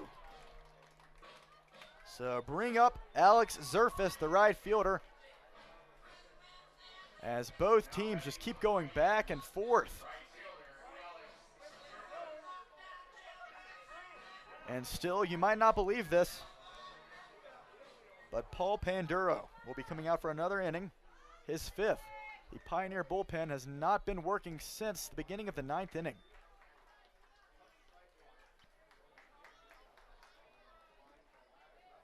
So by the end of the night, the way that Panduro's pitching, he might just pitch full 9 innings of relief, as that one is going to be off the face mask of the ump. We hope he is all right. Couldn't tell if they actually caught Carr or the ump. Might have been Davis. As we have a fellow Sasquatch fan right in front of me changing into his rally shirt. He is ready for tonight. And that is what we like to see. So the 1-1 now to David, or excuse me, from David. Falls into the zone, quickly ahead, 1-2.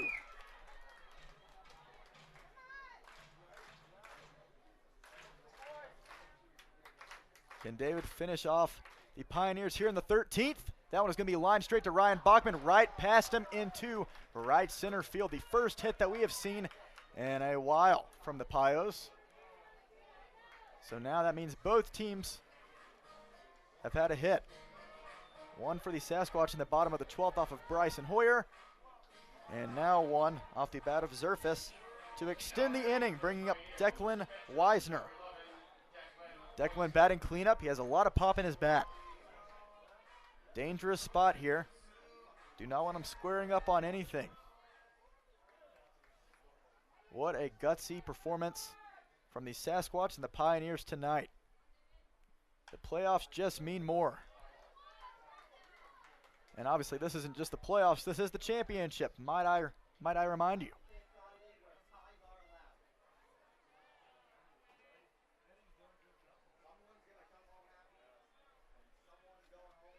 So let's see what Dillman has against Weisner here.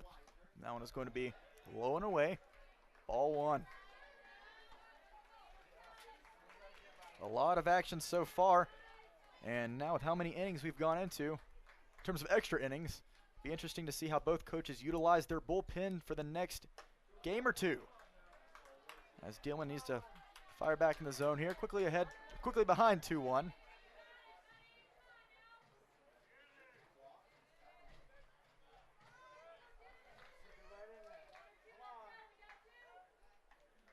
So David fires back over to first base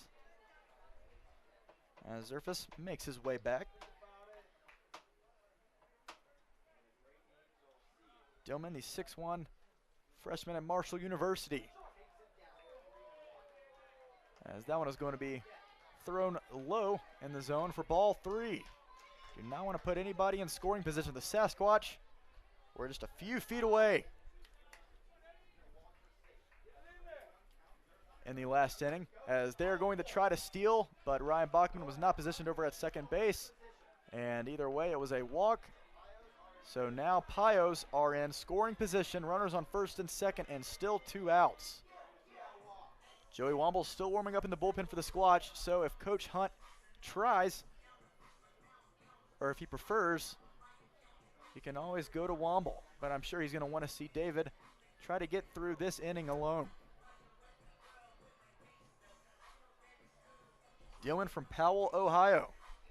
As we mentioned earlier, he and the starting pitcher tonight, Nathan Leininger, childhood friends. Always fun to be able to grow up together and be able to play on the same summer ball team years later.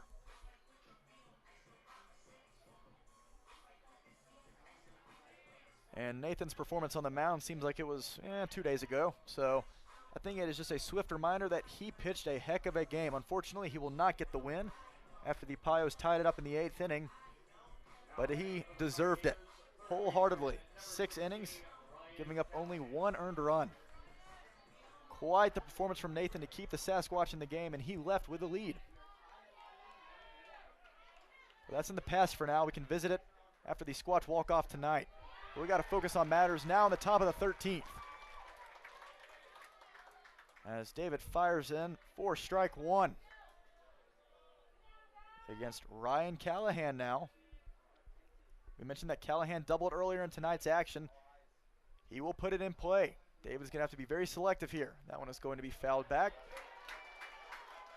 So now 1 more pitch for David.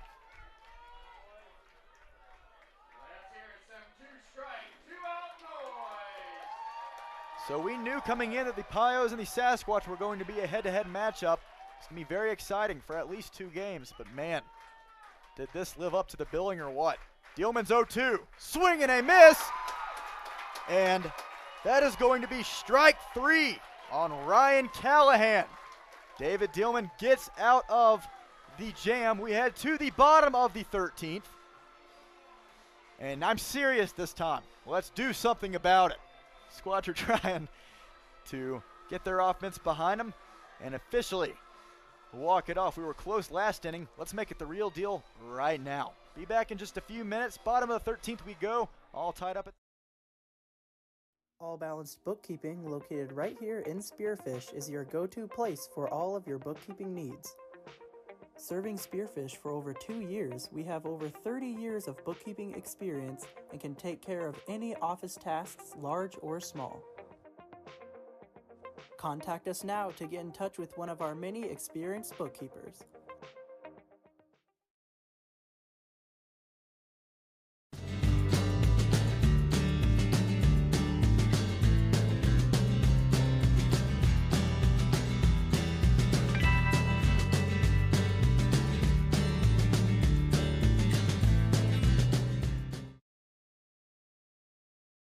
Going somewhere, going higher, faster, farther, going in new directions, to new places.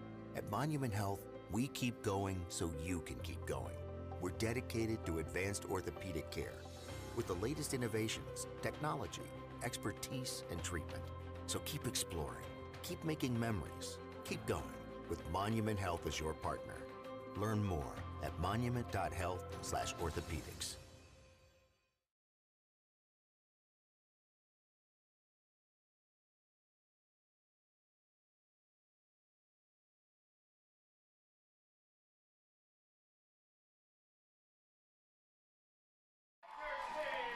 Bottom of the 13th, here we are. Nikki Winterstein stepping in as the heart of the order officially up against Paul Panduro for his 5th inning of work.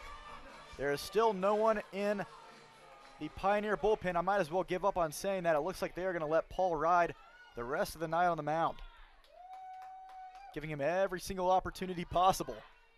But hopefully Nikki Winterstein is able to turn on one, as he is going to foul that one just off the end of the bat. Strike one.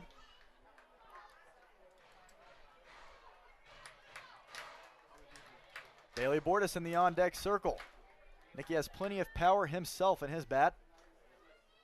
Great opportunities here in the 13th. But Nicky swings and misses on that one. An 0-2 count quickly. David Dielman just got through another great inning of relief. Coming in after Dylan Ritchie.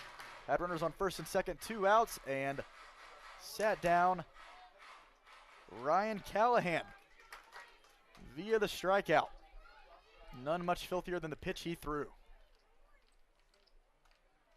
So let's see if Nicky can catch up in this count or put one in play. Get one to drop. The 0-2. Right on the edge. Ball one. That was a close call there.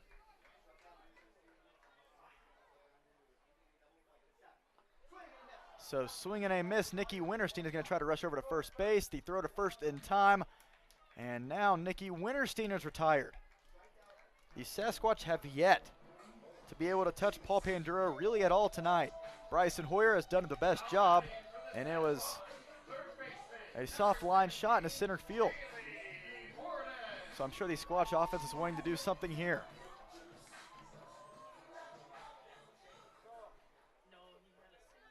So Paul Panduro has only gone an inning of relief in each of his appearances this season outside of one game. And make that 6 innings of work against none other than your Spearfish Sasquatch. Went 6 innings, giving up 3 earned runs. But we have yet to see any flaws from Paul, really, outside of the hit he gave up to Hoyer. I'll just take one of those nice Bailey Bordas moonshots right about now. The 1-1. Taken low, ball 2. Folks, thank you so much for joining us tonight. I know it's late, especially if you're on the East Coast like I am usually. Coming up from Georgia this summer, it has been my greatest pleasure being able to call these games, because there is nothing more exciting than opportunities just like this. But wherever you are and whoever you are cheering for, thank you so much for tuning in. We hope you are enjoying the game so far. How could you not? A big hack there from Bailey Bordas. Strike 2. Panduro continues to pound the zone like clockwork at this point. Count even at 2. Damon Gaither in the on-deck circle. The pitch. Swing and a miss. A half-hearted swing. Bailey Bordas really didn't want to swing at that one, but could not hold back. Strikeout number, you ready for this? 10. As Paul Panduro has officially hit double digits in the strikeout column tonight. That is unreal. As he is only through 4 2/3 innings.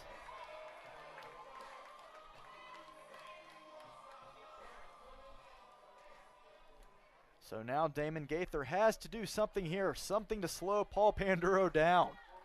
He has been on a tear. Damon Gaither is going to softly ground that one over to the third baseman. He's racing up the first base line, but the throw beats him just in time and retires the side. So Paul Panduro through 5 innings complete and 10 strikeouts. But I guess something to consider, Damon Gaither put that one in play. So maybe we are on the right track. Headed to the top of the 14th. Playoff baseball at its finest.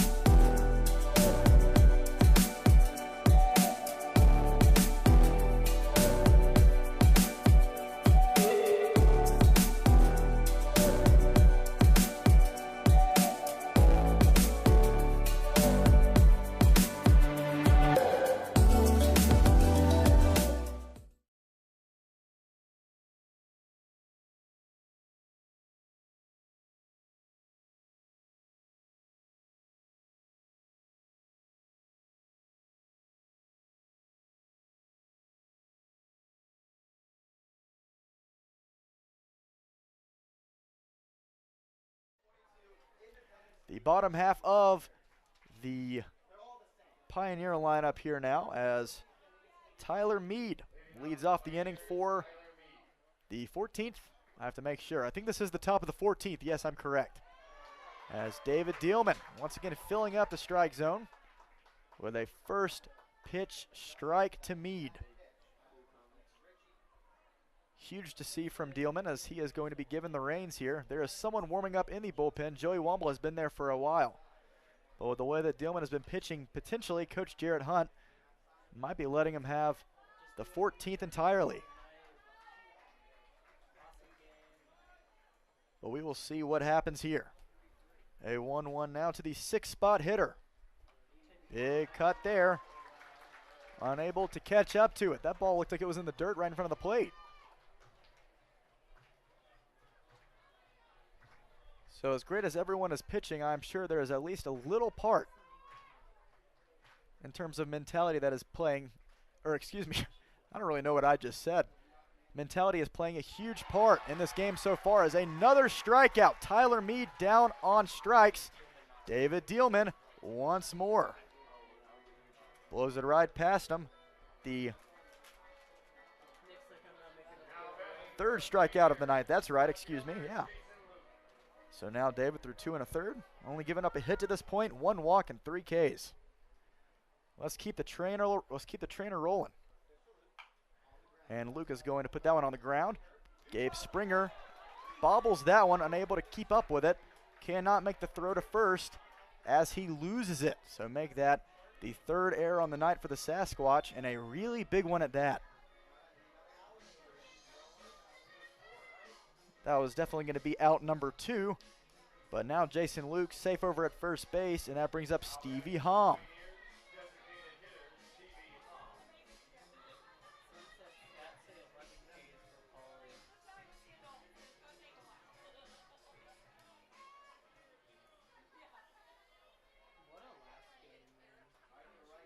So the 1-out pitch now. And let's see if Hom went around. He did. So strike 1. Only 4 pitchers in the game for both the Pioneers and the Sasquatch. Leininger went 6 innings to start the action. Griffin Sheeran went 1 inning. Dylan Ritchie went 4. And now David Dielman working on his 3rd complete right now. He has manned the mound very well, protecting this tie for the Sasquatch. We hope he continues that here. Against Stevie, the pitch taken way outside. That one's going to get to the backstop, and a runner now takes second base in the form of Jason Luke. So the wild pitch, we hope that does not come back to bite the Sasquatch here, especially when having to consider that the Sasquatch will be playing against Paul Panduro for once again another inning. His 6th inning of relief coming up, only giving up 1 hit to this point, and now striking out 11. He originally had 10 Ks, but now it says 11 on our websites. So only adds to the impressive factor on Paul Panduro's night. That is unreal. Big hack there. Strike 2. David is so great in these situations. When runners are on the bases, he finds a way to eliminate damage. He is damage control at its finest. He does not get overwhelmed when guys reach. Even when they're in scoring position, he finds a way to get out of it. Very much so, just like Dylan Ritchie earlier tonight.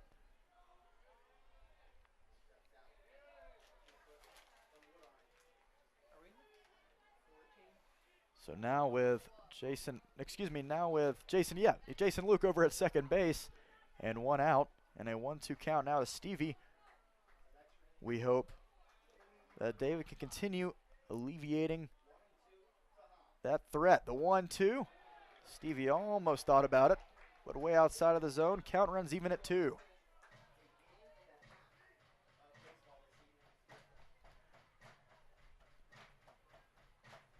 Maybe I need to stay in Spearfish for a couple other nights.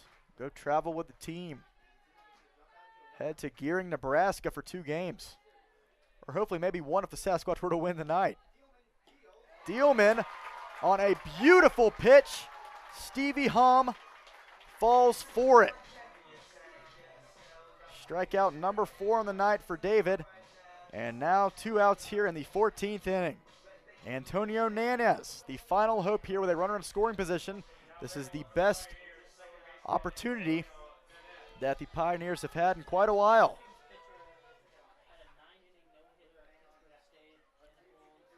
So now David through 2 2/3. Coach Hunt is going to let him have the rest of the inning tonight. Great job from David to keep that one in front of him and not let the runner advance to third.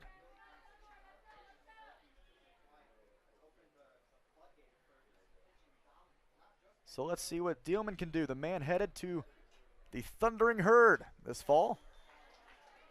Marshall University. And I'm sure they are very excited to have his arm out of the pen. But also another interesting fact about David is he can play a lot of different positions. We've seen him over at second. We've seen him at third. And now on the mound.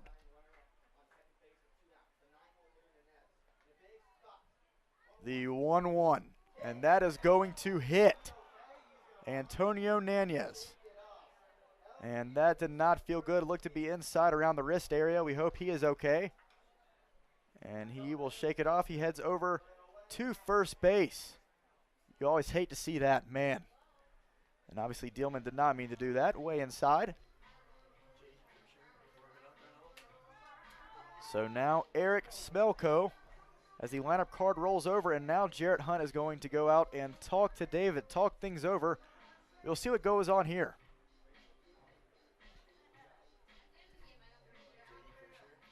And folks, believe it or not, it appears that we might have J.D. Kirshner in the pen for us right now. All right. Coach Jarrett Hunt not taking any chances in a game one that is so important. We might as well just throw around all our pieces that we can.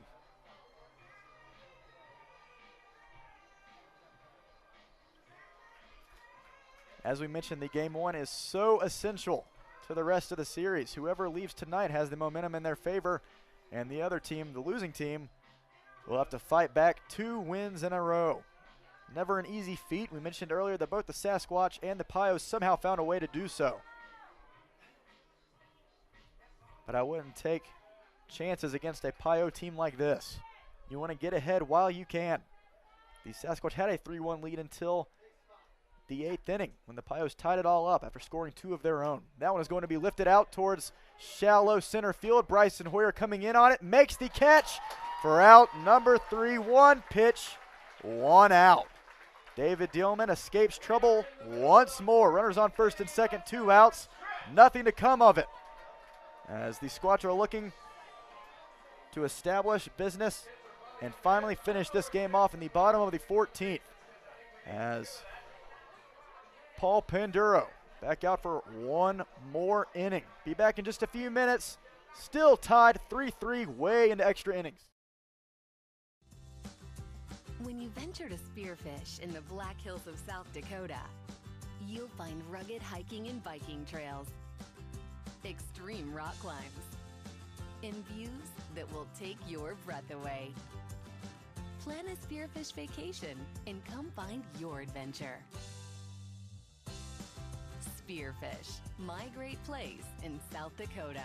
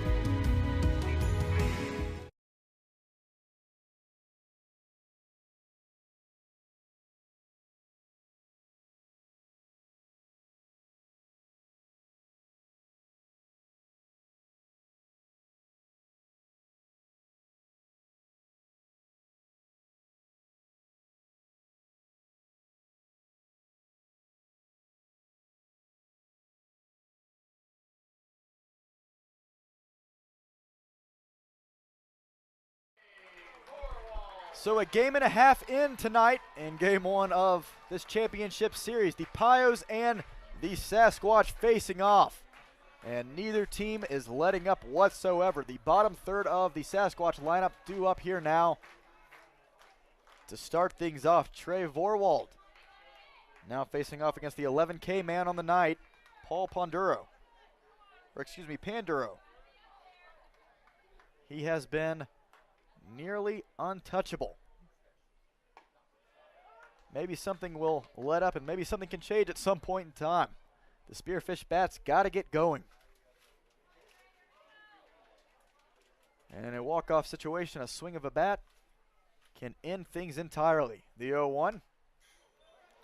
Fouled back against the netting. Strike two.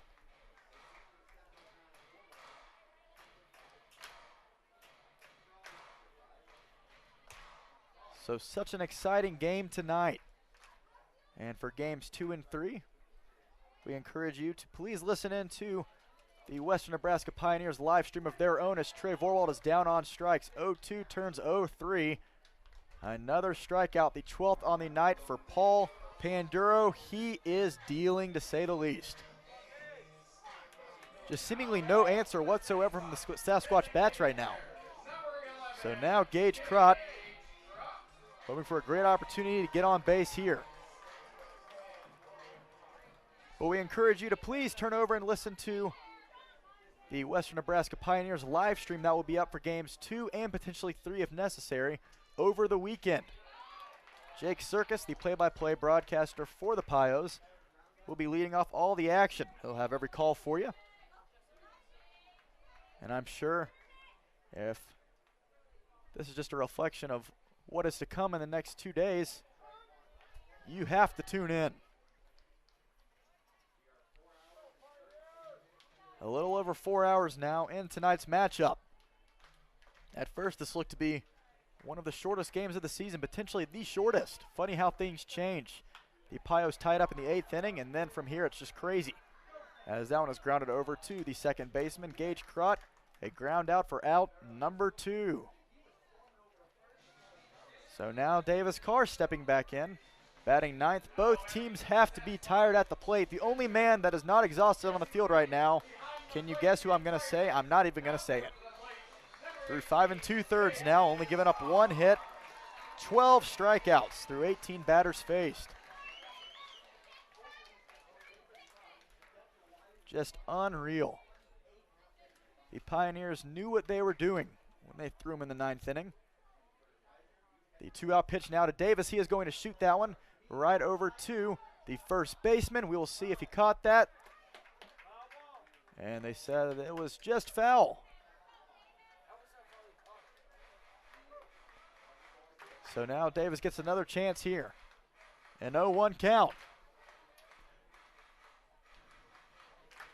Be interesting to see if the Squatch do not score here in the bottom of the 14th, what Coach Hunt says for the bullpen in the top of the 15th. That feels really weird to say.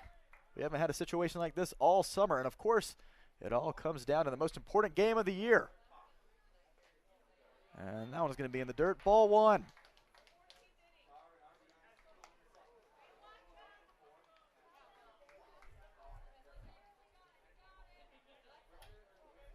But this has been such a fun time tonight, man, oh man. 10:50 p.m. and still a heck of a crowd around. Hopefully watching the Squatch walk it off tonight, sending everyone home happy. But as of right now, the Sasquatch have yet to be able to answer. Now a 1-2 count and 2 outs. What a grind it has been.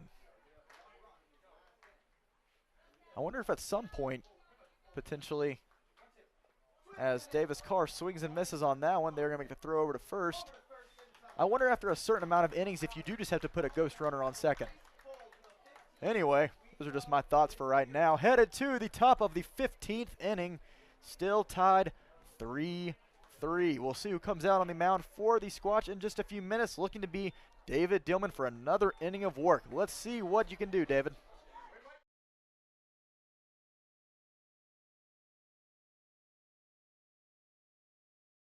Replacement with the area's only ROSA robot, Monument Health offers a more personalized and precise procedure, customized for your anatomy. Get going with Monument Health, your partner for advanced orthopedic care.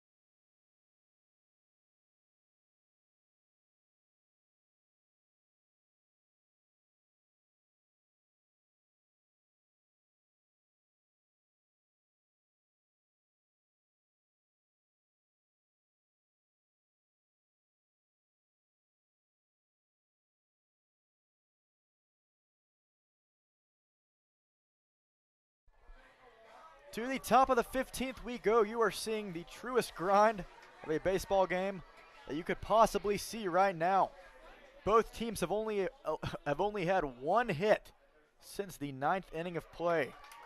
That is right, you have heard it. It's just been a lot of swinging and missing, which is exactly what David Dielman did just then. Produced a swing and a miss. On the man up to the plate right now, Jace Jeremiah. The 2-3-4 hitter is up here in the 15th. And only a 3-3 ball game. Wow. Swing there. Can't square up. Strike two. So now, Paul Panduro through 6 innings complete, 1 hit, 13 strikeouts. That is otherworldly, as that was going to be jammed in on the hands. Damon Gaither's going to try to make the throw over to first, and that was not what was in the cards. That was not the play. Ryan Bachman seemed to potentially have been able to get over there in time. But Damon Gaither off the first base bag. Tries to make the catch. Or tries to glove it. And that is going to be a leadoff infield single for Jace Jeremiah, bringing up Alex Zerfus.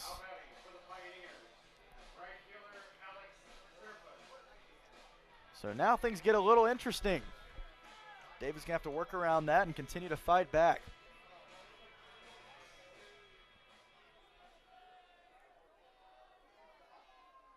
As the assistant coach for the Sasquatch is headed over to the bullpen to check on things, you'll see how much longer David is going to be pitching tonight. You have to imagine that we might not be seeing him in games 2 or 3.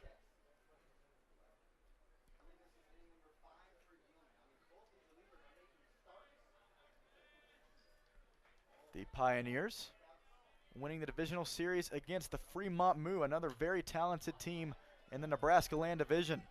The Sasquatch winning against our rivals from up north in Dickinson, North Dakota, the Badlands Big Sticks, and man, that one felt good. But now the biggest challenge of the season right in front of us, and we're 15 innings in.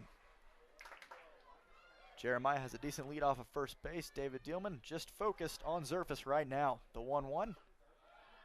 Taken in the dirt, ball 2.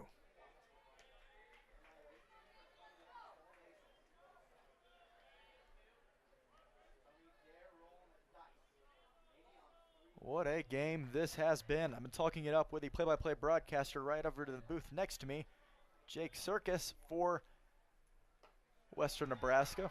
He is having a good time so far. We are dueling it out. I am hoping for the best of luck for my Sasquatch, obviously.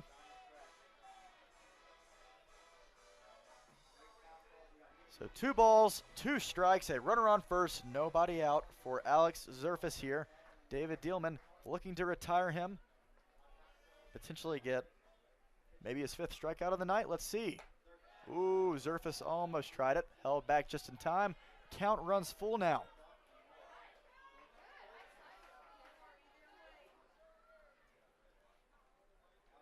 So things have quieted down. Sasquatch Nation a little nervous here.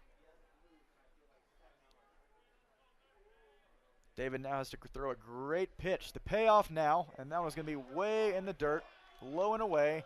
Runners now on first and second, nobody out. Just in time for Declan Weisner.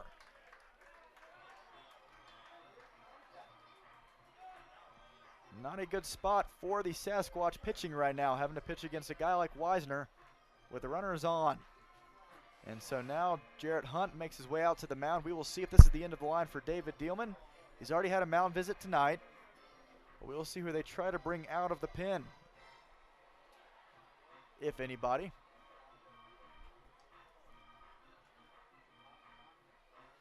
Now it appears that they are actually going to let, it might seem as if they might let David go an extra inning, or maybe an extra out or 2.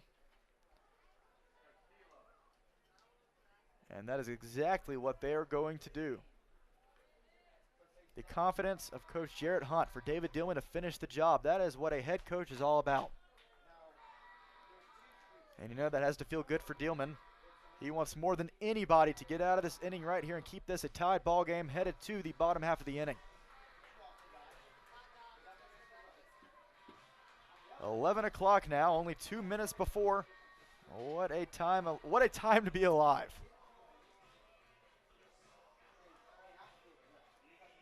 Just unreal what a game this has been.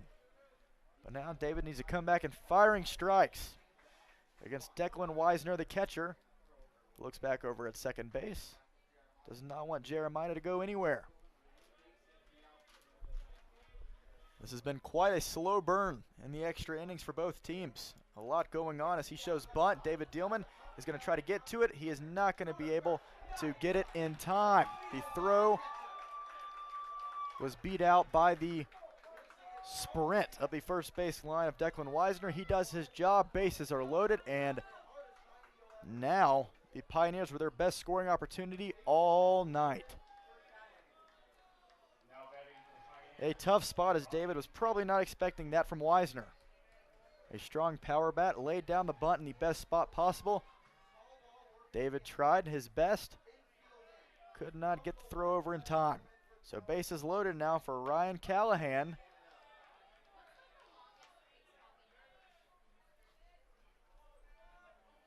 One ball, no strikes. David's in a tough spot here.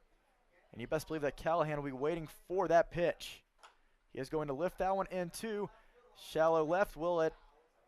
It will not. It will fall foul. So a big break there from the Sasquatch. Now officially 11 o'clock. 5 hitters in the Sasquatch lineup have gone through 6 times tonight. You know, that is a deep game. The 1-1. Taken upstairs, ball 2. So Coach Hunt letting David stay in, and now it is all up to Dielman here. A lot of pressure, bases loaded, nobody out still. The 2-1, and that is going to be way inside. And Davis Carr is going to recover it in time. And Jace Jeremiah over at third base, seeing what Carr did earlier to tag a runner out at home, smartly stays over at third base. But now David Dielman in a world of trouble, has to fire a strike or else he risks walking a runner in to take the first lead of the night for the Pios. Not what we want. Not what we want at all. Dielman's 3-1, but that is what we are going to get. A ball way upstairs, and the Pioneers take a 4-3 lead here in the top of the 15th inning. So now Coach Hunt is going to walk out there, and this is going to be the end of the line officially for David Dielman. He had such a great outing. 3 innings complete, giving up 3 hits and 1 run. Unfortunately, that 1 run, the biggest of the night, as the Pioneers are trying to make a case for game 1. That hurts. So now, J.D. Kirshner, one of the starters in the rotation, making his way out on the mound here in game 1 in the 15th inning. Playoff baseball is wild. So anyway, bases are still loaded, nobody out. J.D. Kirshner is trying to come in and alleviate as much damage as possible. We'll have a few warm-up pitches and we'll be right back with you. But the Pioneers take their first lead of the night late in about a game and a half's time. We'll be back in just a few minutes. 4-3 ball game in favor of Western Nebraska.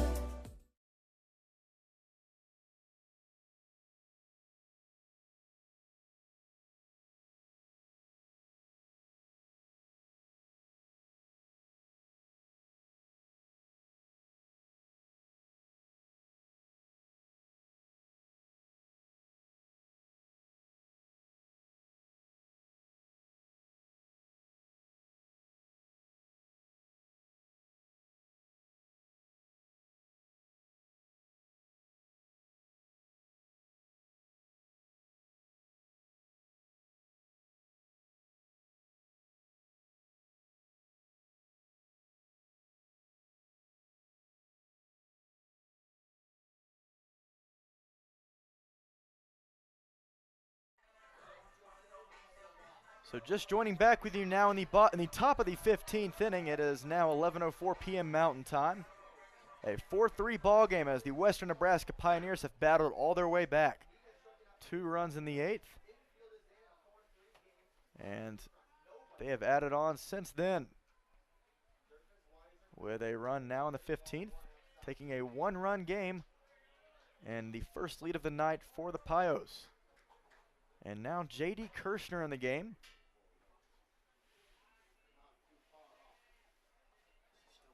As he now has to start firing some strikes. Bases loaded, nobody out. J.D. has no other option. As he faces off now against Tyler Mead. We'll see what happens here. The 1-0 pitch, sidearm, taken low for ball 2. We've said it all along, the Pioneers offense, they don't necessarily have to blow you out of the water necessarily every inning, but they know they're a great team unit. 1 through 9 in that lineup, very patient, and they'll wait for their opportunities like they have right now. Not in any rush. 2 balls, no strikes. JD needs to throw a strike, unable to. He hits a batter, and that is going to walk a runner in. So make that a 5-3 ball game. JD does exactly what he does not want to do. And it is now a 2-run deficit for the Sasquatch to have to battle back from. Not a fun top of the 15th. So now JD and Carr going to talk things over. Base is still loaded. No outs. And I'm sure Carr is probably just saying, you know, be able to pitch to contact at this point. Rely on the strike zone. Don't worry about every little thing. These guys with bases loaded are not going to just swing at whatever you throw them. Rely on your defense around you. So a 5-3 ball game now. 5 runs, 11 hits for the Pios.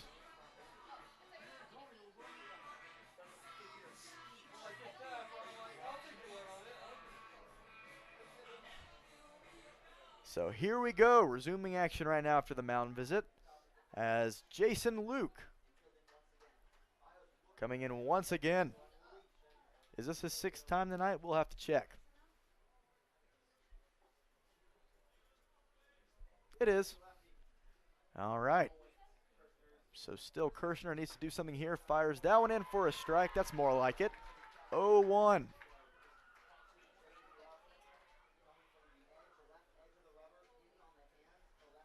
We thank you so much for joining us through all of the craziness tonight. Game 1 has lived up to the hype in every way, shape, and form. It has been my pleasure being able to call it on the last home game of the season for the Sasquatch. Before they head to Nebraska, that one is inside. Ball 1. But it has been my pleasure being able to call every single game and live out all these memories and experiences with the Sasquatch team as they've made their championship run. The 1-1 count now, still nobody out, bases loaded, and that is going to hit a batter. Yep, so that hit Jason Luke. 2nd hit batsman in a row. JD Kirshner has not done what he's trying to do here. The 3rd run that is crossed now. And a 3-run lead for the Pios. This could go on all night. Sasquatch just need to throw strikes. And that has plagued him in the past inning.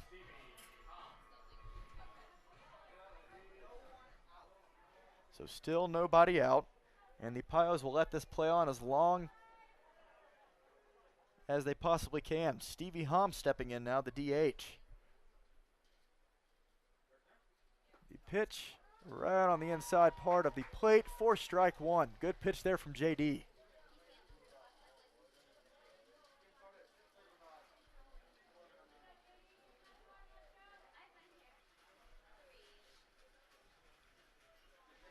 Late night ball game tonight, to say the least. Started at 6:35 and now at a crisp 11:09 p.m. So now the 0-1 from Kirshner. On the way to Stevie. Strike 2. There was action in the Pioneer bullpen a few minutes ago. Not sure where he is right now. Not sure if that signifies the end of the line tonight for Paul Panduro, or if maybe they're just going to let him go out there and finish business.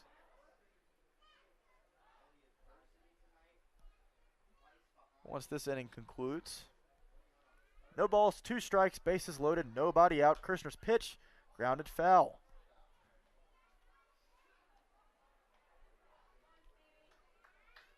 And this is where the plate discipline comes into play for the Pios. You are seeing it through and through now in every at-bat. They will fight off every single pitch, very similarly to the Sasquatch. But a great team at that, and a reason that they were 34-21 overall in the regular season.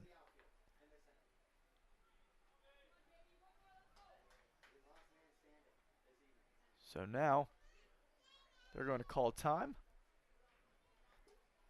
The Squatch ERA coming into tonight was a 5.85, while the Pioneers were pitching to a collective 4.77 ERA. Something tells me that Paul's performance on the mound tonight is going to drop the team ERA significantly somehow.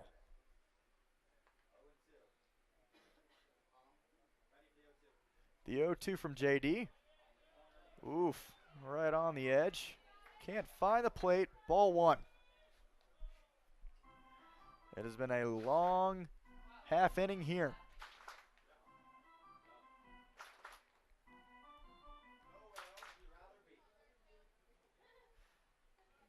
So now let's see what happens here. JD with the 1-2. And the pitch on the way to Stevie Hom. That one is going to be lifted foul once more. Stevie stays in the count. As a bunch of kids are racing out there next to the concession stand. As when you collect foul balls and you return them into the concession stand, you get discounts on plenty of merchandise, concessions, whatever it is, you name it. A great deal for plenty of kids who love going to find the foul balls. They're always flocking around the stadium. So now 1-2, Antonio Nanez in the on-deck circle. 1-2 now. Let's see if JD can retire the batter. And that is going to potentially, it does hit him.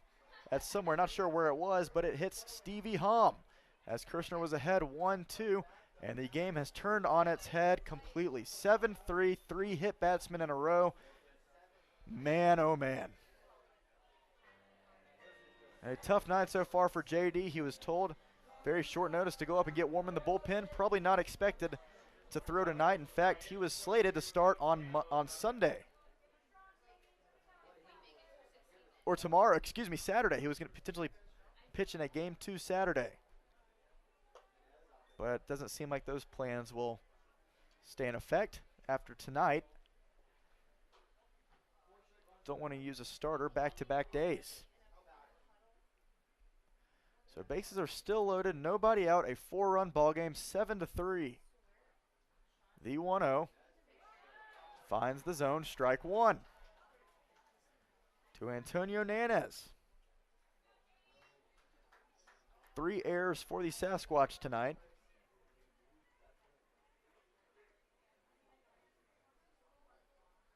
The 1-1 from JD, that one was going to be lifted foul out of play as well. Kirshner's got ahead of these last few batters. There's just an unlucky part in the count.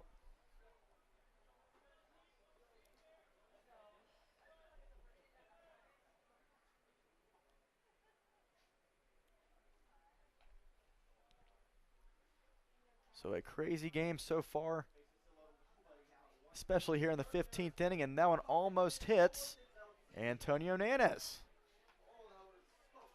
A lot of these are coming on Kirshner's sidearm delivery, firing way inside and getting a piece of these Pio hitters. A frustrating inning for JD on the mound, but it is how you react to these situations and fire back. We hope he does here. The 2-2. Big swing and a miss. Jammed Antonio there. Count remains 2-2.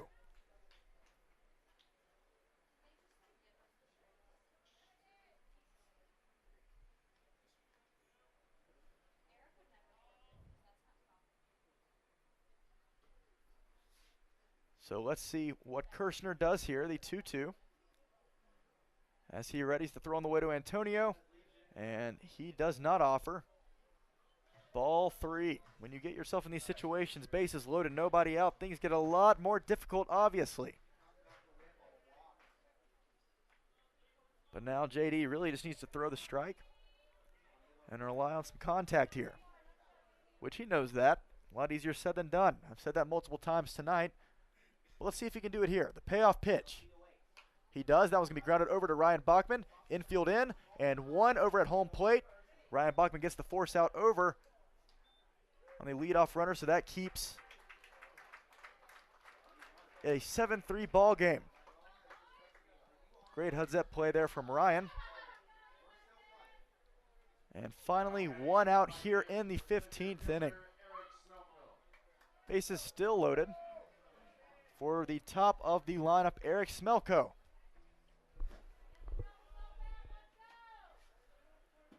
A 4-run ball game. The Pios have added it on here tonight.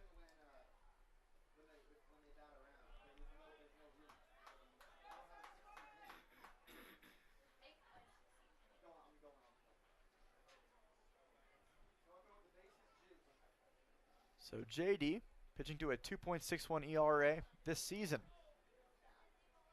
This is his first time being out of the bullpen in a while. I'm sure that might have something to do with it, especially with a very last-minute notice. The call to the pin, most likely not what he was expecting tonight in game 1. So that one taking a bit high, ball 1. Kirshner from Lenox, South Dakota, is at Dakota State University. The 6'5" sophomore.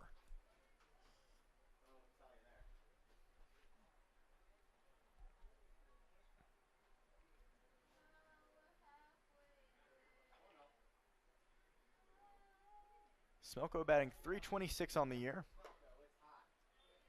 Plays at Cal State Dominguez Hills. So JD looking to fire back. He's quickly behind 2-0 here. And this might go, in fact, this has gone for the longest game yet this year by far. No contest, no debate about it.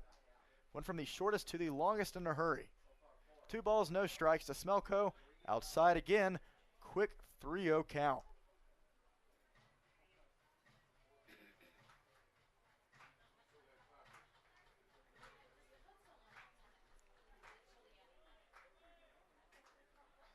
A lot going on tonight.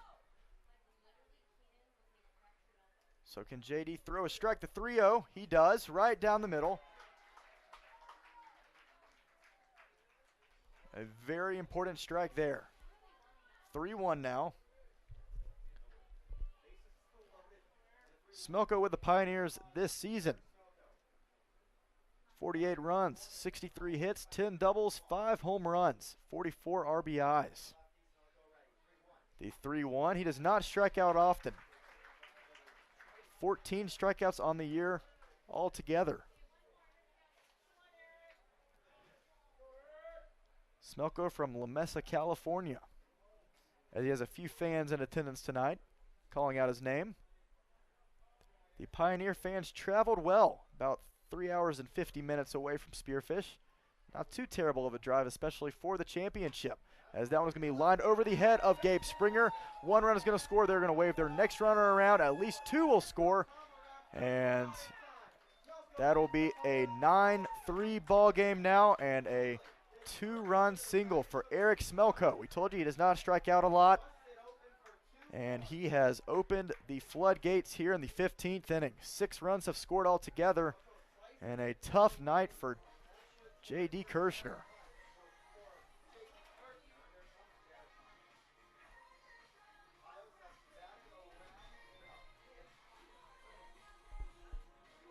So a very unfortunate turn of events tonight as J.D. Kirshner is done.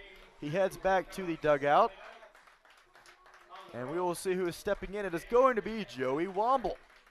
All righty, so we'll see what Joey has for us in a 9-3 ball game. A lot for the Squatch to come back from, but if Joey's able to get out of this and keep it a 6-run ball game, never count the Squatch out of any sort of deficit. We'll be back with you in just a few minutes after the bullpen change.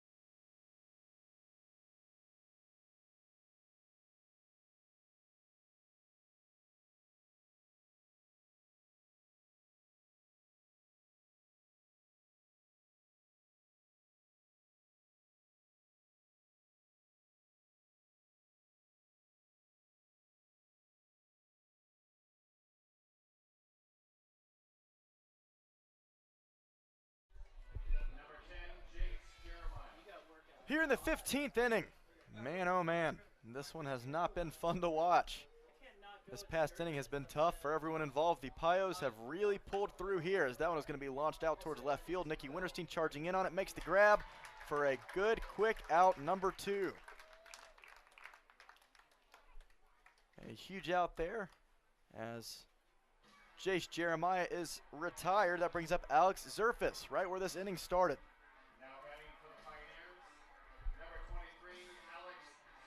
A long night for the Sasquatch and a 6-run ball game. If the Squatch were not able to complete the comeback tonight, then it'll be an off day tomorrow, and then headed to game 2 in Nebraska starting on Saturday night. They would just have to leave the short memory behind. They just have to have a short memory, be able to move on from there. But we're not going to count them out of anything yet. The Sasquatch have come back from many situations this season. 6 runs, we've had it worse, as that one is going to be lifted into left field, and the runner over at third will be held up. So bases are loaded once more. The first hit allowed off of Joey Womble, and now Declan Weisner once again.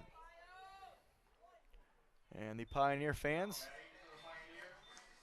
the faithful tonight, they traveled well. And they are very passionate. You love to see that about your fan base. Sasquatch fans, very much the same. I'm sure we'll be seeing a great crowd of the Sasquatch faithful in Gearing on Saturday night. The 2-out pitch taken upstairs on Weisner, ball 1.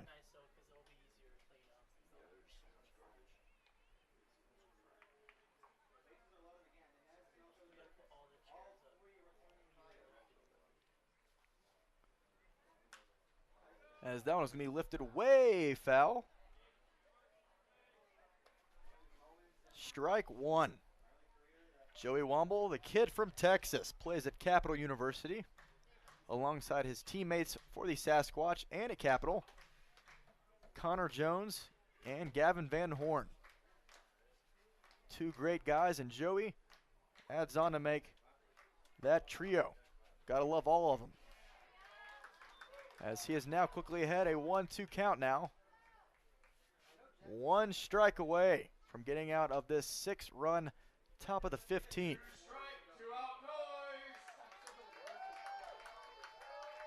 And the Sasquatch still trying to get loud. Place is sort of cleared out tonight. Obviously, it is 11:30. We understand. But now, a 2-2 count once more. Base is still loaded. Joey Womble, great at throwing strikes.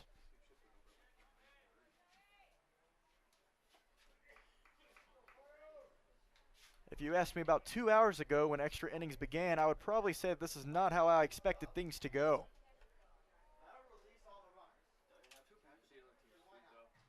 A tough start with David Dielman, who eventually he left with bases loaded. Gave way to J.D. Kirshner. They went only a third of an inning, giving up 2 earned runs. David Dielman takes the brunt of them, 4 earned. And Joey Womble looking to get the Squatch out of this major issue here in the 15th. Count runs full now.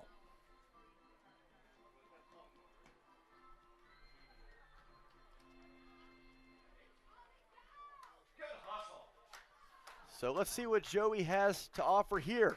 His payoff pitch. That one is going to be lifted. Foul over the booth.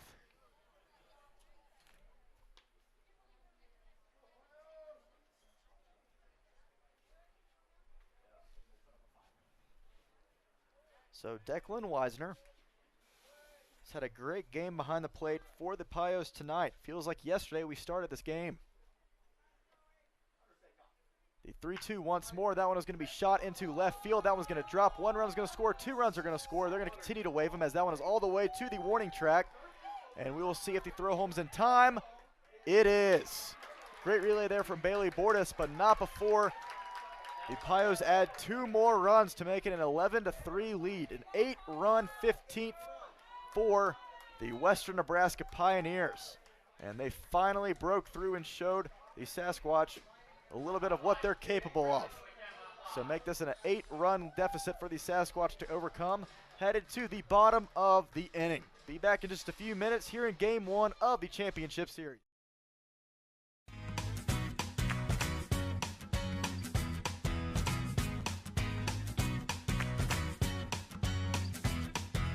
Walk through life. Every day is a new beginning. Shine your light. It's a day and the world is waiting. Move along to the song, singing in your soul. Feel the beat, clap your hands, let it take control. All you need, all you want, are you ready to find your way? 'Cause every day is a new day. And everything's going your way. And you wanna make it last forever. We'll keep it together, 'cause it keeps getting better. Yeah, it keeps getting better.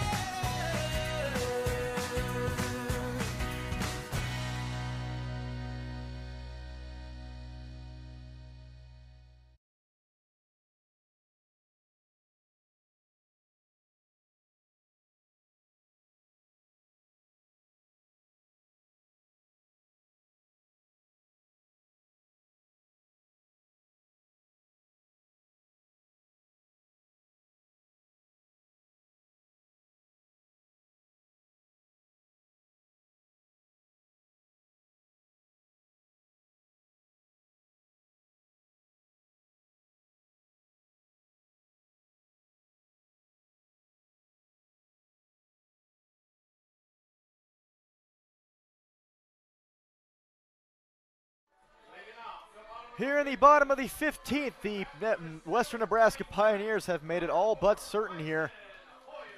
In the top of the 15th, 8 runs just scored it as an 11-3 ball game. And now the man who has been unstoppable all night on the mound getting another chance to go his 7th inning of relief. Paul Panduro went 6 innings, only giving up 1 hit to this point and striking out 13. It was a very exciting game until the top of the 15th. A lot went wrong for the Sasquatch in a very short amount of time. 11 runs and 14 hits for the Pios to this point tonight. A lot of them coming in that inning. The 1-0, big cut from Bryson Hoyer. And even though Paul has been dealing all night, it is still unfortunate to see in an 8-run ball game the top of your lineup stepping in. Your 1, 2, 3 guys. As the Pios really formed a lot of distance here. A very comfortable lead at that. And the Pioneers have to feel very good about what they got out of Paul Panduro tonight. How could you not? As that is going to be on the corner. Strike 3 froze Bryson Hoyer for out number 1. Man. Just unreal. So make that 14 Ks on the night through 6 1/3. This is some primetime Max Scherzer stuff out of the pen.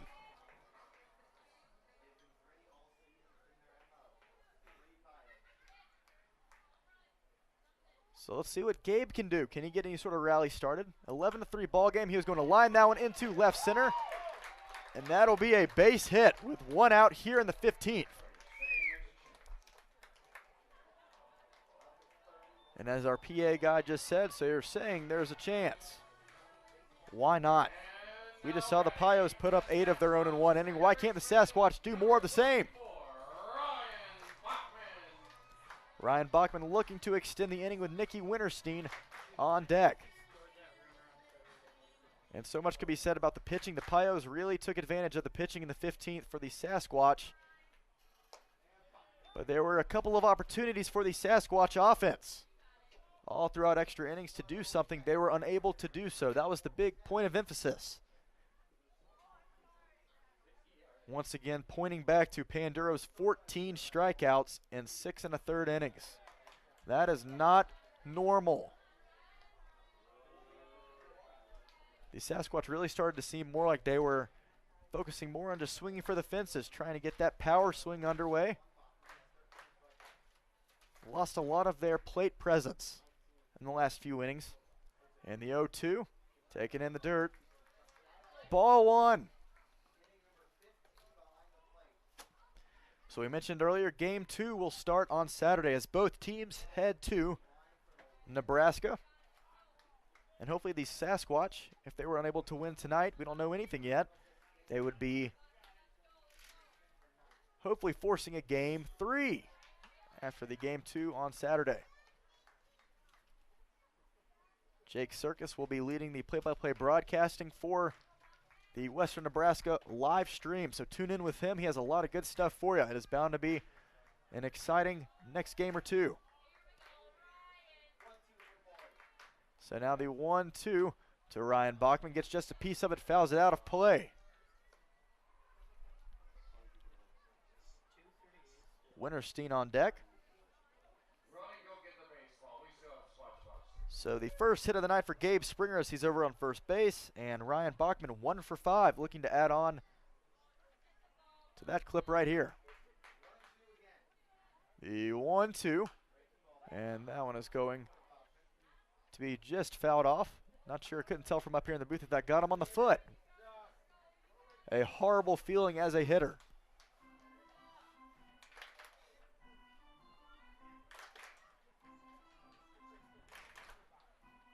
So 6 Sasquatch pitchers went the distance tonight. And crazy to think that the first of 6 went 6 innings. That's just unreal. Followed by Griffin Sheeran, Dylan Ritchie, David Dielman, J.D. Kirshner, and then Joey Womble to finish off the disastrous 15th inning. Or the top of the 15th, excuse me. Sasquatch are looking to fire back here and cancel all that out. They got a way to go, but who says it can't happen? That one's grounded over to the second baseman for 1. Makes the throw to short on second base bag for 1. 2 outs. Ryan safe over at first. And Nicky Winterstein, the last out here tonight in game 1.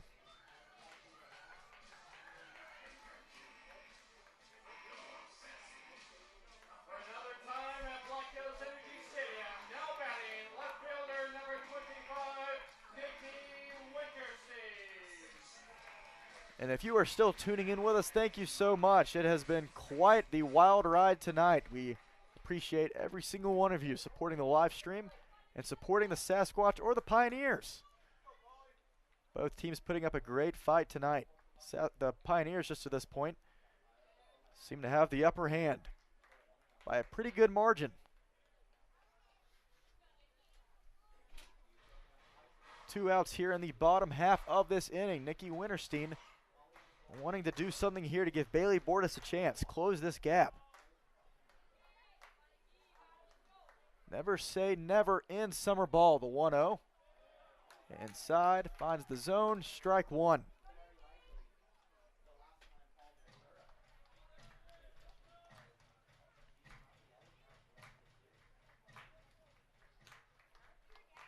So now Paul through 6 2/3 innings, 14 strikeouts, and now 2 hits.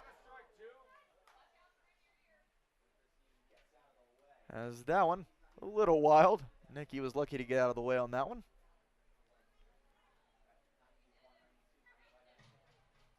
And he seems to be okay. With the hard-throwing Panduro, I'd be doing my best to get out of the way as well. That fastball is something serious.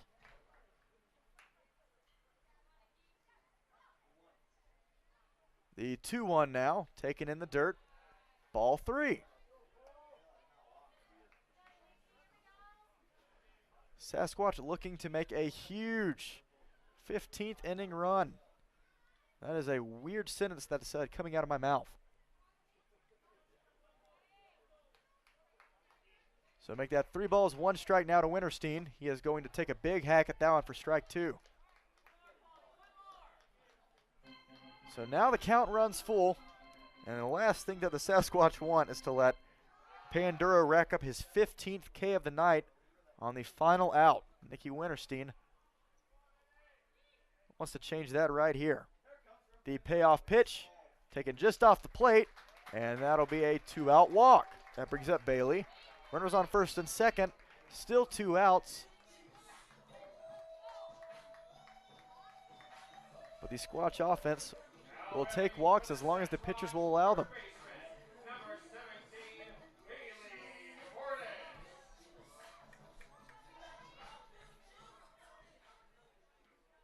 So make that 2 outs still.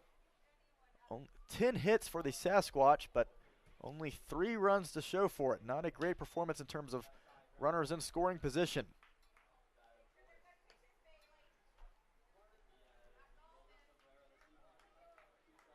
That 15th inning alone just shows why the Pios are in the spot that they are right now.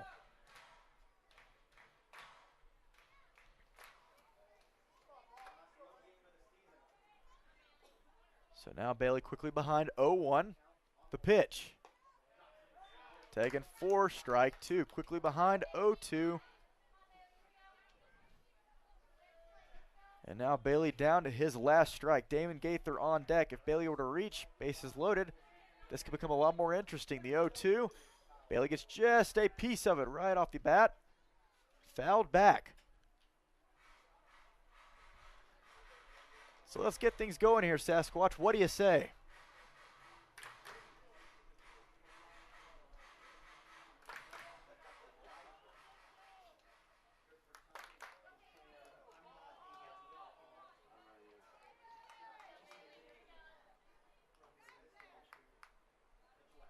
So we'll see what Bailey can do with the 0-2. And did he go? Yes, he did.